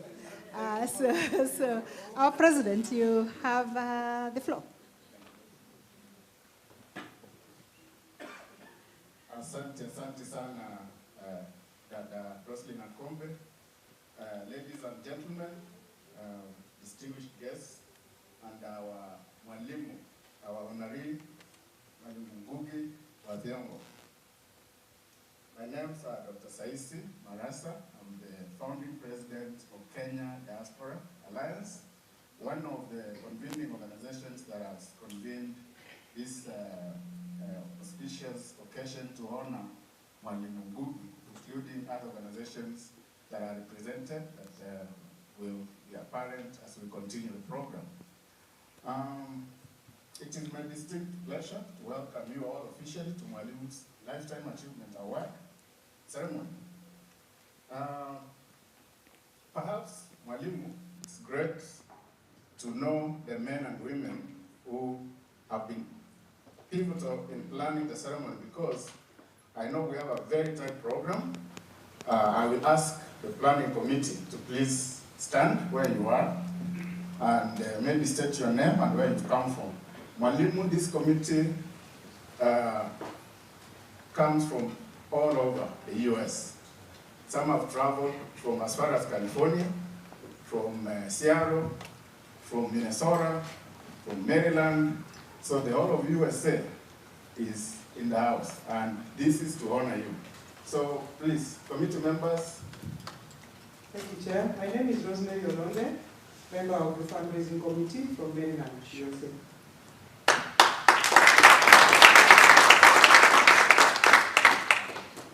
I'm Jambo Tena, especially Mwalimu. My name's David Ogego Twangi, head of the Association of Kenya Diaspora Organizations, based in Atlanta. Mkulima Muriuki, Los Angeles, California. Dr. Irene, but in front of Professor Nyangonyo, because he tells me Nyangonyo, Nyangonyo, Nyangonyo, from California. Naitwa Milton Nyakundi kutoka Wichita. Robert Wachira Washiri from One Voice Consortium, representing over 80 organizations in the diaspora. Majina Maina Wajibona, right here in Georgia, also founding African Equity Media, which is soon becoming Mambo Media. Thank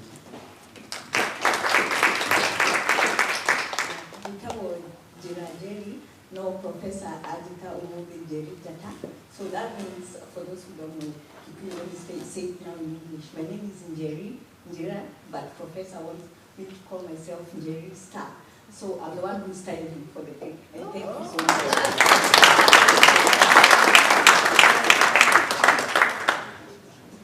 Mimi naitwa Nyariki Toyota, Executive Director of Kenya Diaspora Alliance USA. Asante sana kwa wananchi na the planning committee for the wonderful job. Good afternoon, everybody. My name is Natasha Miriti. I am from Atlanta, Georgia. Well, I live in Atlanta, Georgia. I'm Kenyan. My organization, the African Women's Public Advocacy Committee, we represent about 15 African nations, and we are glad to be represented here. Moreno Yotu from North Carolina. Yeah.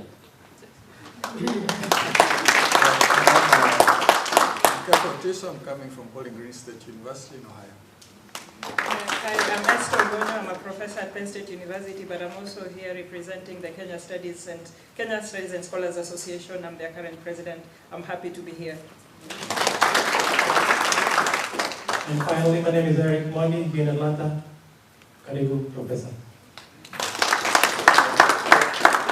Mwalimu itakuwa mbora mwebu. Actually, Professor the Muratawakwa.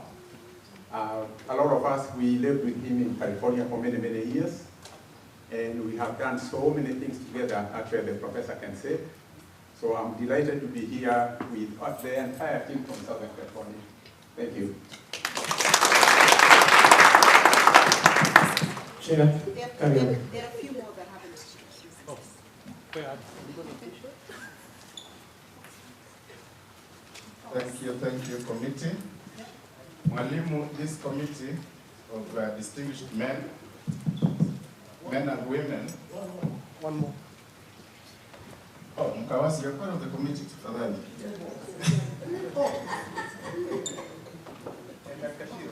And Chantel. This is my moment. Chantel. Emwana bangwa mkawa somchana. Nande daki Davida angu ni lugha yedu ifumie Davida andukuba kwa Kenya. Thank you very much. My name is Mkawasi. I only have one other sister over here from where who has understood what I said. So thank you very much. I just spoke to Davida. Mwalimu, thank you for fighting for our languages. Thank you.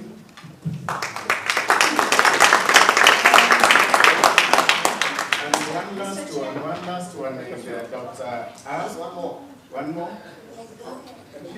All right, everyone, I'm Dr. Shantae Earl, professor here at Georgia State University. Thank you so much. You see, Mwalimu, we really love you. This whole building is your committee. Washington Zero. I'm originally from Kenya, but I'm in Atlanta and I also live in California. Thank you so much. Mwalimu, as you can see, this committee started organizing this great event to honor you about 6 months ago. And we've been meeting literally every other Saturday, so it's a lot of commitment, but commitment of love because of what you've done for us. And we are very happy, as one of our committee members likes to say, wacha tupatie Mwalimu roses where you can smell them. We are very happy to see you today. Because of time, I will cut short my remarks, but I want you to appreciate that Kenya loves you, not just Kenya, Africa, not just Africa, but the global village. This event is being streamed worldwide because you deserve such an honor. It's a great honor for me to stand before you and speak and praise you, and a lot of people have done that before, and some great speakers are coming to honor you. It's a great privilege. So I've done a lot of media interviews alongside my committee, and one of the key questions that keep coming up is, why are you honoring Mwalimu? Why did you do it? And I would want to answer that. Why are we here today? Today we are gathered to celebrate a legend, a linguist, a scholar, a social justice defender. As one of our planning committee members noted during our planning meetings, restoring public honor and collegial recognition to Professor Ngugi wa Thiong'o arguably fits the adage, a prophet is not without honor, except in their own country. However, there is no national pride in not honoring one of our greatest literary minds. Today, we recognize and pay tribute to someone whose literary works have inspired millions. As a literary icon, Mwalimu, your writings have provoked critical questions about the independence we won and the bitter fruits it became in the hands of African leaders. In a neo-colonialism era, it's no wonder your novel, Colonizing the Mind, that strongly advocates for linguistic colonization, has become the most cited non-fiction publications on the topic. In your writings, you have forced us to see, or at least to debate, national and indeed continental failure to decolonize our minds. Your words continue to inspire millions to continue wrestling post-independence ills that continue crushing young dreams. No wonder you see Gen Z leading a revolution in Kenya without political motivation. For me, it's even sweeter to stand in front of you and celebrate you for your non-stop advocacy for social justice, because my organization, KDA USA, was founded in 2015 in the quest for diaspora Kenyans' right to vote in Kenyan elections. And it's a journey we have gallantly fought and continue to fight even today. Nonetheless, if you voted finally in the 2022 elections in California, then our efforts are paying for it. Mwalimu ulipiga kura? The decision, yes.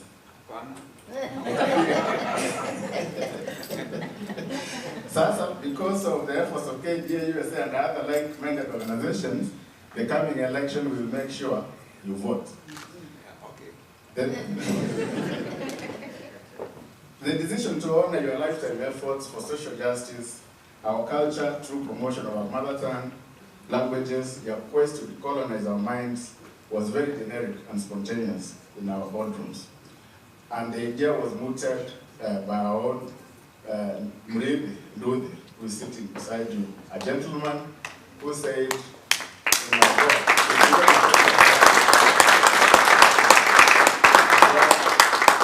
he had visited you and he shared with us as we were planning for what to do, because we want to promote our culture.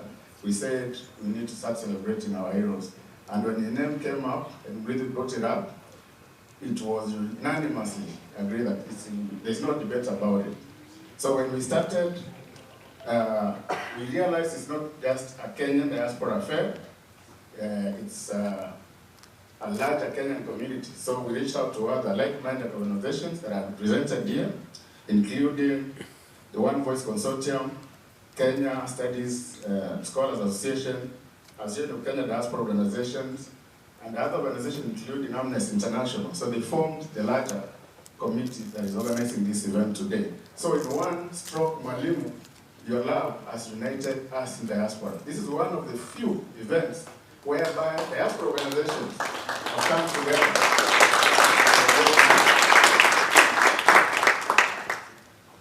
I have been inspired by your words and resilience. While I didn't become a linguist, I'm a scientist, I reviewed drugs.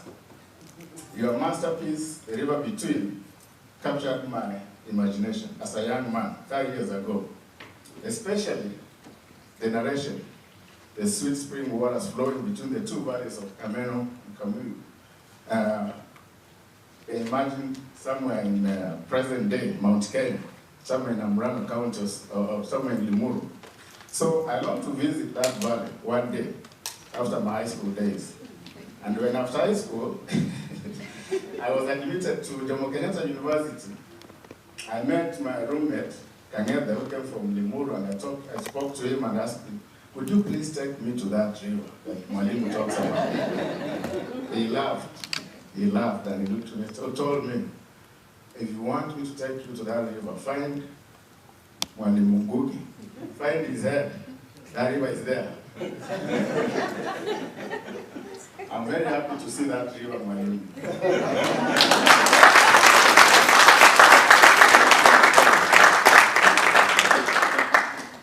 And tonight, I'm happy to announce that one of the upcoming artists from those Mount Kenya valleys, by the name Kwame Rigi, is here to entertain you in sweet mother tongue songs. Very proud.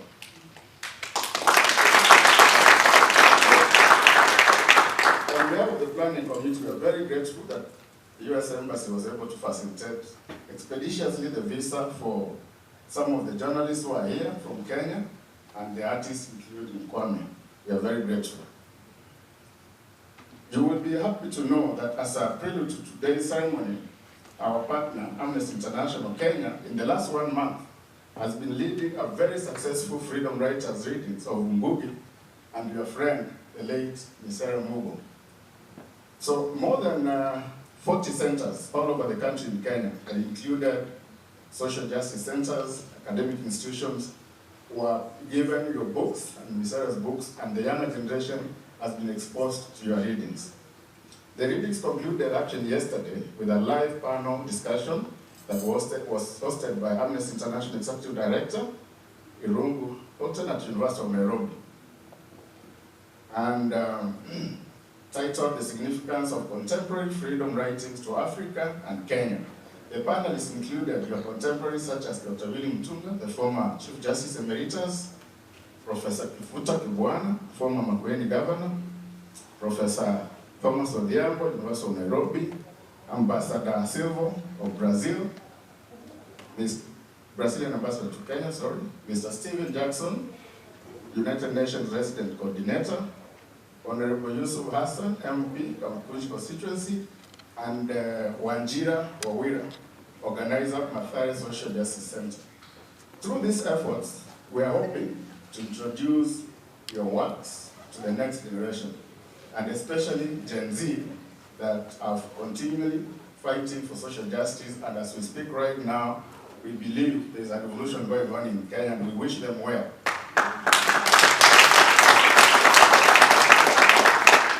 As I finish, the Amnesty International Kenya Executive Director, Mtumishi Rungu, had this to say to you.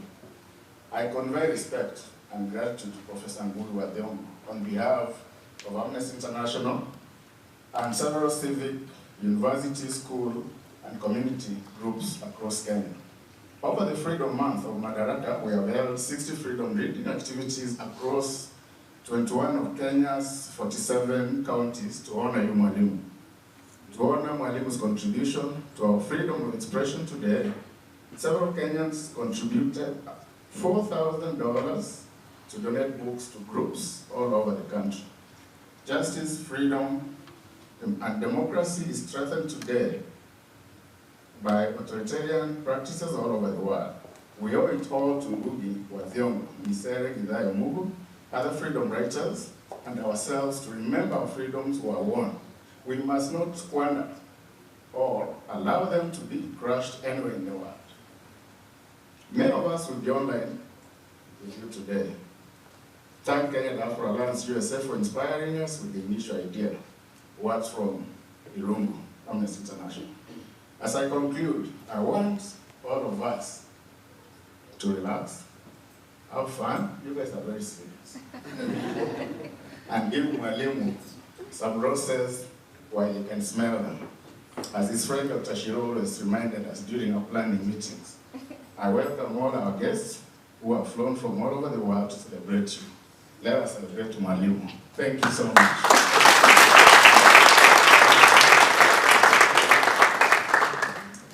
Thank you very much, Mr. President. Can we give him another round of applause? Especially vile amesema kuwa hataongeza taxes kwa diaspora, si ndio?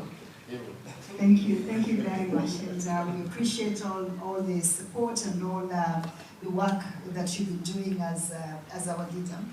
And now we are moving to the session I've been promising you for a long time, which is a panel presentation, and as you can see, before you even get the names, you can see that this is diversity at its maximum. And so I'm very pleased to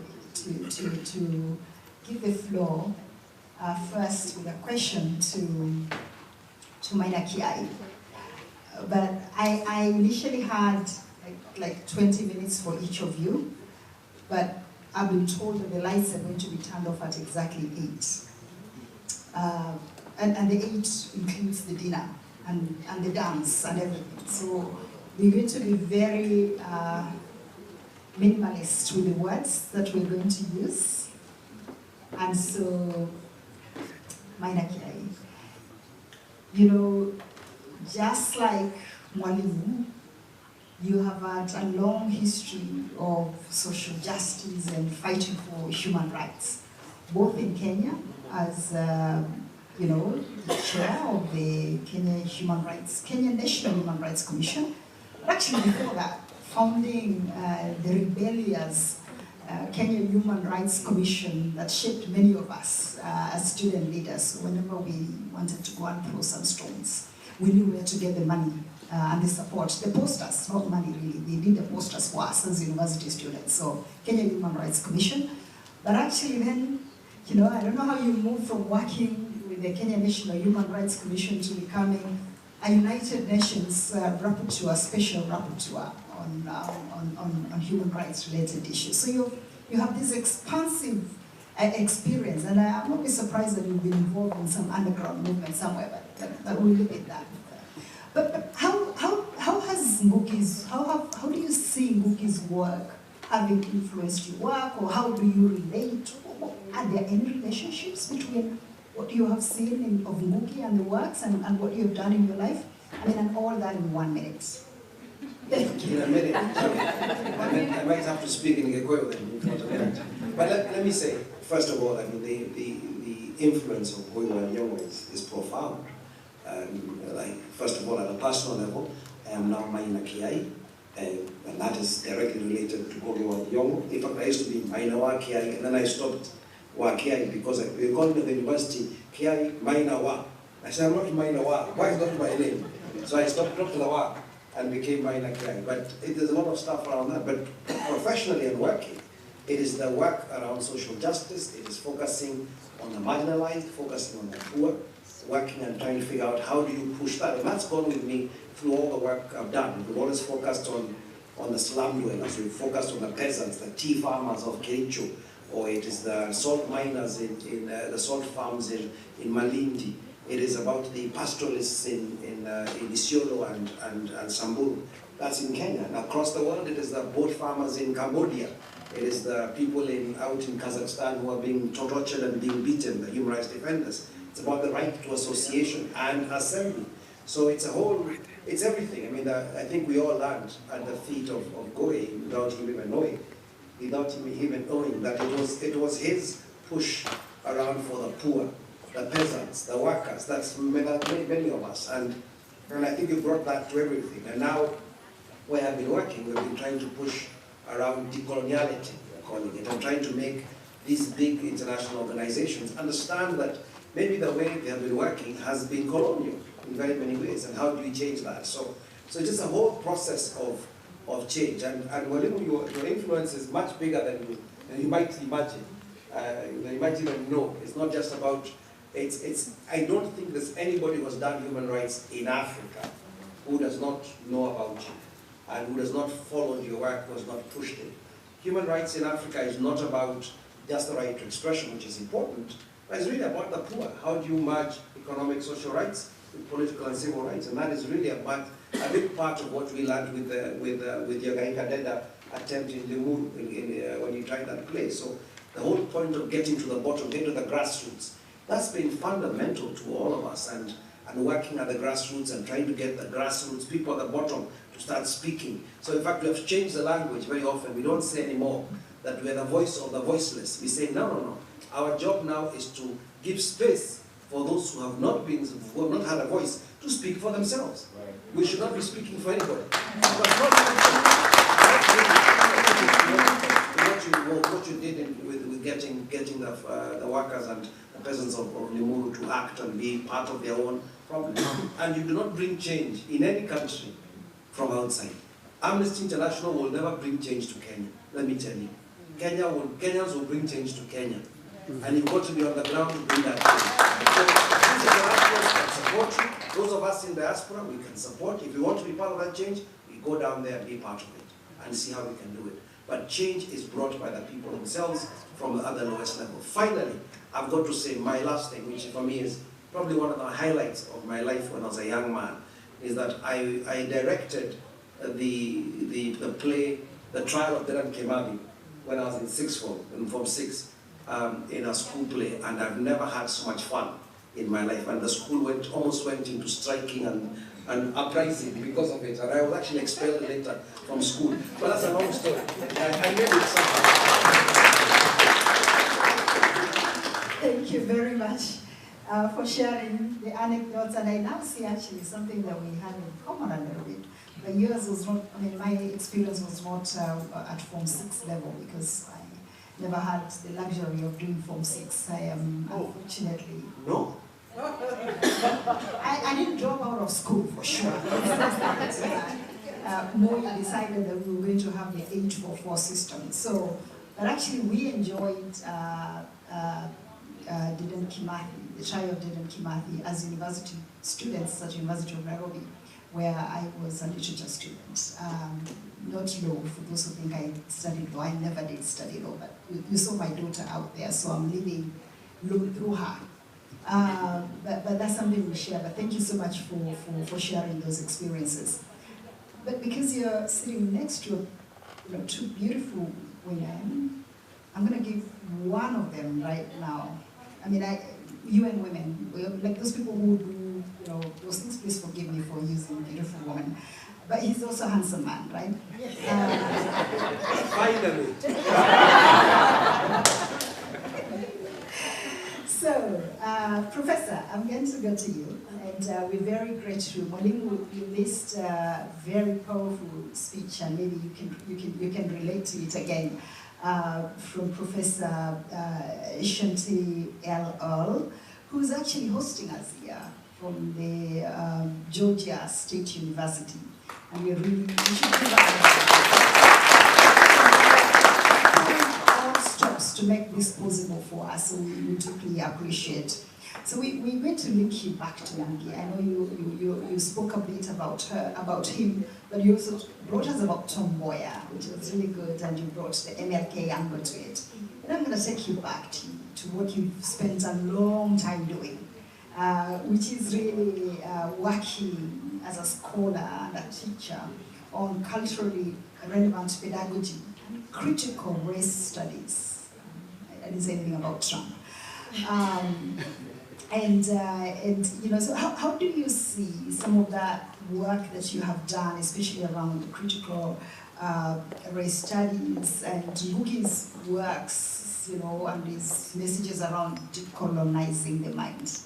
Over to you, Professor. All right, I'll make it brief. Thank you so very much again for allowing me to be here among these such esteemed colleagues and all my brothers and sisters here today. Thinking about Ngugi's work and the work that I also do around decolonizing the mind, particularly when it comes to studies of race and culture here in the United States. As you all know, enslaved Africans came to the U.S., right? And upon coming here and being enslaved for over 400 years, we lost a lot of our language and our culture, right, in that process. Or there was an attempt, right, to devoid of language and culture. But as we know, as enslaved Africans, we continue those traditions and those languages and those culture and that education. And so the work that I do now, working around culturally relevant pedagogy, is to bring that forth for K through 12 teachers and students, communities, and families, so that they understand that oppression oftentimes comes through language, right? The language of the oppressor is what is used to colonize our minds. And as educators, as teachers, as people in the community, we have to go through that process of decolonization. What does that mean? Raising our critical consciousness, understanding that our education and our culture is first and foremost important, connecting to people around the African diaspora, right? Because part of this erasure was to disconnect us from each other. And so part of the work that I focus on and really work to is to bring back culture, to bring back that relevant connection to other languages, other education, other ways of knowing and being in the world as Black people. And so that is, I feel like, that work of decolonizing the mind. If we want to be free, you got to free your mind first. And once you are able to free your mind, then everything else flows from that. And so I am just grateful for having the opportunity to speak today, but also to think about how we can continue these connections across the diaspora, to continue this work together towards liberation and freedom. And I talked about Moya, right? I talked about others who have been doing that work and connected. And we have to continue it as educators, as people who are committed to liberation and freedom. So that's what I have to say.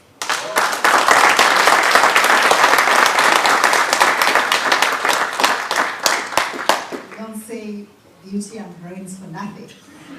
So thank you so much. That was really great, and the connections that you brought, especially to decolonizing the minds and a lot of the other books that Mwalimu Ngugi has done. We're going to go online because again we're trying to pretend like we are like we are also tech savvy, like the Gen Zs. So we're gonna go online, and online we have one actually of somebody who's written a lot, who has read a lot, and who has preached a lot about the work of Professor Mwalimu Ngugi. And we have Dr. Apollo Obonyo Amoko. I was going through your book where you talk about your book entitled Post-Colonialism in the Wake of the Nairobi Revolution, Ngugi wa Thiong'o and the Ideas of African Literature. For those who've not, I have read it, but I don't want to be the one speaking about it. So for those who've not had the opportunity to read the book and learn a lot about this revolution that you talk about here, and I'm not talking about any other revolution except the one in your book. Daktari, can we pass the floor to you to just elaborate that in 1 minute? And then I know it's a tall order to ask a doctor to speak for 1 minute, but over to you. We can. Thank you very much. Can you hear me all right? Yes. I am really, really sorry for not being able to join you thanks to an unfortunate snafu, and I appreciate the panelists who made the heroic effort to allow me to participate remotely. A certain irony is not lost on me. I came of age in Kenya at the tail end of the Moi dictatorship, and I'm talking to you from the ostensibly free state of Florida, where I just taught Ngugi detained in one of my one of my courses this semester, and it is a profound irony, or a bitter irony, that some of the battles around academic freedom that were fought in Kenya in the 80s and 90s are now being waged in the free state of Florida in the 21st century, with the banning of books and the threatened firing of academics and so on. So the argument that I made in my book is that in many ways Ngugi is, now literature is not a competitive sport, but I would still argue that he is one of the most important figures in 20th century letters, and one of the most important figures in post-colonial and African studies, and that in his life is in itself an allegory of the power and pitfalls of post-colonial African culture and African academic life. Now, the Nairobi Revolution, for those who don't know, he was, I think Ngugi is significant not just as a writer, a novelist, but also as an underappreciated literary theorist. The Nairobi Revolution, he was the first African to be appointed to the Department of English at the University of Nairobi in 1965. And 3 years later, along with Peter Awor Anyumba and Taban Lolion, he wrote what I think is one of the most profound documents in the study of literary studies, which called for the abolition of the English department. And I think this document is foundational in the establishment of African literature as an academic discipline, in the attempt to make a distinction between English as a language of study or instruction and the nationalist history of England, in declaring a kind of literary independence a few years after political independence. But beyond the Nairobi Revolution, I was also interested in Ngugi's work around the question of the National Theatre, and I am particularly fascinated, among other things, by the interesting tensions and contradictions in his work, so that around the same time that he was writing and performing the trial of Denantimathi and having a big contest about the National Theatre and what it means to have a National Theatre and why it's important for a National Theatre to perform national texts. He was also engaged in the Kamiritu Popular Theatre experiment, and if I can be halfway mischievous, it's as if the right hand and the left hand were not quite at sync, because on the one hand, he was fighting for a national theatre located in Nairobi in an ostentatious building in an English language play performed by university academics. And on the other hand, he was fighting for a national theatre in a found space by workers and peasants, performed in Gikuyu. I think it's a really fascinating and provocative tension. I think it's a tension that plays out in his work in ways that are enriching and deeply informative. Thank you.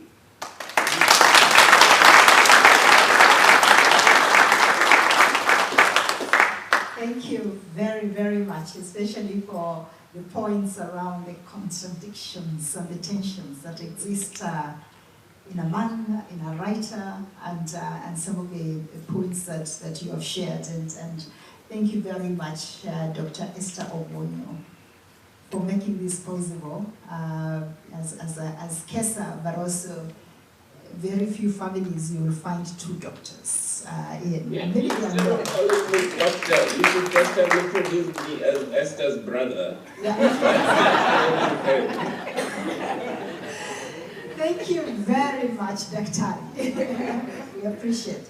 We're going to go to the Caribbean. We'll go to the Caribbean. Not for the dance, but we can also do the Caribbean dance. But we're going to move from the African continent. We're going to move over to the Caribbean.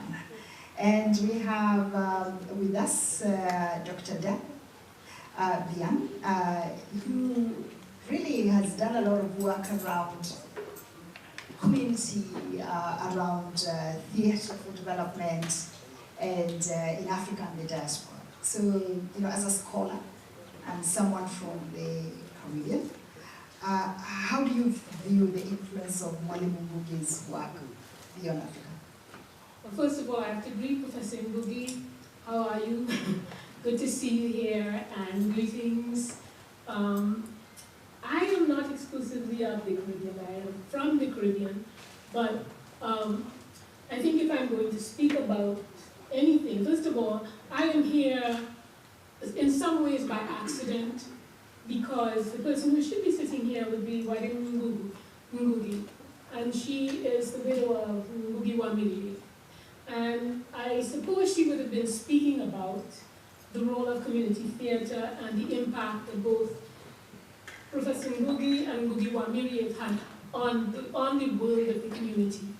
I wanted to speak to the earlier person's conversation about the duality or the contradictions. Theatre belongs to everyone. Every space belongs to everyone. We have the right to perform in any space, particularly if it's called national. Then everyone owns it. It's not the domain of anyone. Even if a university it's occupied within a university space. And that is the interesting thing about community theatre, the idea of ownership. Professor Ngugi, I don't know if you remember this, but a while back, when Professor Ngugi was at NYU and he was mentoring me through my doctoral program, I remember one day I was nervous about something. I was going out for an interview, and he said to me something that I now say to all of my students. He said to me, the bigness is in you. And I was daunted by that, because having spent, at that time, so many years in the university, I hadn't fully realized that the bigness was in me. And I recognize that now when I work in this idea of community, going out to communities and seeing the work that they do, the way in which they organize themselves in order to solve their own problems, the way in which they invest in governments and so on, and then get disappointed and have to sort of get back up and do it all over again. So this notion, this is where my work is. My work is in community development, because I work with the artists in these communities. The artists, I think you would also drawn my attention to the work of Okot Bitek and the idea that the artist is the ruler. The artist is the one that facilitates the growth of things in communities. And so I work closely with artists, whether they be in the Caribbean or in Brazil, which I'm working in now, or whether they be in the United States. And so those are the things that inform my life. And you've had a tremendous impact on my life. And occasionally, I've always wanted to reach out and just say thank you. Because the simpleness of you just telling me certain things, or sometimes my language would be too complicated and you'd say, you haven't found your voice yet. And it was interesting because I knew that, but no one had the courage to tell me that. And so now that I feel that I found my voice, I work with these communities and I shut up. Because what part of really knowing your voice is to be quiet. So for me, the whole thing about and that's all I have to say.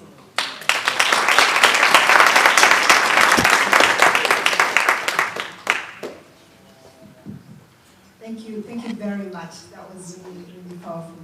We appreciate the response. And I'm going to go back to Kenya. We have a couple, I believe, that maybe they might be the only people who've, especially when I think about Njenga, maybe one of the few people that have known Ngugi and worked with him from all the way in the 70s, advocating for the release of political prisoners, even in exile, during your exile period. And I just wanted us, maybe to share something from the heart. So I'll not ask you any question. I'll just say, could you please share with us something from the heart for 1 minute? Thank you. It's correct that we have known God for many years. And we joined him in exile in 1986, 87. I came ahead of her, 1 year ahead of her. She was soon also chased by the name dictatorship.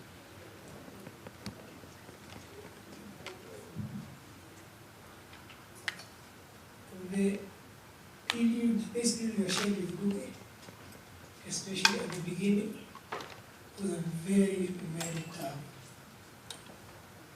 Very tough. Because wherever we went in Europe, Kenya, we have money card, Kenya too. Kenya was the best example of democracy and economic development in the whole of the continent. And here we are, exiles. And here we are, we had hundreds of prisoners in Kenya. So what we did as Umoja Kenya and Ngugi, we came together and while very, very determined to shatter this image, I did not think we wrong. From formation of Kenya, I think 85, 86, then Umoja Kenya in 87. By 87, 89, that picture was totally shattered. And I'm sure the time Moi and his delegation went to the US during the Bush Senior, they were totally isolated and had a very rough time. That's why they came back home, they had to murder one of the ministers. And during this period, we worked as a collective. Ngugi did not write these books. We wrote these books together. This, and this. collecting efforts from people in Sweden. We exiled to Sweden. There was a team in London. The secretary was in London. We have groups in Africa, Australia, and the USA. But he was able to bring us together. And in this cohesion, we were able to totally isolate the leadership, such that by the time Ngugi was murdered, like in Scandinavia, we were able to Umoja, Norway, Umoja, Sweden, Umoja, Denmark, to bring our friends. And these friends, we tried to get them. And this is how we worked. You know, there were no, what do they call it? There are no computers. No internet.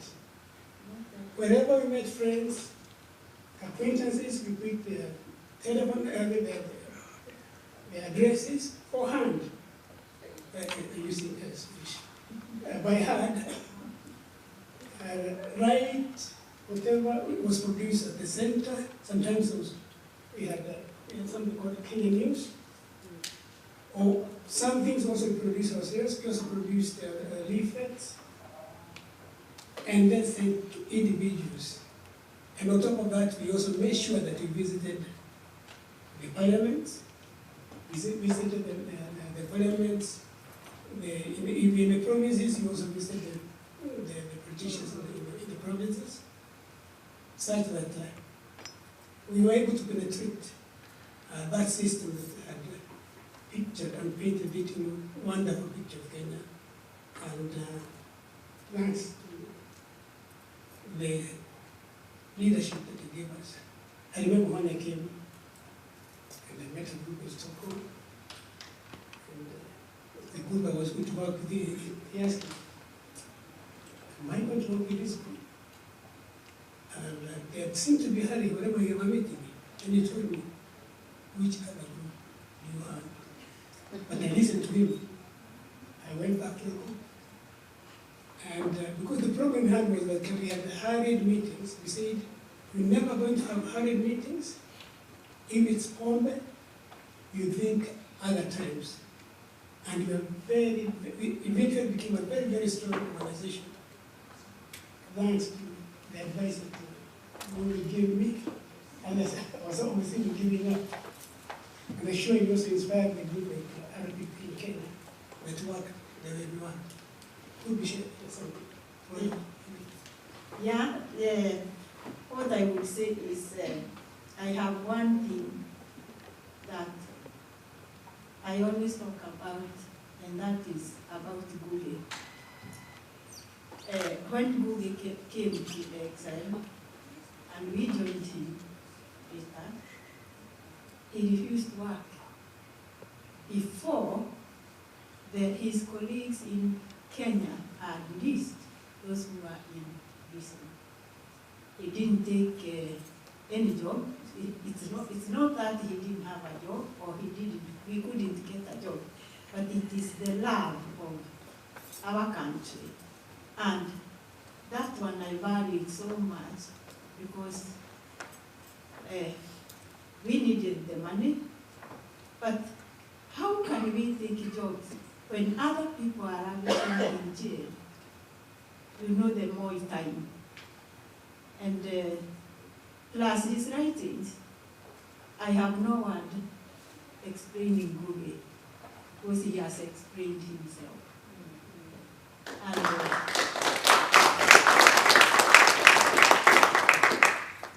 we love him, and I also would like to thank, I live in Sweden, I would like to thank the people who came with the idea that we are going to celebrate him.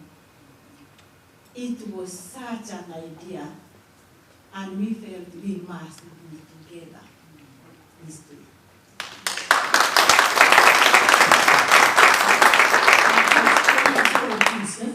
Thank you very, very, very, very much. The idea of serving land, whatever we did that time we did, we collected money from our pockets. Even the machines we bought collectively. And wherever we traveled, we financed with money from our pockets. Think about this jet, these people are now flying all the way. Even hiring, just with 200,000, whatever it is. And it shows that, and I think this indicates from community, that people can work together as a group and the sky becomes the limit. Thank you so much. We appreciate the history that you've shared with us, but also, as I said, from your heart, from the experiences that you've had with Mwalimu Ngugi, and thank you for being there for him during those very, very difficult times. So we appreciate both of you for actually coming all the way from Sweden to be here with us today. And you brought a challenge to us in the diaspora also on how we can connect the various dots and move some of this work forward. Actually, some of the things that you say relate. I mean, like you might have sounded like in the 80s. If you went anywhere right now, I mean, I happen to work in a place where I see a lot of things written about my country, and I look at it and I'm like, are you talking about Kenya? Honestly, because you look at it, it's the fastest growing economy. It is a country that has the highest protection of human rights. It has the most, the most progressive constitution with the Bill of Rights, and then we know the rest of the work that Feroz will tell us about, that he has to do actually to continue defending those things. So I think it relates some of the things that you said in terms of the picture that is created internationally of a country, and actually the reality of the people that live there. So thank you very, very much for that. Professor Otiso, I'm going to come to you as a geographer, as a scholar, as somebody who has written a lot of books on culture and customs. I'm still waiting for one on culture and customs of Kenya. I saw culture and customs of Tanzania. I mean, imagine Professor wrote about the culture and customs of Tanzania. Lakini hakuandika juu ya Kenya. Hata akaenda akaandika juu ya culture and customs za Uganda. Lakini bado hajaandika ya Kenya. So maybe that's what he's going to tell us about. And maybe he'll be inspired by Ngugi's works to do that. But he did write a book recently that I hope you've all read. He co-authored it with Professor Masongo, who actually played a very key role in developing the concept note for this work, but was not able to join us because he's in Rwanda. They did a very interesting book, which I will let him talk about and see how he relates that to Ngugi, Mwalimu Ngugi. Over to you, Professor. So let me start by saying that the book on culture and customs of Kenya actually exists. And it was actually written before I was approached to write the one on Uganda and Tanzania. But when those books came out, I found myself being a Ugandan professor, and then I became a Tanzanian professor, even though I'm a Kenyan professor. But that is the nature of writing. But I must say though that Mwalimu Ngugi did inspire me in that regard. The more I read about him from the earlier days, I realized that if we don't document our own history and our own culture, we're in trouble. They say until the lion learns to write, the story is always about how skillful the hunter is. So in the interest of time, of course, I want to congratulate Mwalimu for what you've done to inspire us, generations of us. One of the things I'm most proud of is being the founding president of Kenya Scholars and Studies Association. I don't think it would have existed. Esther is the current president, just to make the distinction. I don't think it would have even existed without the contributions you've made in the diaspora and those sorts of things. So Mwalimu has been very instrumental in helping us to learn the importance of documenting our culture. As many of you know, in Africa, when an old man or woman dies, a library dies. And so what we've learned from Ngugi is the importance of writing our own stories, and if you get nothing else from me, get the necessity of actually writing even your own story, your family's story, and those sorts of things. And after those books, because I worked through them, I realized I needed to document my own family's history.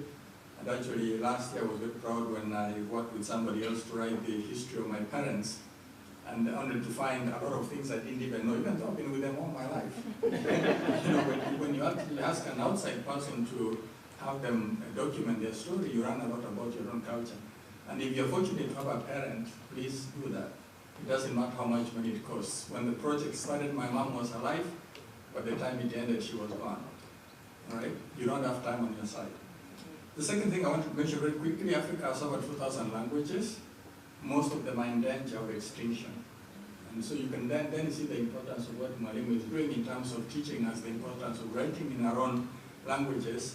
After I wrote the Kenya and Uganda book, I actually started working a little bit on my own native language, AKUC, and there's a book that is under the works. I'm not going to mention it right now, but I don't think I would have done it without learning from him and even the other books that I worked on.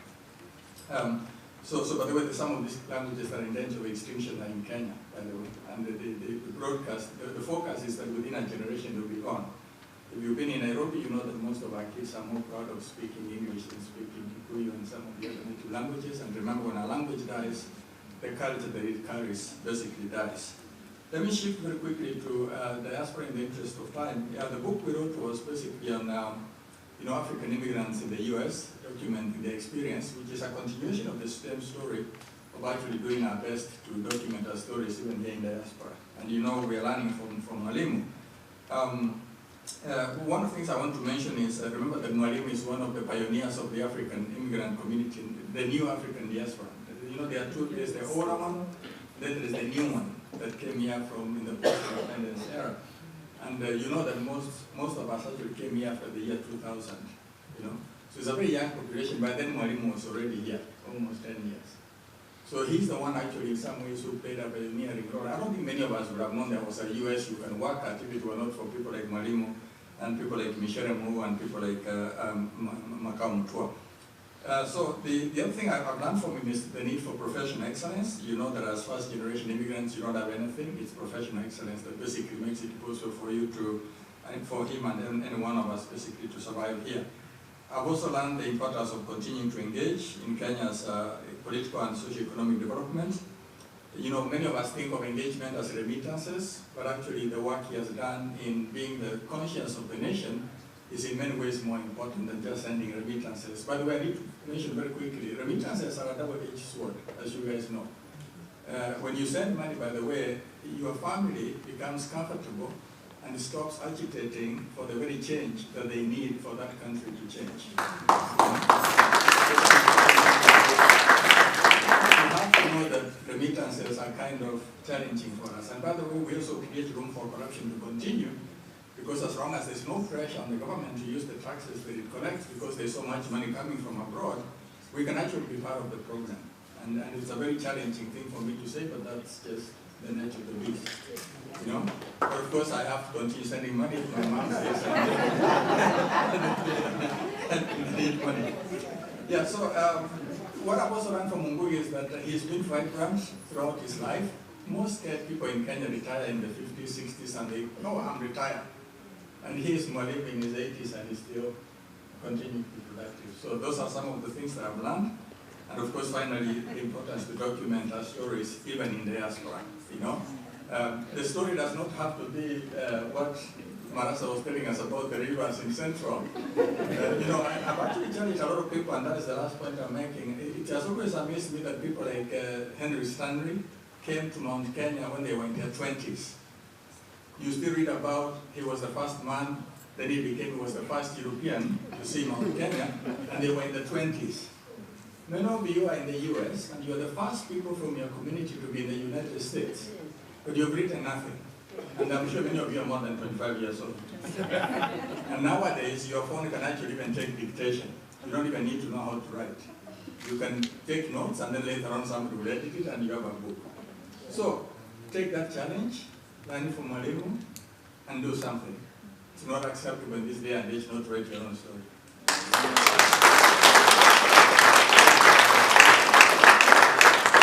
I shall not say anything because I might be put on the spot, so no comments. Thank you very much, Prof. And it's difficult when you have professors and others like that on a panel because you'll never finish. So I'm going to move to Eliana. Eliana, we would like to hear from you, Dr. Eliana Maldonado Kano.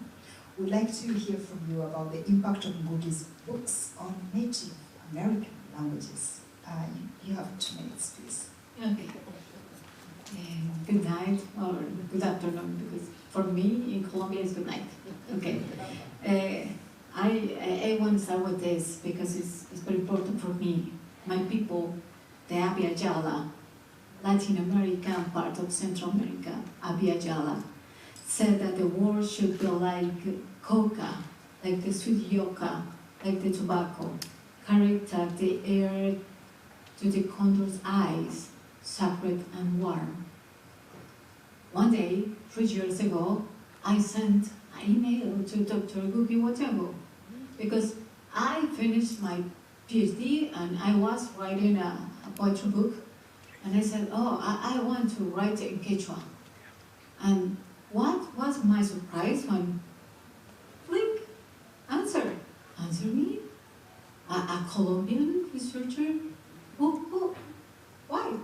And he told me, hey, come to my home. And okay, I'll buy a ticket and fly to California. Okay, so I studied in my thesis to Jose Maria Arguedas. And maybe you said, why Jose Maria Arguedas is similar or you have parallels with Ngugi wa Thiong'o? Yet, both was in jail, both right in jail. But the important particularities, both writers understand the relationship between the decolonization literature and reclaiming indigenous languages and cultures. Both. Arguedas wrote in Quechua, wrote all the poetry in Quechua, and next translate to Spanish. And like Rama said, oh, why in Quechua? Because all the city, all the researchers speak in Spanish. Why in Quechua? Nobody knows Quechua. And he answered, my town, my people know Quechua. And I want that you, the scientific, know Quechua. So I thought, it's the same like Professor Ngugi wa Thiong'o. It's the same situation. Why I can't do the same? Who are you? I am a human being, like Ngugi wa Thiong'o, like Arguedas. Okay, so Arguedas in Peru, Thiong'o in Kenya, see the challenge to dominate of European language and narratives and literatures. And maybe I have the same problems now, because I live here in US, and all the days I said, oh, I miss the dance, I miss things, and I was dancing with you. Okay, Thiong'o's in decolonize the mind, and Arguedas' works such as Los Ríos Profundos y Tribes reflect the efforts to center indigenous voices and perspectives in their writing. Thiong'o's advocate for the use of native language as a means of resisting colonialism and restoring cultural autonomy, while Arguedas incorporated Quechua words and concepts into his novel to capture the richness and complexity of Andean culture. Because all the people said, no, the Andean culture, no, this is old, we need to speak Spanish. Spanish is better, and English is much better.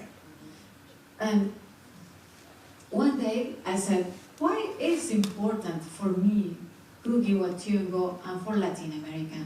And I said, first, for intellectual inspiration. Why? Because he wrote Igi Cuyo, and I said, I can do it in Quechua. And I have my book in Quechua.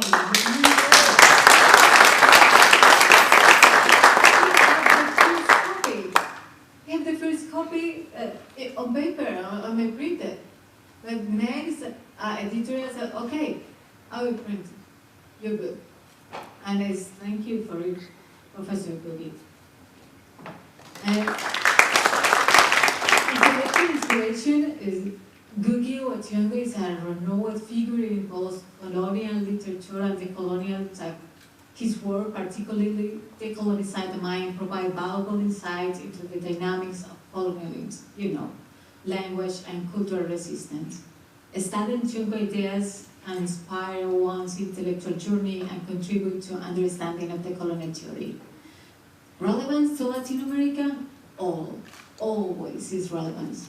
Thiong'o's ideas on language, identity, and decolonization have resonance beyond the African context, are replicable to Latin America's struggles against colonial legacies. His emphasis on reclaiming indigenous languages and challenges Eurocentric narratives aligns with the experience of indigenous or marginalized communities in Latin America. Researching Thiong'o can help us to draw connection between different colonial movements and identify common strategies for resistance and empowerment. Finally, and with your permission, I studied Walter on Derrida, that Thiong'o and other indigenous poets in my country inspired me for write this book called Wairayaripai, Sound of the Wind. And for conclude, and with your permission, I want to read this in the three languages. It's short. And I never use titles, okay? Then the pain blended with the roots of the tree and got interwoven with the soil. A basket of darkness was taken away where it could not be opened, and the world sprawled up again toward other possible worlds. Why the basket of darkness? You need to know. Because for my people, all the towns in my people have a basket of darkness. You can put in this basket all the past, the bad past, and never you can open again the past, because it could be dangerous. Okay, in Quechua, first in Spanish, finally in Quechua. Entonces, el dolor se fusionó con las raíces del árbol y se entretejió con la tierra. Un canasto de las tinieblas fue llevado a donde no pudiera abrirse, y las palabras volvieron a brotar para tejer otros mundos posibles. Finally, in Quechua. Sapikunawan, Inkimekumpu, Payamamaitak, Samparinanku, Mana Kiyaku, Antiguipagni. Hoholimpu Yaimanta Isanka, Raipakunakmi, Kakmanta, Kudiramunku Hohomusu, Pachakunata, Awamapogna. Thank you very much. I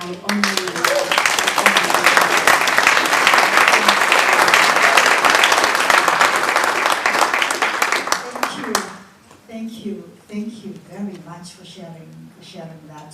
That was very powerful. Thank you. Thank you. And it really confirms why it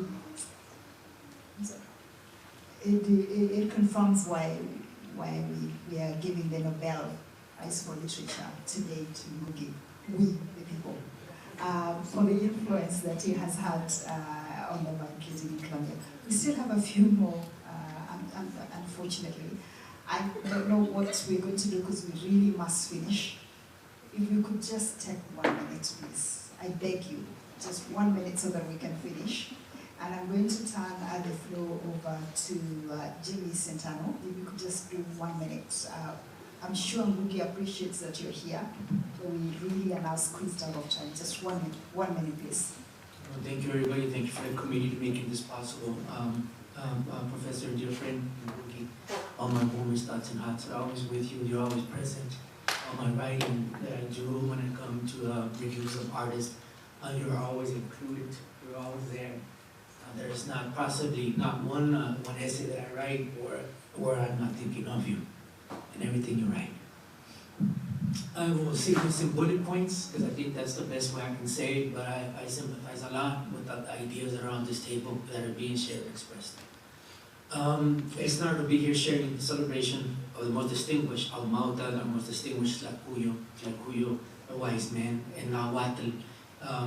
Also, our maestro here, Thiong'o, maestro, la palabra of words. Bullet points, a few are a call to a new way of being. The emphasis on sharing our stories in all possible languages. To wither away the incarcerating class differences and most of all, to teach ourselves to walk upright. Hence, to be dialectical and to be globalistic, your emphasis on seeing the world and ourselves from multiple angles, so similar to you, a multidimensional person that you are, that teaches us to see the world from different perspectives through language being the most vital and important, crucial thing that we need. I continue. In one exhibition that we put together along with Ngugi, Upright Revolution, very moving because there was a lot of similarities. I'm from Los Angeles, and Los Angeles has a diaspora of Central America from the Civil War conflicts of the 1980s. Mario Avila, who wrote you a letter, very warm, heartbreaking letter that found so many similar things to you: incarceration, imprisonment, exile from Guatemala for struggling for the people, for the farmers. Also, our legendary Dora Magon, who's from El Salvador, who was also part of that celebration, was also a legendary freedom fighter, similar to you. Thank you. And so I just want to share that Ngugi is always constantly reminding us to emphasize our co-responsibility we have with each other and that we have with the world and everything else. All my love to you, Ngugi. All my heart, warm heart. Always, always in my mind and always in my heart. Thank you.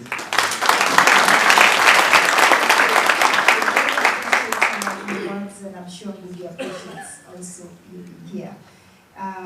Nyao Kilolo, 1 minute, please. Since I'm last and I have 1 minute, I will just take that time to make a recommendation.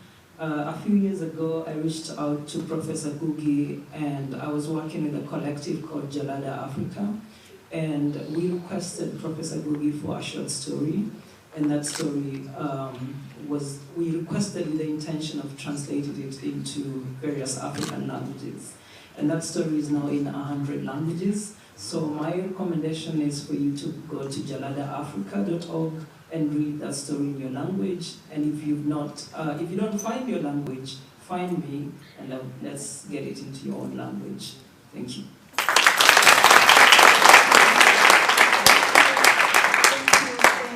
Thank you very much, and you kept your word, so I appreciate that. Can we give our panelists a big round of applause?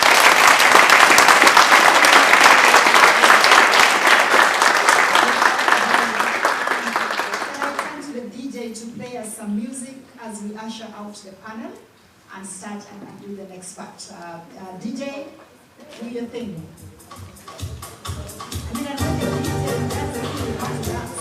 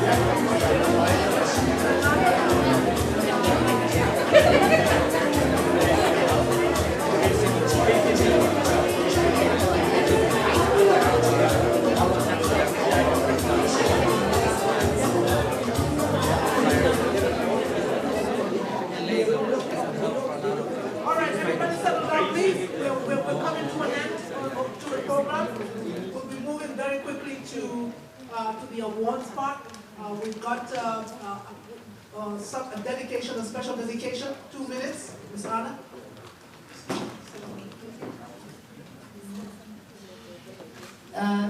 Good afternoon. Is this mic working well? Yes. Aha. Hamjambo. Wakenya mko? Wakenya mko? Aha, Waafrika mko?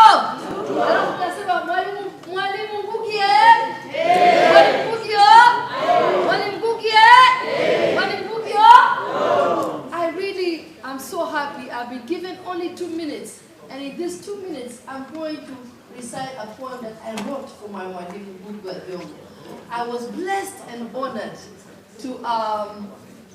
to be called to come and perform. I am a performing artist, a storyteller, singer, comedian, and also a poet and a Swahili professor at Howard University. And I just want to do this poem for Mwalimu.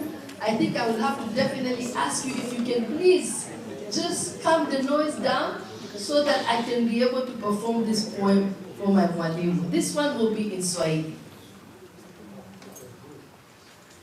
Hakuna mwalimu aliyependa utamaduni wetu na lugha yetu kama Mwalimu Ngugi wa Thiong'o. Tangu utotoni, Mwalimu Ngugi alifahamu umuhimu wa kuhifadhi utamaduni wetu dhidi ya wakoloni.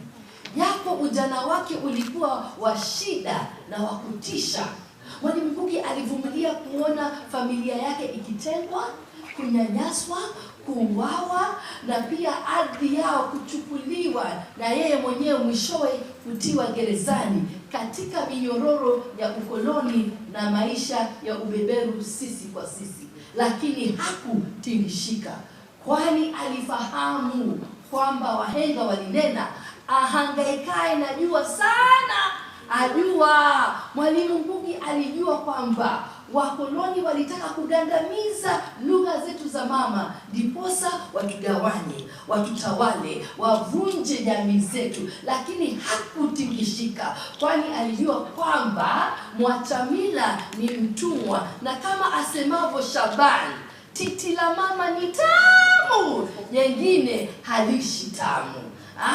Lugha zetu za mama ni tamu. Lugha zetu za mama ndizo msingi wetu. Lugha yetu ya mama ndio utu wetu. Lugha zetu za mama ndizo mlo wetu, pumziko letu. Lugha zetu za mama za hifadhi utu wetu. Ni silaha ya kupambana na ukoloni mambo leo. Na yule ahifadhie lugha na utamaduni wetu ndio kiongozi na mzalendo halisi. Ni mnara na kinara kama Mwalimu Ngugi wa Thiong'o. Mwalimu, juhudi zako twazienzi. Umetufumbua macho, umetuzindua katika usingizini wa ukoloni, katika maandishi yako na fasihi yako. Umetupa nguvu ya kupambana na vita vya ukoloni na vita vya utamaduni wetu. Mwalimu Ngugi, umetupa umuhimu na thamani ya lugha na maneno yetu na umuhimu wa kujivunia utamaduni wetu. Mungu akuweke, Mungu akutunze, Mungu akurehemu. Mwanga wako uwashe na uwake na uenee katika kizazi hichi, kizazi cha kesho, kizazi kijacho. Na huo mwanga ulioanza utazidi kuenea na daima hautashushia. Na Mwalimu Ngugi, jina lako litadumu, kwani wahenga walisema mcheza kwao lazima atunzwe. Asante.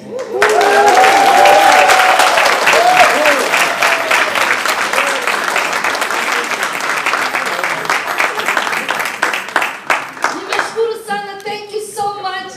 You can get, I've been given the permission to sell my Swahili books outside, and at the same time I also want to say you can find me on all these social media as Mama Africa Anna. Mwalimu Ngugi Mwalimu Ngugi asanteni.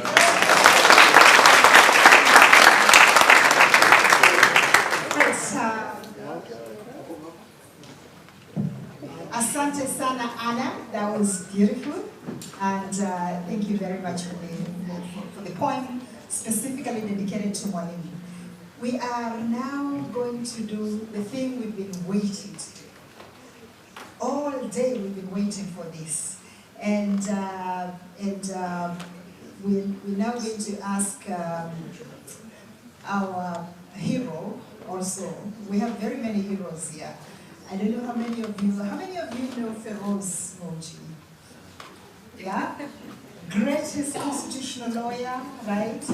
And I mean, and all the Baba people should know him.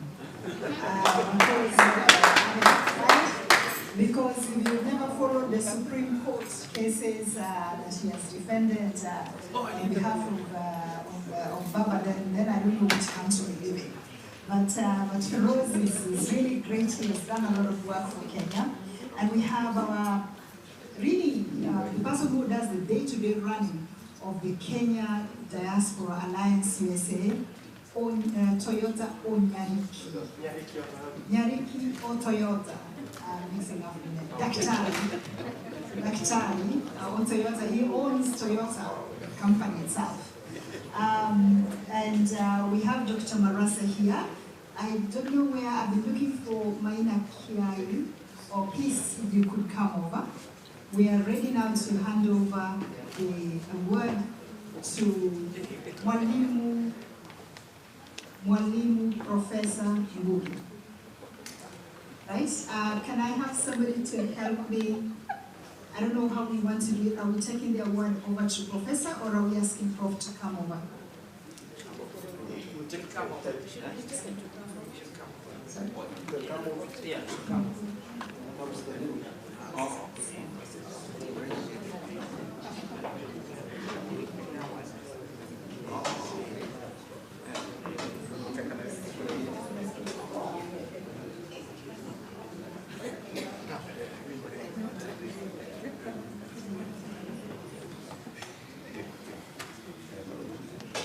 So we are getting ready for the award. The award is going to be given, handed over by Feroz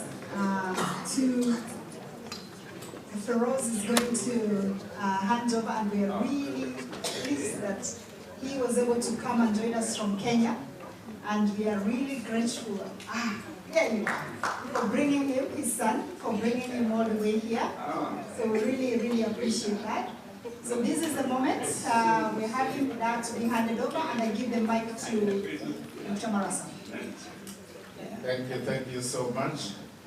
On behalf of the planning committee of Mwalimu Ngugi's Lifetime Achievement Award, I'm very, very pleased as the planning committee chair and the founding president of Kenya Diaspora Alliance to present this Lifetime Achievement Award. It bears the logos of all the organizing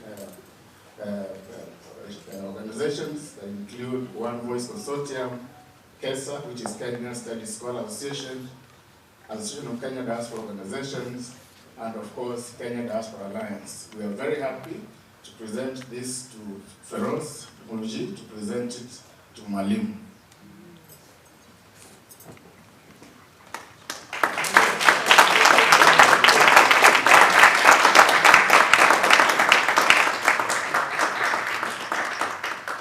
Ngugi, on behalf of all who are present here, and of all those who could not be able to be present this afternoon here, and to all who are everywhere around the world, millions of your admirers, we humbly present you with this award.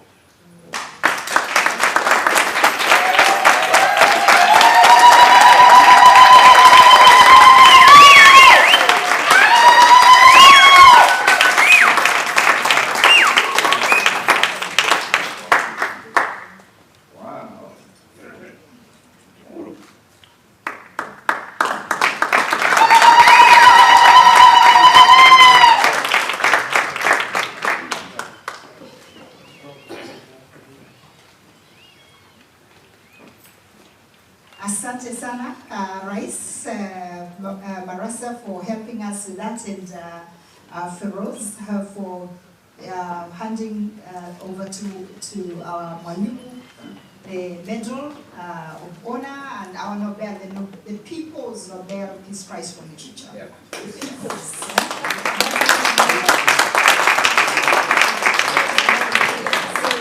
At this point, if you may allow me, we're going to have to be very brief.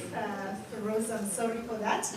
But you have the floor as our keynote speaker, and then we will hand over to Mwalimu to crown you all for us.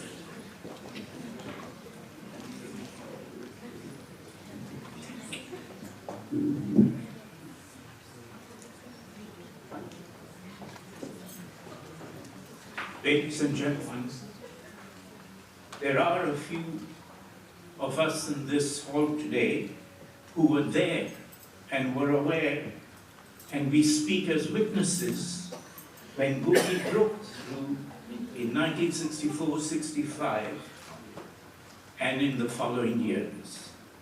It is important to see and to know what he was doing. We have witness after witness this afternoon who have reminded you of what he did. But we have to look further. We're looking at an impact, and we have to see what that constitutes in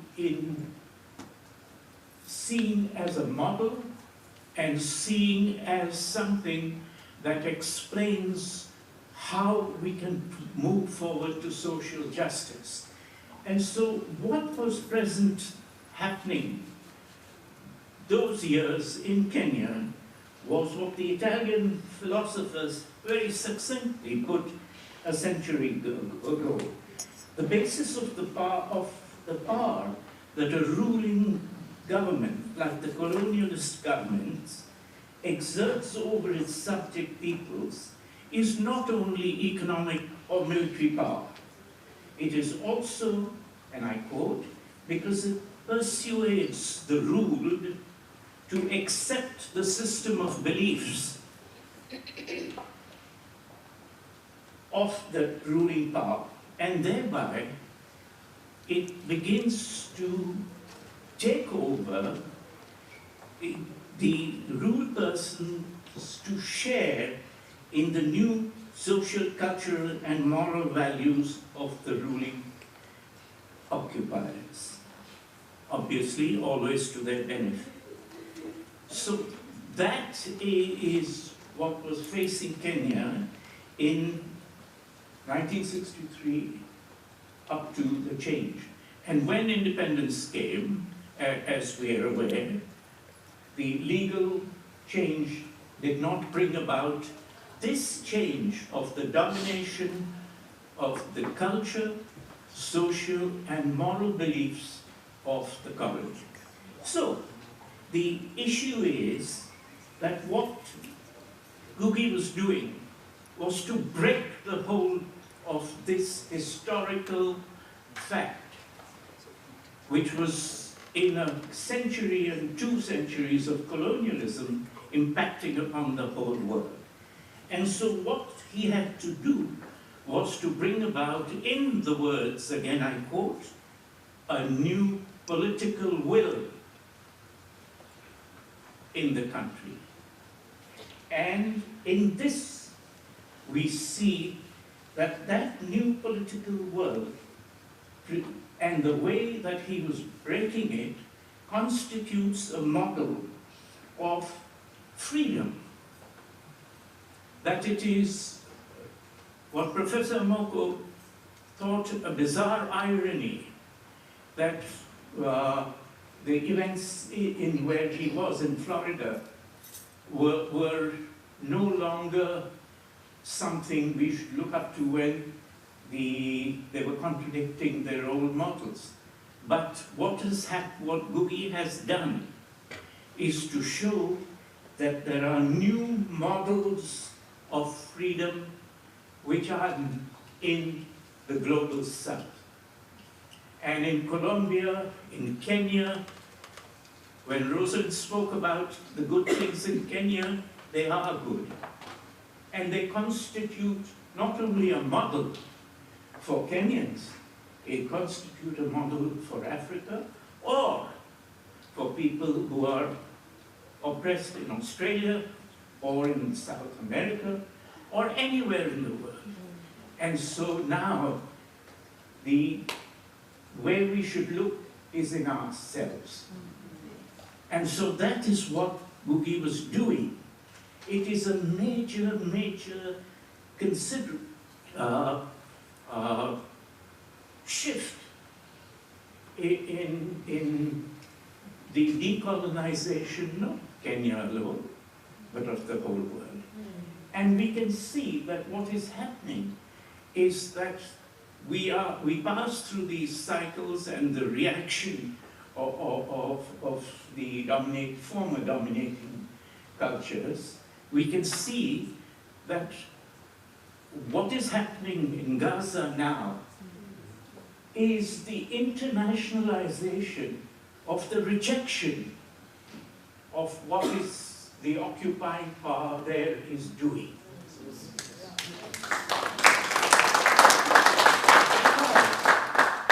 When you shift that political will, you are bringing about a change away from that, and by that change comes from breaking it down. But Ngugi was not only breaking down things, Ngugi was building. And what do you build? And what did he build? He built the alternative to this hold upon the minds of the globe. This is the key thing that he was doing. And for us in Kenya at that time, we saw different aspects of that colonial thing breaking not only the literature department, from the English literature to the Department of Literature, but when Ngugi wrote Detained, we as lawyers who come up against legal injustice in our face, what was happening in that book was an exposure of the pretense of legal justice being part of the government of Jomo Kenyatta. And it broke the mental hold that legitimacy had upon the people. Colonial obedience and the Kenyatta regime holding on not just to the colonial ideas, but holding on to the mechanics of injustice and using them. Detention, imprisonment, torture, etc. So the alternative that Ngugi was holding out was self-respect, respect for each other, looking for the models within ourselves. And that is important to realize because we have heard today many times and in other discussions that Kamaritu represents the shift, that we are looking at workers and peasants. There's something much more in the new political will. It was Ngugi was bringing about, and others, as Professor had said earlier, collectively, that it was a new national political will that was being changed. And that is why the impact is not just workers and peasants. It is how do we explain the extraordinary impact on the intellectuals of the country, on the intellectuals of the diaspora, on the intellectuals of the world, of Africa. Because what we are seeing is a model that can go forward from a concern that only a vanguard party of workers and peasants can move leadership. It is, we have to see that the model is more of that, and that is what the Italian philosopher was saying. So Kenya, and a close look at its history, what we heard just now from Dr. the change of the community within the United States. So each of these things are impacting on different ways, and the model is going forward. So that is an important thing. So among his greatest achievements, and he has so many achievements that the screen could not be filled, Ngugi. We had to run that thing several times. So it is that. So it is in that aspect that what we see is a breaking away from that past, and not only putting forward the alternative, but that the people, all people in Kenya, loved the alternative and loved the person who was leading that charge at that time there, Ngugi, and they loved him for it. They loved him for his readiness to share that alternative. They loved him for his willingness to suffer just as they did suffer from the police, from the chiefs, from little prison cells, and for detention in a larger prison. And they loved him for that because he was sharing their suffering. And Ngugi's love for Kenya was evidenced by all this. And that is what we saw. And that is why the first part of what I'm saying is entitled in my notes as Ngugi and the People. And I turn now to Ngugi and the state. Because the people loved him, but did the state love him? So let us see what the state did to him. Firstly, there was the banning of the Kamiritu performances. Now this was an impact, unexpected. It was a pleasant surprise that that voice could be shared, that it was not only a secret voice during the emergency, it was a voice expressing a people's hope for centuries. And not only the people around the mountain, every person in Kenya. And so they banned it. And it's a small irony. Special Branch was aware that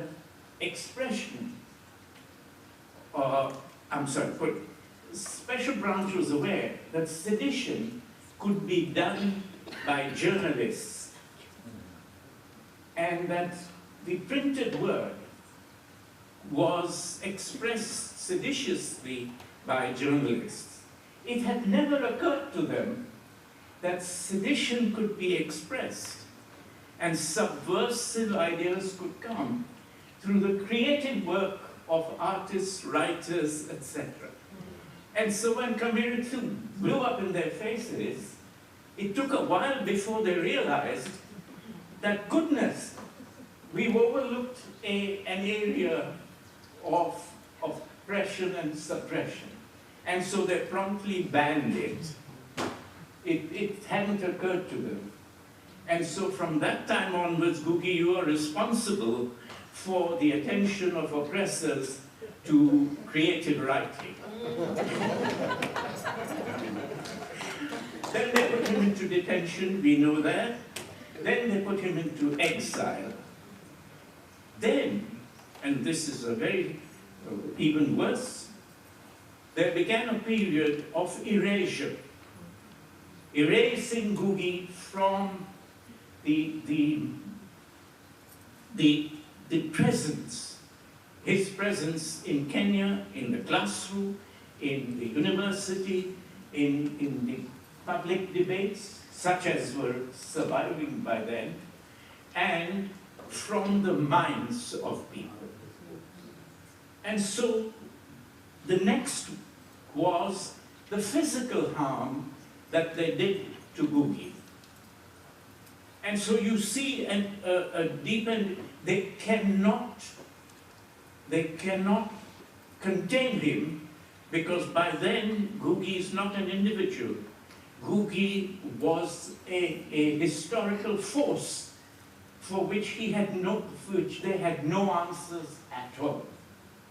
And so they thought, if you put him in detention, he'll keep quiet. If you ban his place, he'll keep quiet. If you put him in exile, he'll keep quiet. We'll beat him up, we'll do bad things to him. So that would take that part, all these attacks were by the government, by the state. So we do not say that Kenyans caused these things. We know that the state did that.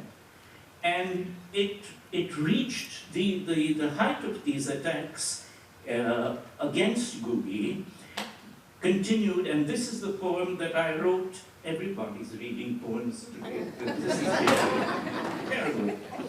And this is the poem that I wrote in 2006, 2007, at the time of the worst attacks.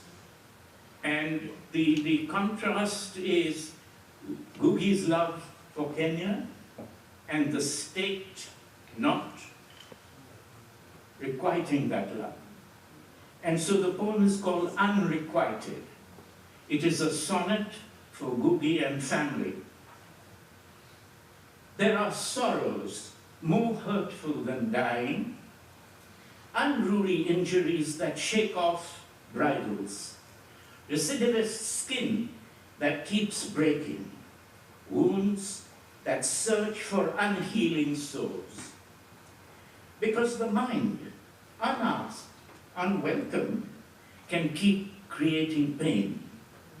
Short amnesties cannot hold before flares return, reigniting diminishing recollection.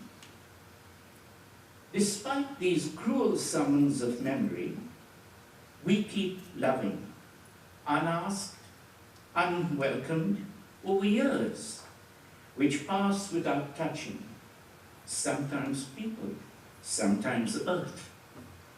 Even though history tells us, and in law it is cited, there are loves that will not be requited. Ngugi, nevertheless, kept on. Ngugi's intense love for Kenya has never faltered, and his love for Kenya has not been requited by the government, and our gathering today, here, together now, is to honor people, but also to show to these governments from 1960s onwards till now. And this gathering is not reflected in Kenya. Why not? So this is a gathering and our occasion to show that the people make that distinction between state and themselves. And if you agree, Madam Chair, I would request you to request all of us to be upstanding and to show and to put the record straight for the state of Kenya to give an ovation to Ngugi now here.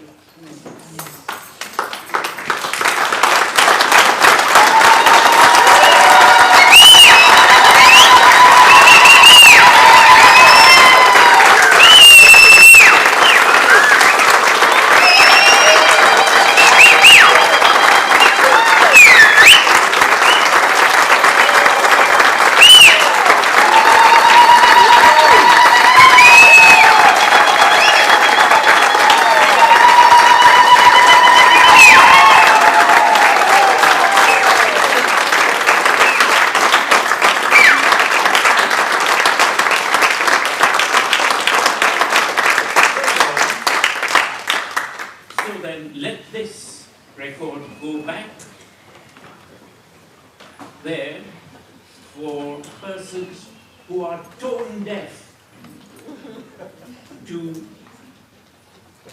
love, and who are tone deaf to law, and who are tone deaf to kindness, what others think of them. So then what is the future of the direction in which Ngugi has brought the country and all over the globe, and what are the diasporic duties? And so after honoring Ngugi here, do we go home and keep silent on the constant constitutional dangers that are present? Obviously, the question answers itself. So, the biggest danger that is present there just now is the destruction of the Constitution. And because they cannot destroy it so easily, it To destroy it is to destroy their own legitimacy. They destroy the heart of the Constitution by making amendments or by disregarding it or by other steps. And what is the biggest step that they take to do this? And it is this, that who are the persons to whom we go to when there is a breach of our own rights and fundamental freedoms? We go to court. And who decides that? It is judges and magistrates. And therefore it is in the hands of the judges and magistrates to uphold our rights in the country. But if the executive does not want those rights upheld, then they have to remove or subordinate or buy or induce or threaten those judges and magistracies into compliance. And so that is the way, that is the single most effective way of a corrupt and oppressive regime to take away a people's freedom. And so therefore, this danger is the one we should now be moving against. That we need to see that the Constitution is upheld, and the best way is to uphold the judges and magistrates. And so that is the task, that is the biggest task that now all Kenyans have to direct themselves to. No less the diasporan Kenyans who are all over the world, but particularly here and in the UK, Middle East, and some parts of Europe.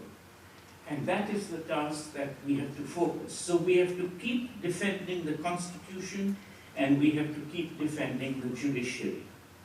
Because the concept of government that this regime has is this.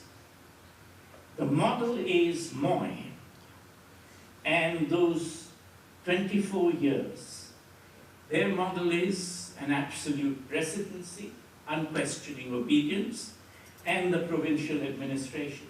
That is their concept. And it is this that is the danger. Now, is this danger remote? Is this danger something that is not really imminent? It is not only imminent, I will submit to you, it is present. This danger is present. I give you 3 pieces of evidence. First, that the shooting of these unarmed young persons continues, although the lesson of last year, that not for me, but for them.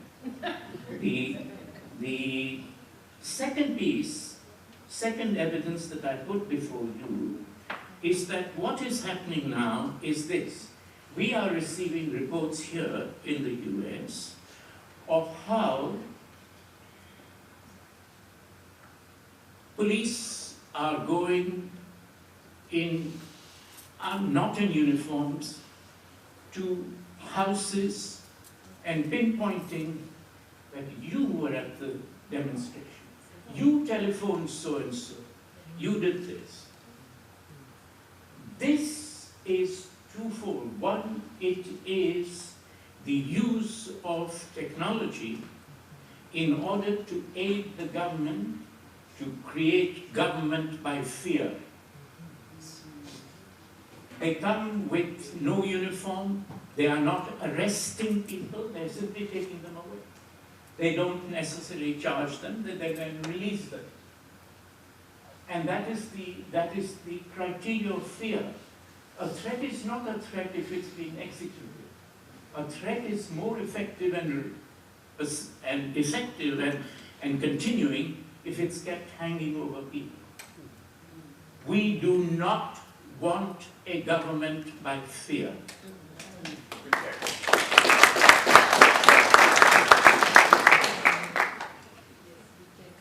The last time, in such a time, And now we are seeing these shootings. The last time, when there was a government by fear, torture chambers, special branch, we lost one of the greatest Kenyan heroes, Karimi Ndutu. His example continues to inspire us by its integrity, his courage, and the constancy of his ideals. No giving up. Why?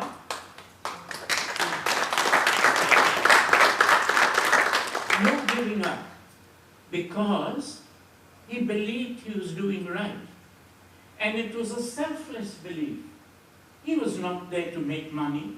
He was not there to accept what they were offering him, because that's the first step. You're offered something. And best of all, he was not offered because they knew he would never accept. That is the integrity that moved him, and that courage, which, bringing the consistency of his ideals into persistence in action. Because what is important is that change is actually brought about. And it is that selflessness in the people's cause that we honor. And I would ask for your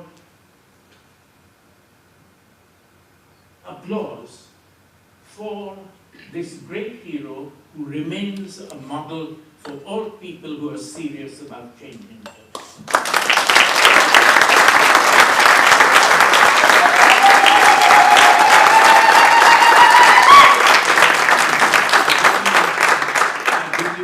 Third evidence, and it is this. Is the threat of the return of the Moyen years a remote threat or a fanciful threat? This is the Assembly and Demonstration Bill 2024. It was published in April and it's received by the National Assembly last week, 13th June 2024. And what does it say?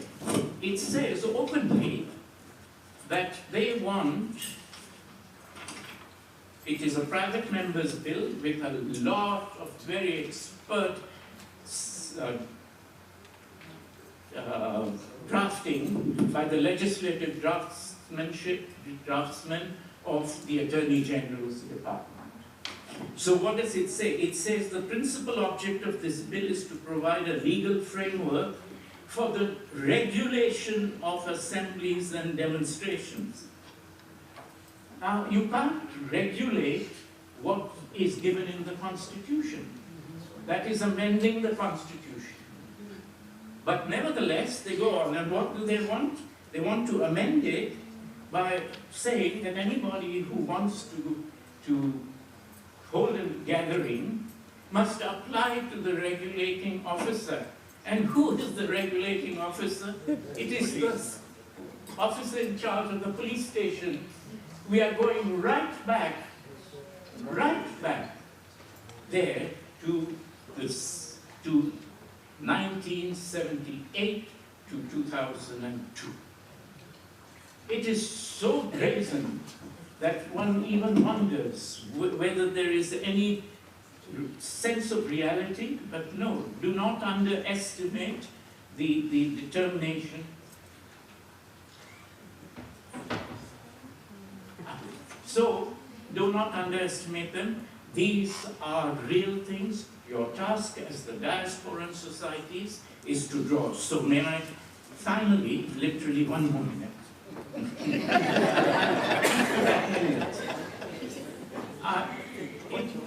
I feel that we are all feeling that we should express these things, and so I say, does this, what I'm about to read this paragraph, express the feeling of this afternoon? This gathering, honoring Mwalimu Ngugi of Thiong'o, mourns the death of two unarmed young persons. They are not anonymous.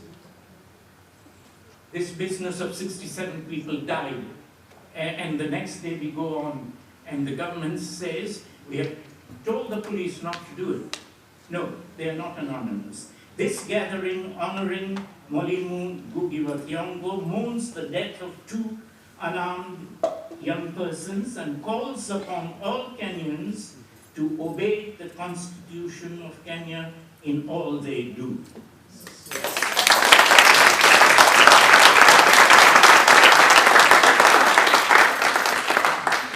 May we then follow up that and pay tribute to Ngugi here today and to the legacy, so that his legacy continues.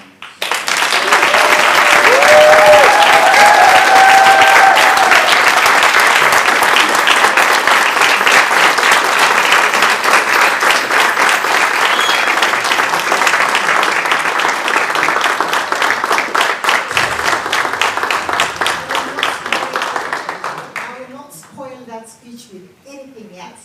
It's too sweet. And if I ever repeated any of those words, even my job, I might lose it. So let me not say anything more. But really, thank you very much, Feroz, for this wonderful speech that you have given us. And we should thank you so much for making it possible, for bringing your dad over, and really making it possible for him to be here. And he has a fantastic family, a very educated.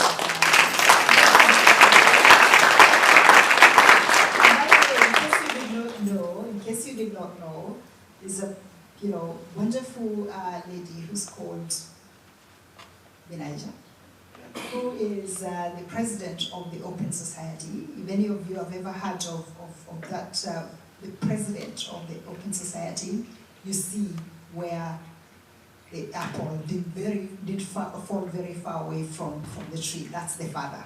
So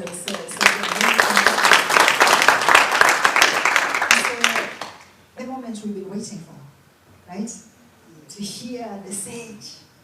But I will not say anything. I'll pass the floor to Mkawasi to do the honors.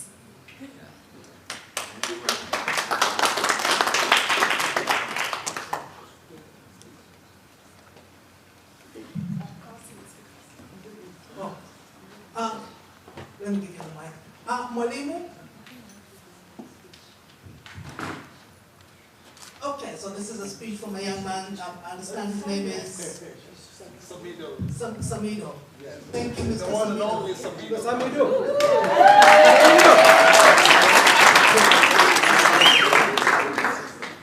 Mwalimu, you have survived. Yes, in the words, I'll borrow the words of Chinua Achebe, just one sentence to paraphrase. There are the people who beat the drums of war, and then you have the warriors who go to war. And then you have the storyteller who survives to tell about it. It is because the storyteller tells about it and keeps memory that we become who we are. You have survived. Welcome.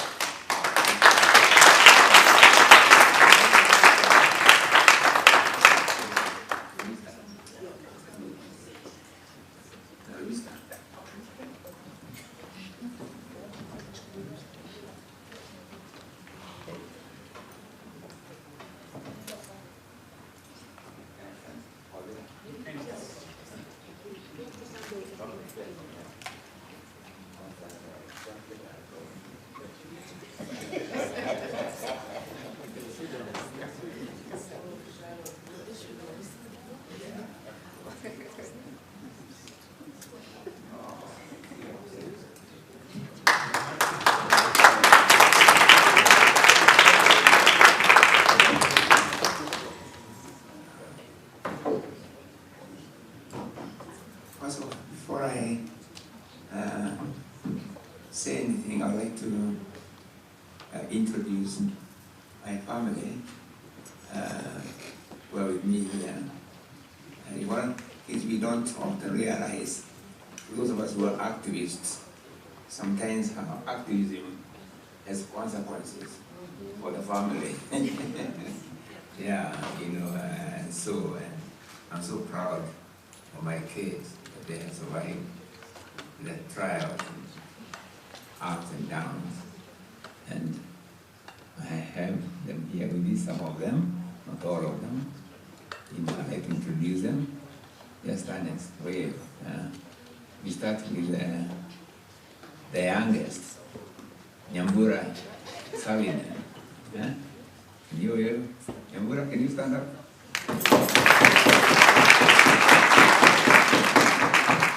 Nyambura, we're very proud of her.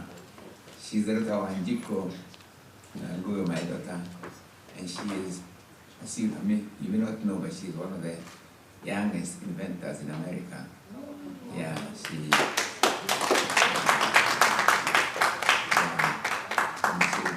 recognized with very many awards. Yeah, already.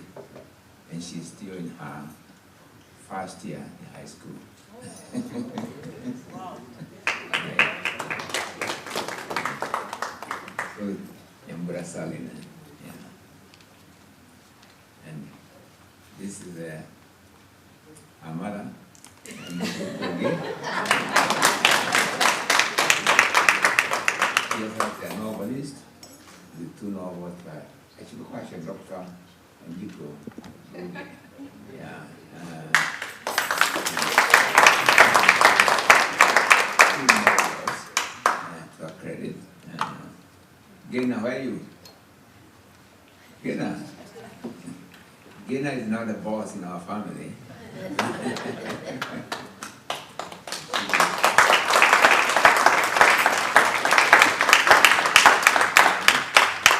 And she was the Advaita Foundation. She's the accountant here in Atlanta. Now, Jockey, where are you? Right here.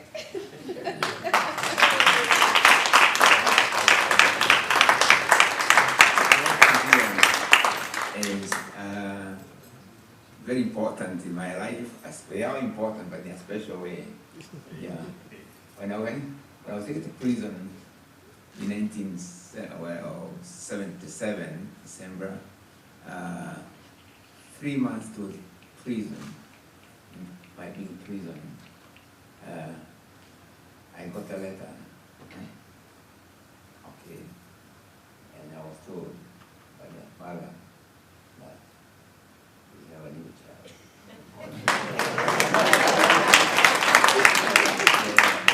All the fellow prisoners, who were so excited, they named her the post office baby.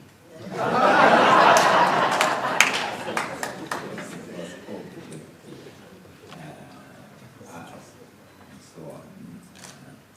And lastly, he's not the youngest or the oldest. For those who are here, he's the oldest. For those who are here, yes. Go show.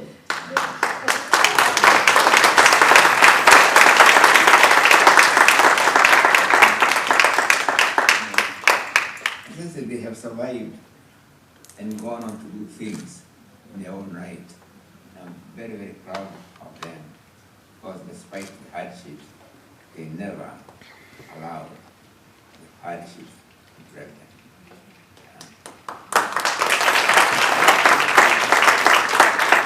I should say 1 or 2 words about something which is very important to me. Some time ago, I sold my archives to Indiana University, and I said to myself, these are the archives, meaning the manuscripts. They're the ones which are handwritten, and so on. They gave me, I think, $500,000 for the archives. And I said, I don't touch any of these dollars for my use, or I'm direct with that case. I'm going to put the money in a foundation. I have my salary, which I can use, but this one came out of nowhere. the books are published. These are the manuscripts, which were not, so I started a foundation, Mwalimu Foundation, and the sole purpose of the foundation is something which is very dear to me. We try to promote or support projects to do with African languages, especially publishing. And yes, she doesn't mind my saying so for it, but I can mention one who has been very, very successful, whom we helped, was Bori, who could not make it here. But she's doing incredible work publishing FMC.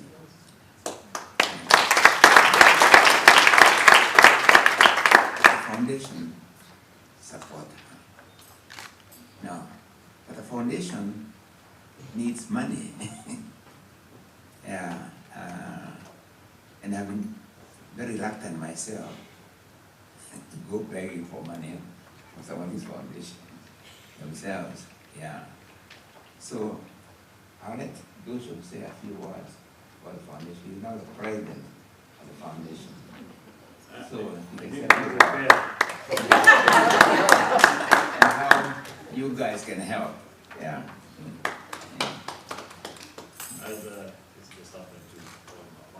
Oh.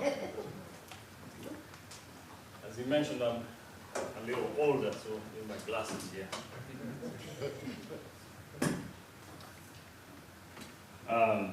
Excuse me, Father. Imagine a table where all the world's languages are seated, each with an equal right to be there. At this table, no language is deemed inferior or secondary. Ngugi said that no language is more of a language than other languages. Instead, every language is celebrated for its unique perspective, its history, and the knowledge it carries. The Ngugi Foundation champions African languages in reading, writing, and grassroots innovations across arts, sciences, and technology. This dedication stems from a profound belief in the power of language as a crucial vehicle for expression, communication, and cultural preservation. We aim to foster a sense of pride and identity among African communities, recognizing our language's unique and invaluable contributions to the world's linguistic wealth. You see, language is not merely a means of communication, but a reservoir of a people's history, traditions, and norms. Through language, stories, customs, and knowledge are passed on down from one generation to the other. Language embodies the collective experience, worldview of a culture. Take, for example, Shona, Zulu, Fula, Minyanka, Somali, Oromo, Lingala, Kiegusi, Swana, or Swahili. These are living repositories of Africa's rich history and diverse cultures. Through their use in literature, music, and everyday conversations, they telescope the spirit and resilience of African people. When these languages take their rightful place at the table of languages, they bring centuries of wisdom, stories of bravery, and the hopes of millions. Ensuring these languages are heard at the global table enriches our understanding of our collective selves and the world surrounding us. In Ngugi's words, and I quote, "Every language has a musicality which cannot be replaced by another. In that sense, languages are like musical instruments. No musical instrument is inherently more of a musical instrument than the other. The piano is not more of a musical instrument than violin or guitar. You don't say, let's distinguish the instruments and just have the piano. But arranged in a system of give and take, different instruments can form an orchestra and generate harmony." End quote. So language is no more of a language than another, big or small. So at the Ngugi Foundation, we aim to promote and empower African languages, enabling them to play their harmonic melodies on the world stage. We strive to integrate them in education systems, support their use in technological innovations, and promote their rich artistic traditions. In conclusion, the linguistic diversity of our world is a treasure trove of knowledge and culture. By championing African languages, the Ngugi Foundation is preserving words and safeguarding identities, histories, and futures. Our work is to ensure that every African language has a seat at the table, each contributing to its unique flavor to the rich tapestry of the human expression and experience. Thank you.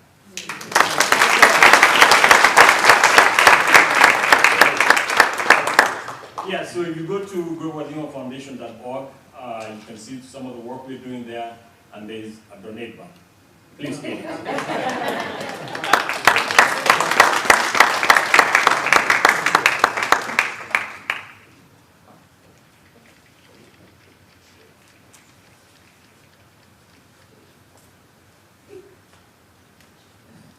She's a boss in our family.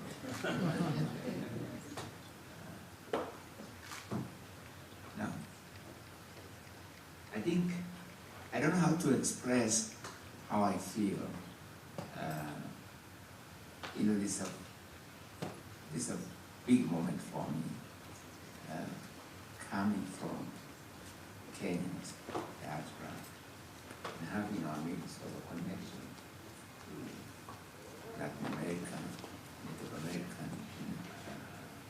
I'm very proud of Vienna, because she said she writes in 3 languages, Quechua, also Espanol, English. There's nothing wrong with that. You keep on saying, you know your mother tongue, you can add other languages to it. Right? And that's good. What's always been wrong is to forget your mother tongue and become an expert in other languages. But if you know your mother tongue, for instance in Kenya, mother tongue first. It doesn't matter whether that's a language spoken by 5 people or 10 people.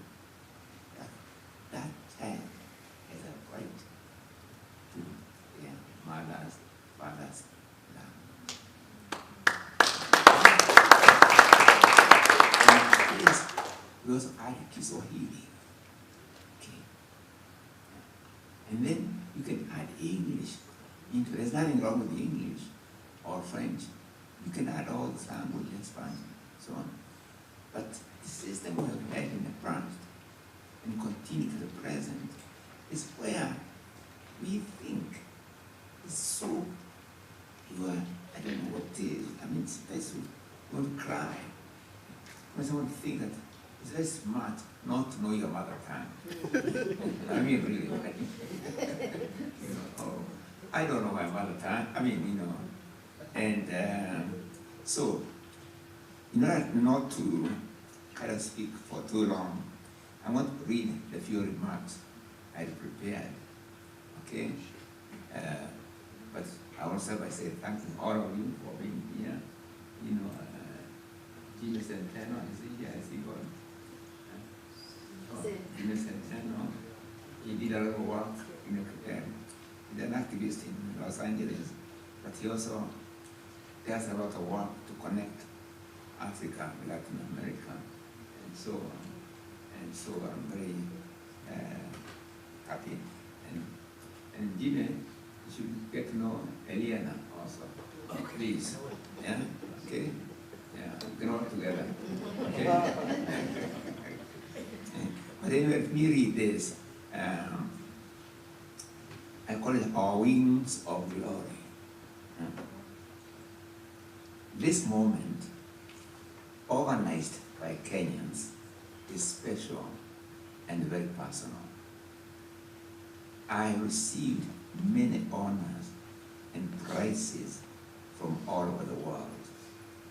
In fact, 2 days ago, it's 2 days ago, I think yesterday actually, no, on Thursday, yeah, 2 days ago, in Canada, I received my 14th honorary doctorate from Queen's University.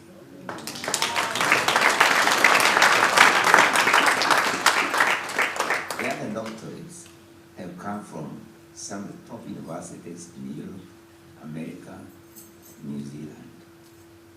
In Africa, I have received 3 doctorates from universities in South Africa, Dar es Salaam, and Kenya. But interestingly, no such an honor has been accorded me by the university where, along with others like Michelle Moore, the Van Lolly or Wara Nyumba did so much to put Nairobi University on the global intellectual map. Please, so be silent. Okay. So, for instance, we were the first department in the world, not just in Africa, to call for the abolition of the English department as then constituted. And I don't want to hear about the shock that was. It's never been heard of. Right? And we were calling for the abolition and have it reorganized as a department of literature with Africa at the center. That was the idea. That you can start with Kenya, East Africa, Africa, Caribbean, African American, Latino, or Latinx, Asia, and then bring you, okay, in that order. You start with self, you go on ID. There's nothing wrong with that, right? Yeah. And thus, literally was born the Afrocentric studies and also post-colonial theory, which is become now popular all over the world. Some of the graduates from our department would go on to become leading professors all over the world. Let me mention a few. Simon Gikandi, who I call Prince of Princeton.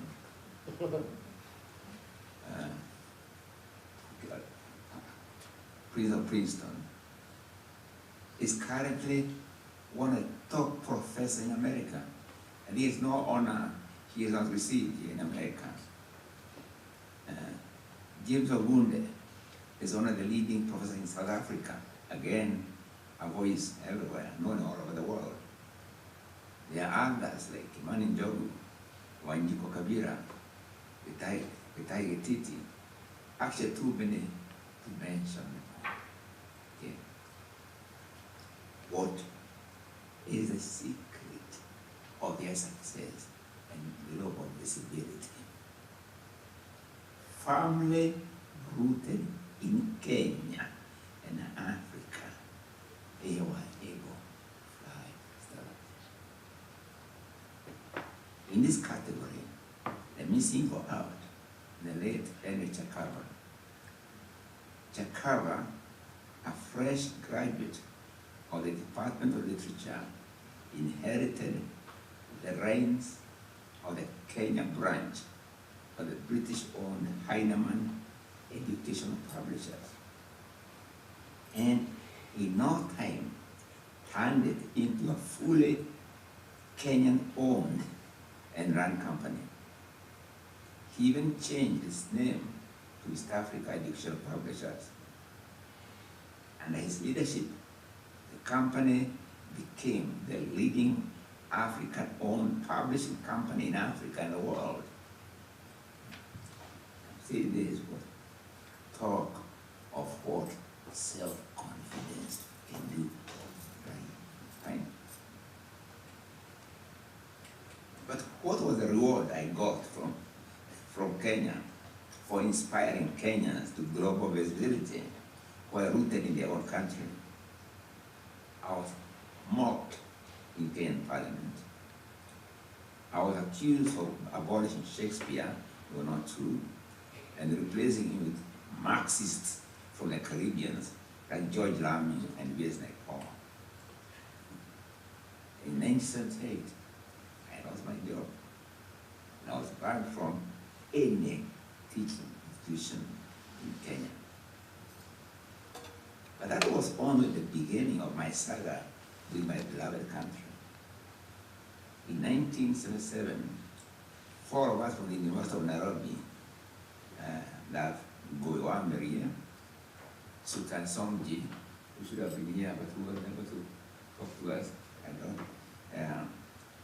Kimani Chao, went to work with the peasants and workers of Kamereto village, driven by our belief that real power, our power, comes from an awakened people. awakened consciousness.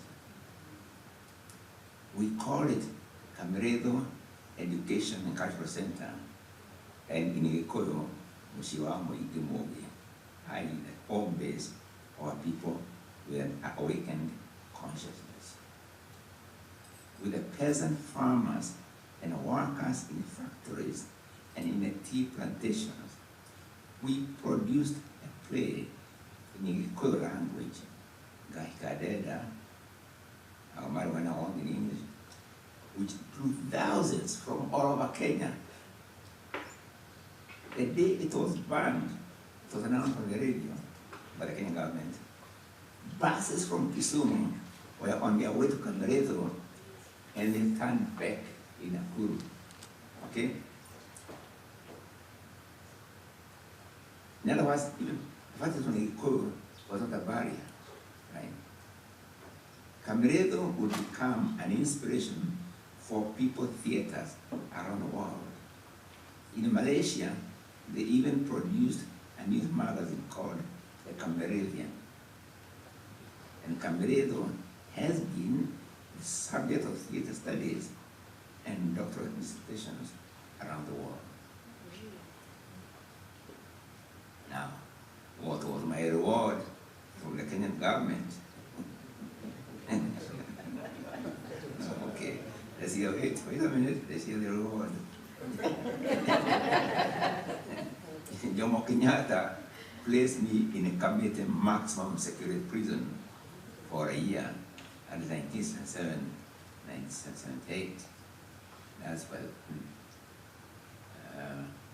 also baby was born. In prison, I wrote the first ever novel in my mother tongue called Shaitan Magarafaine, in English, Devil on the Cross. I was driven by the same motivation and belief. Our languages can also produce great written literature to compete with the best in other languages, including European languages. The reward, the Moi dictatorship tried to stop the book's publication by sending anonymous telephone threats to Henry Chakava, the publishers. In the end, they actually sent assassins to abduct him. A passing car saved Chakava's life. But the assassins managed to cut off his finger. And he had to have it surgically reattached. But in Chakava went ahead, published Shaitan Magarafaine as all the one called a shed. Later, the same Moi leadership forced me into exile. Not people say, boy, sometimes I say I'm in self-imposed exile. No, I never want to be in exile. I had sworn, and I don't like it. There's a jacket I normally carry with my identity papers, and I still carry my Kenyan passport to this day. Okay? But green card, but I retain my Kenyan passport wherever I go. Okay? So, how? In 1982, I went to England for the launch of my English translation of my Gikuyu novel written in prison. The English title was Devil on the Cross. And I was due to fly back to Kenya on 7 June 1982. When I landed, a red carpet awaited me at Jomo Kenyatta Airport. The warning passed to me by friends. Exile was my only option. But in exile, I did not give up. I wanted to show that even in an English-speaking environment, I could still write in Gikuyu. And I did. 2 novels, in fact. Matigari Majirobi, or the time published in English as Matigari, and Moroiwa Kagogo, or in English, Elizabeth the Crow. Matigari was confiscated by the Moi regime. Okay. And 11 days after my arrival in Kenya after 23 years of exile, to help launch my article novel, Moroiwa Kagogo, assassins armed with a gun stormed my hotel room.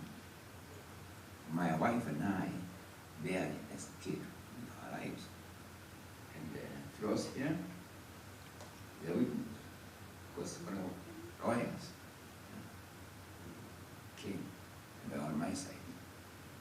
People who, some of the people were arrested, you know, but they are advocates, friends of the court and so on. Yeah. And so now always very good for that volunteering.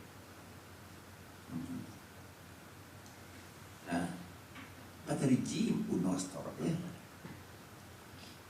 Years later, I'm now in England, in exile. I attended a UNICEF conference in Harare, Zimbabwe, in support of the children of Mozambique, then ravished by Renamo terrorist rebels directed by the then apartheid regime in South Africa to destabilize the Frelimo government of Michel. On the way there, I sat next to Harry Belafonte, then an ambassador of UNICEF. So I was very hopeful. But in the middle of the meeting in Harare, I was summoned to the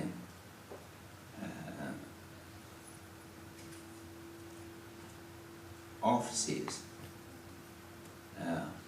of the Zimbabwe intelligence. Guess what?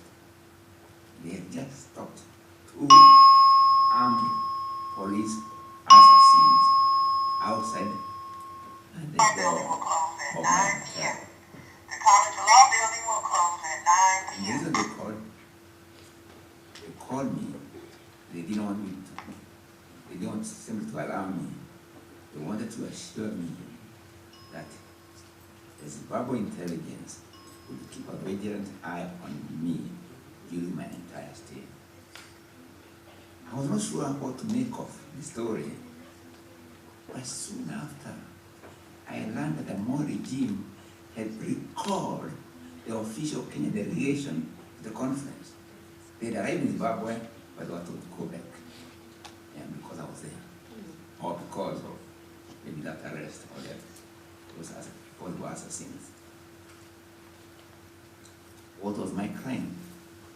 I was trying to show that rooted in our language and believed in the power of Kenya working class and small farmer, what's called the Wanjiko of Kenya and Africa, we can break any barriers set against our development.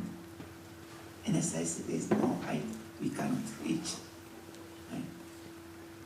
And trying to break barriers has been a constant theme in my writing career. I was a second-year undergraduate student at Makerere when I said I was writing a book. The other students laughed at me. Writing a book. Pointing out that only a few professors had been able to write a book there.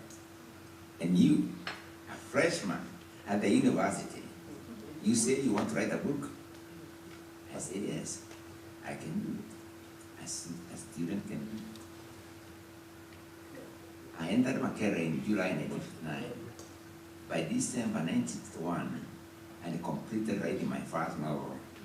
Years later, to be published under the title, The River Between. In 1962, still a student, I wrote my second novel, With Not Child, published in 1964. But I also wrote for 8 short stories. In addition, I used to write a weekly column for the Sunday Nation titled As I See It by James Ngugi.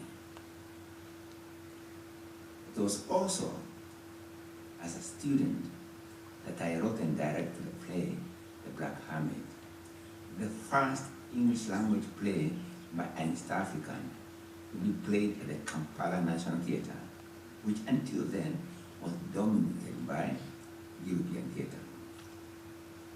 So that has been my spirit, and I carried it into my postgraduate studies in Leeds University, where I wrote and published my third novel, A Grain of Wheat. That was the same spirit I carried back to Kenya on my eventual return from Leeds in 1968. There's more to tell about my days in Leeds in my I'll complete it in my memoir of Leeds under the title Horseman of the 60s. Okay? So you come across a title called Horseman of the 60s by Ngugi in the memoir. I hope by announcing the title here, it will motivate me to complete it. It's not just me. I don't remember the year. Bashamba and Jua Kari, bicycle repairer in Nyeri, made an aeroplane he termed Kenya 1. It flew for I think 10 minutes or so. You'd think that an African government would have come to his aid, get excited about this, give him help to develop his skills.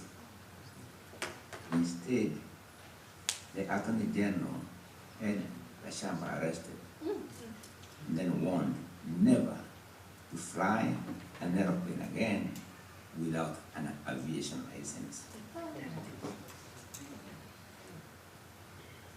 Charles Thiong'o, or rather late Charles Thiong'o, the Attorney General, was very famous in Kenya for swearing that he would never to fly in an aeroplane piloted by an African. Attorney General, an African Attorney General for country was, I cannot, if I know there's an African piloting, and it's openly, it's not as if it was a secret.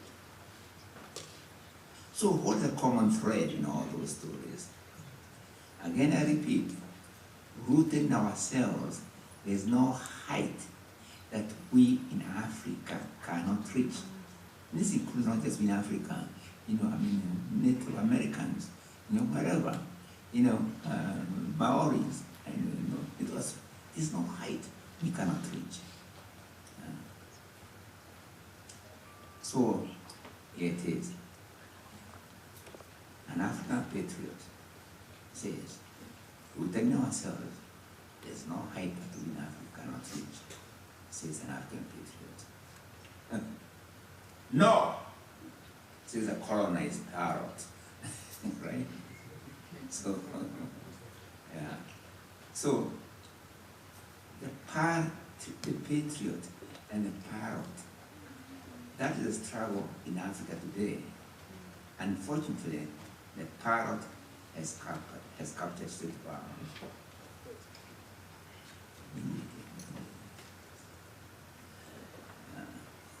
Dick, she's the boss.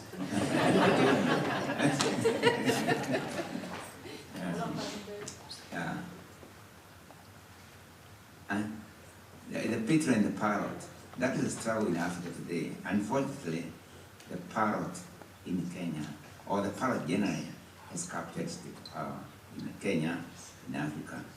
And towards then, I just want to give the example of the current leadership in Kenya. Ruto once heard Trump talk of America first. Ruto echoed Kenya first. Trump talked of the deep state, even though he was president.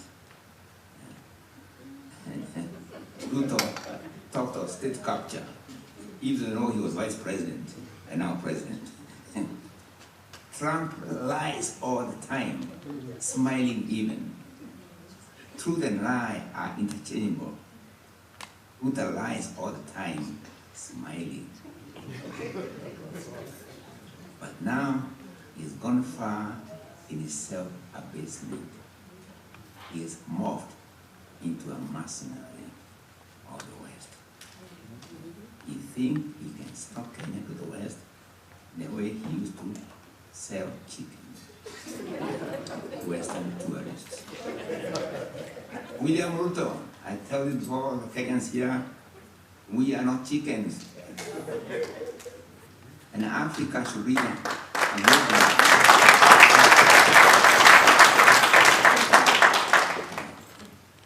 All Africa should read again the story of Kweli Agri of Ghana about the eagle raised among chicken as a chicken. The farmer believes he is completely clipped the wings of the eagle, and they believe it's still a chicken and they can never fly. But eventually, the eagle discovers its wings, it traces the wings and flies. This is what Agri said. My people of Africa, we were created in the image of God, but men have made us think that we are chicken. And we still think we are. But we are eagles. Stretch forth your wings and fly. Don't be content with the food of chickens. So the journey of self-belief must begin in a belief in our people, and therefore the languages they speak. Their mother, father tongues. Our languages are our wings of glory. Let us root ourselves in them, and Africa will fly.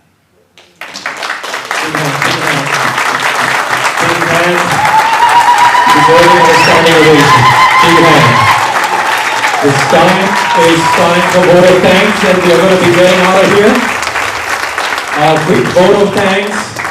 Thank you, Professor. Thank you, we really appreciate it. Quick vote of thanks, and Kwame is going to close it out. If we can remain standing.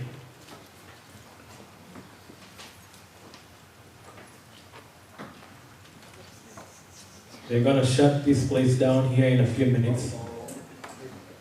Thank you, Professor. We love you.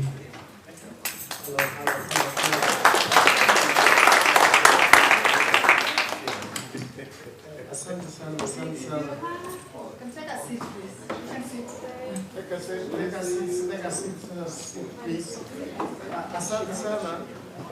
We, Kenya Diaspora Alliance, on behalf of Kenya Diaspora Alliance organization, and everyone that was involved in planning this whole event, we really appreciate you being patient with us. We are running out of time. That's why we could not have dinner here, but we just want to thank you for coming. We would like you to go to African Soul Food, which is on 585. Let me read for you where it's, I think you know it if you live in Atlanta. It's on 585 Franklin Gateway Southeast, Marietta, Georgia. That's zip code is 30067. African Soul Food, which is in Marietta, Atlanta, Georgia. That's where we are going to have our dinner. And Smito is in the house. He's going to perform, and Kwame. So we are going to have a very fulfilling night celebrating and honoring Professor Mwalimu Thiong'o. So thank you so much, and we look forward to seeing you on the other side. Thank you very much, Mr. Senator. Can we just have, can I please request for us to be quiet for just 1 minute? Those who are speaking, if you could be quiet for 1 minute. Please, let's have 1 minute, please. Yeah, if we could just be quiet for just 1 minute. There's something really important actually that we forgot to acknowledge as we were doing this work. So please give me a minute to acknowledge. Kanyede? Yeah. Kanyede, where are you? Our friend Kanyede? And there's somebody who did not take the floor to speak. You didn't hear him speak here today.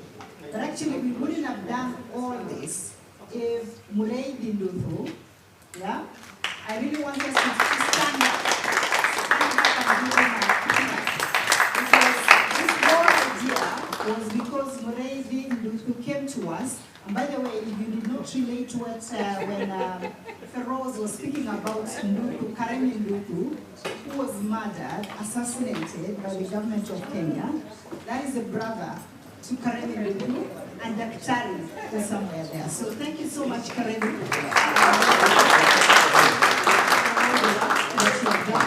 And so,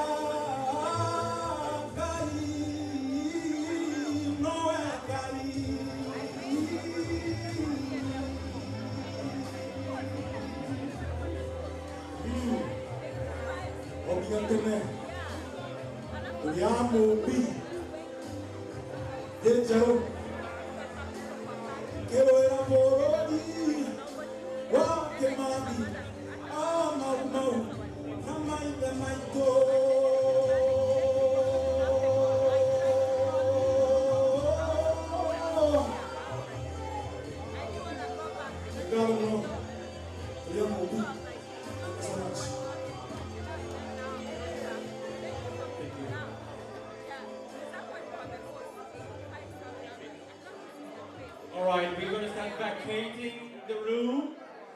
I'm going to need some help from a few guys. We're going to get some of this equipment out. Thank you. We all meet at the African Soul Food. We need to exit. Moshono, Maina, Nicho, let's get those speakers down.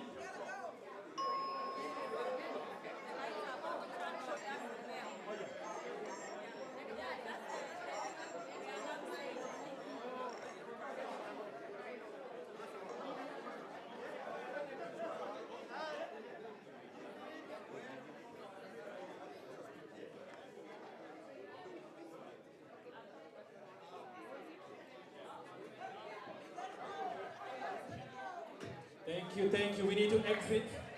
Put the speakers down.